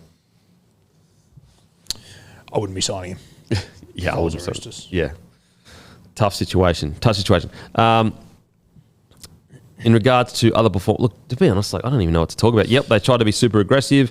Sucks Olakau'atu is injured. Like, he's the key to a lot of the, when they're at their best. I thought their forwards tried really hard the first half, but they just didn't have the motor. They just didn't have the motor to go with them. I think he kind of gave the guys a rap, talking about the Dogs. That I thought Matt Lodge was pretty good for, the role he had to do, and he ripped in and got up in their faces a little bit. And then Lehigh Hopewade, obviously, limited opportunities, but a couple of good defensive plays there as well, and had a couple of little moments with the ball in hand. Those are probably the two that stood out for me. Was there a moment in this game, I can't remember what it was, but I've got in my mind that I thought Lodge should have been sin-binned at one point, or am I? Yeah, I think so. Yeah, it was like a swinging arm head high. Yeah, I thought. Yeah, him and Salmon, off the ball. Him and Salmon went at each other. Yeah, and it was off the ball. Yeah. What? Since when has that not been a sin bin? Because Salmon got done to the set before for a shoulder charge, I believe, on Lodge. Yep, but didn't hit his head though. No. I think you've got to put on a report, but I think he'll be fine. I couldn't. It was late, it was high, and it was a swinging arm. I'm pretty sure he's just got a fine out of it too, Lodge. Yeah, okay. I mean, I don't mind the fine, but I thought that was 10 in the bin. Just some, we always speak about their forward pack, but this was their forward pack: 117 metres, 108 metres, 25 metres, 58 metres, 36 metres, 41 metres, 82 metres, and 56 metres. Oh, that is, damn, not great. And I get that Bulldogs suffocate teams, but that's not great. No, it was a bed shed by the Manly Seagulls. All in all, it was a disaster. Do any of us have them in their top 8? Nah. I don't personally. Yeah, not anymore. They got a couple of they got to win this game against the Roosters to give themselves a hope, and then the next game after they got the Dolphins, which I think the winner of that probably scrapes into 8th for me this year. But the best and the worst is just so far apart. I reckon they'll lose both those games. Yeah. I can't trust them. That's the thing. Like, I want to say they've got it in them because they're at their best, absolutely. Yeah. But I don't know, bro. I don't know. Anyway, we'll see. Alrighty, let's face the music. Brought to you by Sportsbet. All right, let's do it. So Thursday's game this week, the Eels, $3.62 will host the Melbourne Storm, $1.29. The line in this one, 10.5 points. Sorry. Okay, 10.5 points. I will just go. Let's see. So I'll go Storm 1 to 12. $3. Fuck, that's good value. Yeah. Yeah, I'll go Storm 1 to 12 too. Copycat. I'll go Storm minus 10.5. I just think they've won their last. Bet in a month. Yeah, they've lost their last. They've just beaten the Eels by so much the last 4 times they've played them. All right, New Zealand Warriors will host the Dolphins. Warriors $1.72, Dolphins $2.13. 2.5 is the line in this one. I'm going Warriors head-to-head. I will go Dolphins head-to-head. Do you and me want to have a little wager for some for some money on the leaderboard, maybe. No. I'm taking the outsiders. You're taking the favourite. No, I'm not giving up any of the money on the leaderboard. What the fuck? I've been working my dick off all year for that shit. It could be like we play for like $8. But you're already last. Yeah, I would be giving you $8 to put you in front. I don't need that shit. I'm already close to the front. But you're coming second. This will put you in front. Matty doesn't even have the opportunity to take I lose everything and gain fucking nothing. You gain $8 though. No. Come on, man. Can you explain this to him? I don't think he understands what I'm saying. I understand what you're saying. You've got nothing to lose, though. I've got everything to lose. You're last. He's getting very defensive. You've got everything to gain, though. I'm giving you an $8 for you to take a $1.72 favourite. No thanks. It's a head-to-head game. No thanks. Putting his hand up for the NordVPN Defensive Player of the Week over here. Very defensive. So what you're saying is you lose $8. We both put $8 up. Or $10 or whatever you want to do. I will take the Dolphins, the outsiders. If my Dolphins win, I take $8 from you. If the Warriors win, and $1.73 favourites in another country, you take $8 off me. You've literally got nothing to lose. So why would I take that bet? I lose contact with Matty if that happens. I'm giving you the favourites. You think they're going to win? Oh, come on now. Well, it was worth a shot, mate. Jesus Christ. The courage wouldn't go courage. Courage gets you on the bottom of the ladder where you're at. Watch this for courage. Dolphins head-to-head, $2 Great call. Yep. All right, next game on Friday. Broncos. Good try though, Roo. You nearly got me there for a second. I was like, hang on a sec. That actually sounds good if I get $8. Broncos $1.19, host the Rabbitohs $4.70. The line 15.5 points. Ooh. I'll just get Broncos head to head.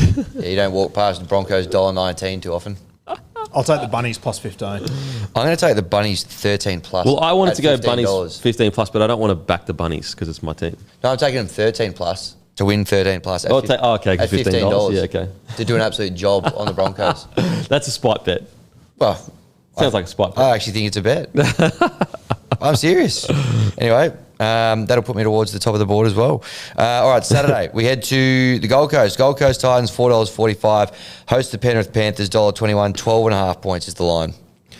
Okay. Can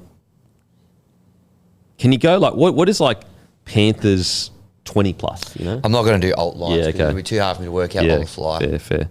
I'll just go Panthers head-to-head then.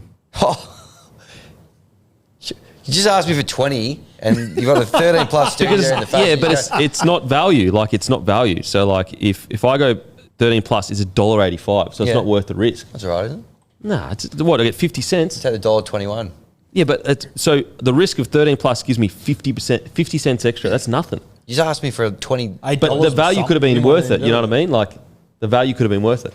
I was offering you $8 for a $1.73 thing. Oh, don't you start, mate. You're at the bottom of the table.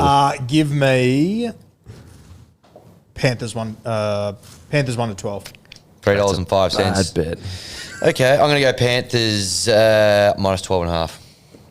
That's for me. Then we go to, I think it's down in Wollongong. So George, $2.74. Host the Raiders, $1.46. The Michael Wayman Cup, 6.5 points is the line. I'll go. I've been pretty close in encounters. Yeah, I'm going to go Dragons 1 to 12. Ooh, $3.75. All right. What's the Raiders 13 plus? $2.60. Yeah, I'll take that. All right. I'm going to go Raiders minus 6.5. A lot of very close games here in the last couple. A lot of them. In fact, 4 of the last 5 have been settled by 6 or less. There you go. Manly, $1.65. Host the Roosters, $2.24. 3.5 points is the line. Roosters 13 plus. 5.40. 5.40 for that? Yep. Yeah, Roosters 13 plus. Yep. Copycat. I'll just take Roosters head to head. 2.24. Ballarat. Copycat from Ballarat. Copycat from Ballarat. Jeez. Silly sausage over there.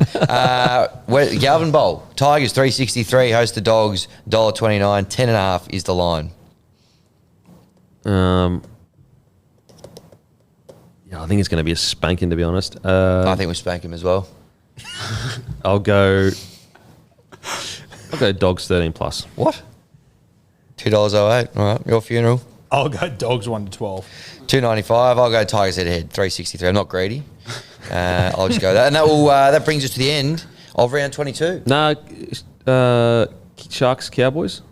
Oh, where are my manners? Sorry, 4 o'clock on Sunday. The Sharkies at Shark Park, $1.38. Host the Cowboys, $3.07. Line in this one, 8.5 points. I'll go Cowboys 13 plus. Jeez, $8. Yeah, same. Okay. I will just take I'll take the Cowboys plus 8.5. I'm just chipping away. Okay. So you're a bit of a cat. Like, you putting shit on me, but you've been taking conservative. By the end of this season, I will be beating you in this competition. It's as simple as that. Just cut and dry as that. What are you on? Like $120? $125. So you need $50. Yep. Okay. I'll mow you down. Okay, we'll see. Do you want to take my $8 of the Warriors? No, I'm on the same with you. I'm on the Dolphins. He's desperate for the $8. You just focus on your nudie runs, mate. Yeah. Runs, plural. Yeah. Grab some grumpy coffee, guys. Join the Bloke Club. And as I said earlier, a massive thank you, Luke Camilleri, for coming on board. Give him a follow, LDC_01. He is the man to speak to when it comes to cars. And a shout out to Aspley Mazda. As usual, we'll go and fuck ourselves. Thank you. And a massive thank you to Jack as well. And yes, massive thank you to Jack. Appreciate it, mate. Legend. Great knock. Imagine what you could be buying instead. For free and confidential support, visit gamblinghelponline.org.au.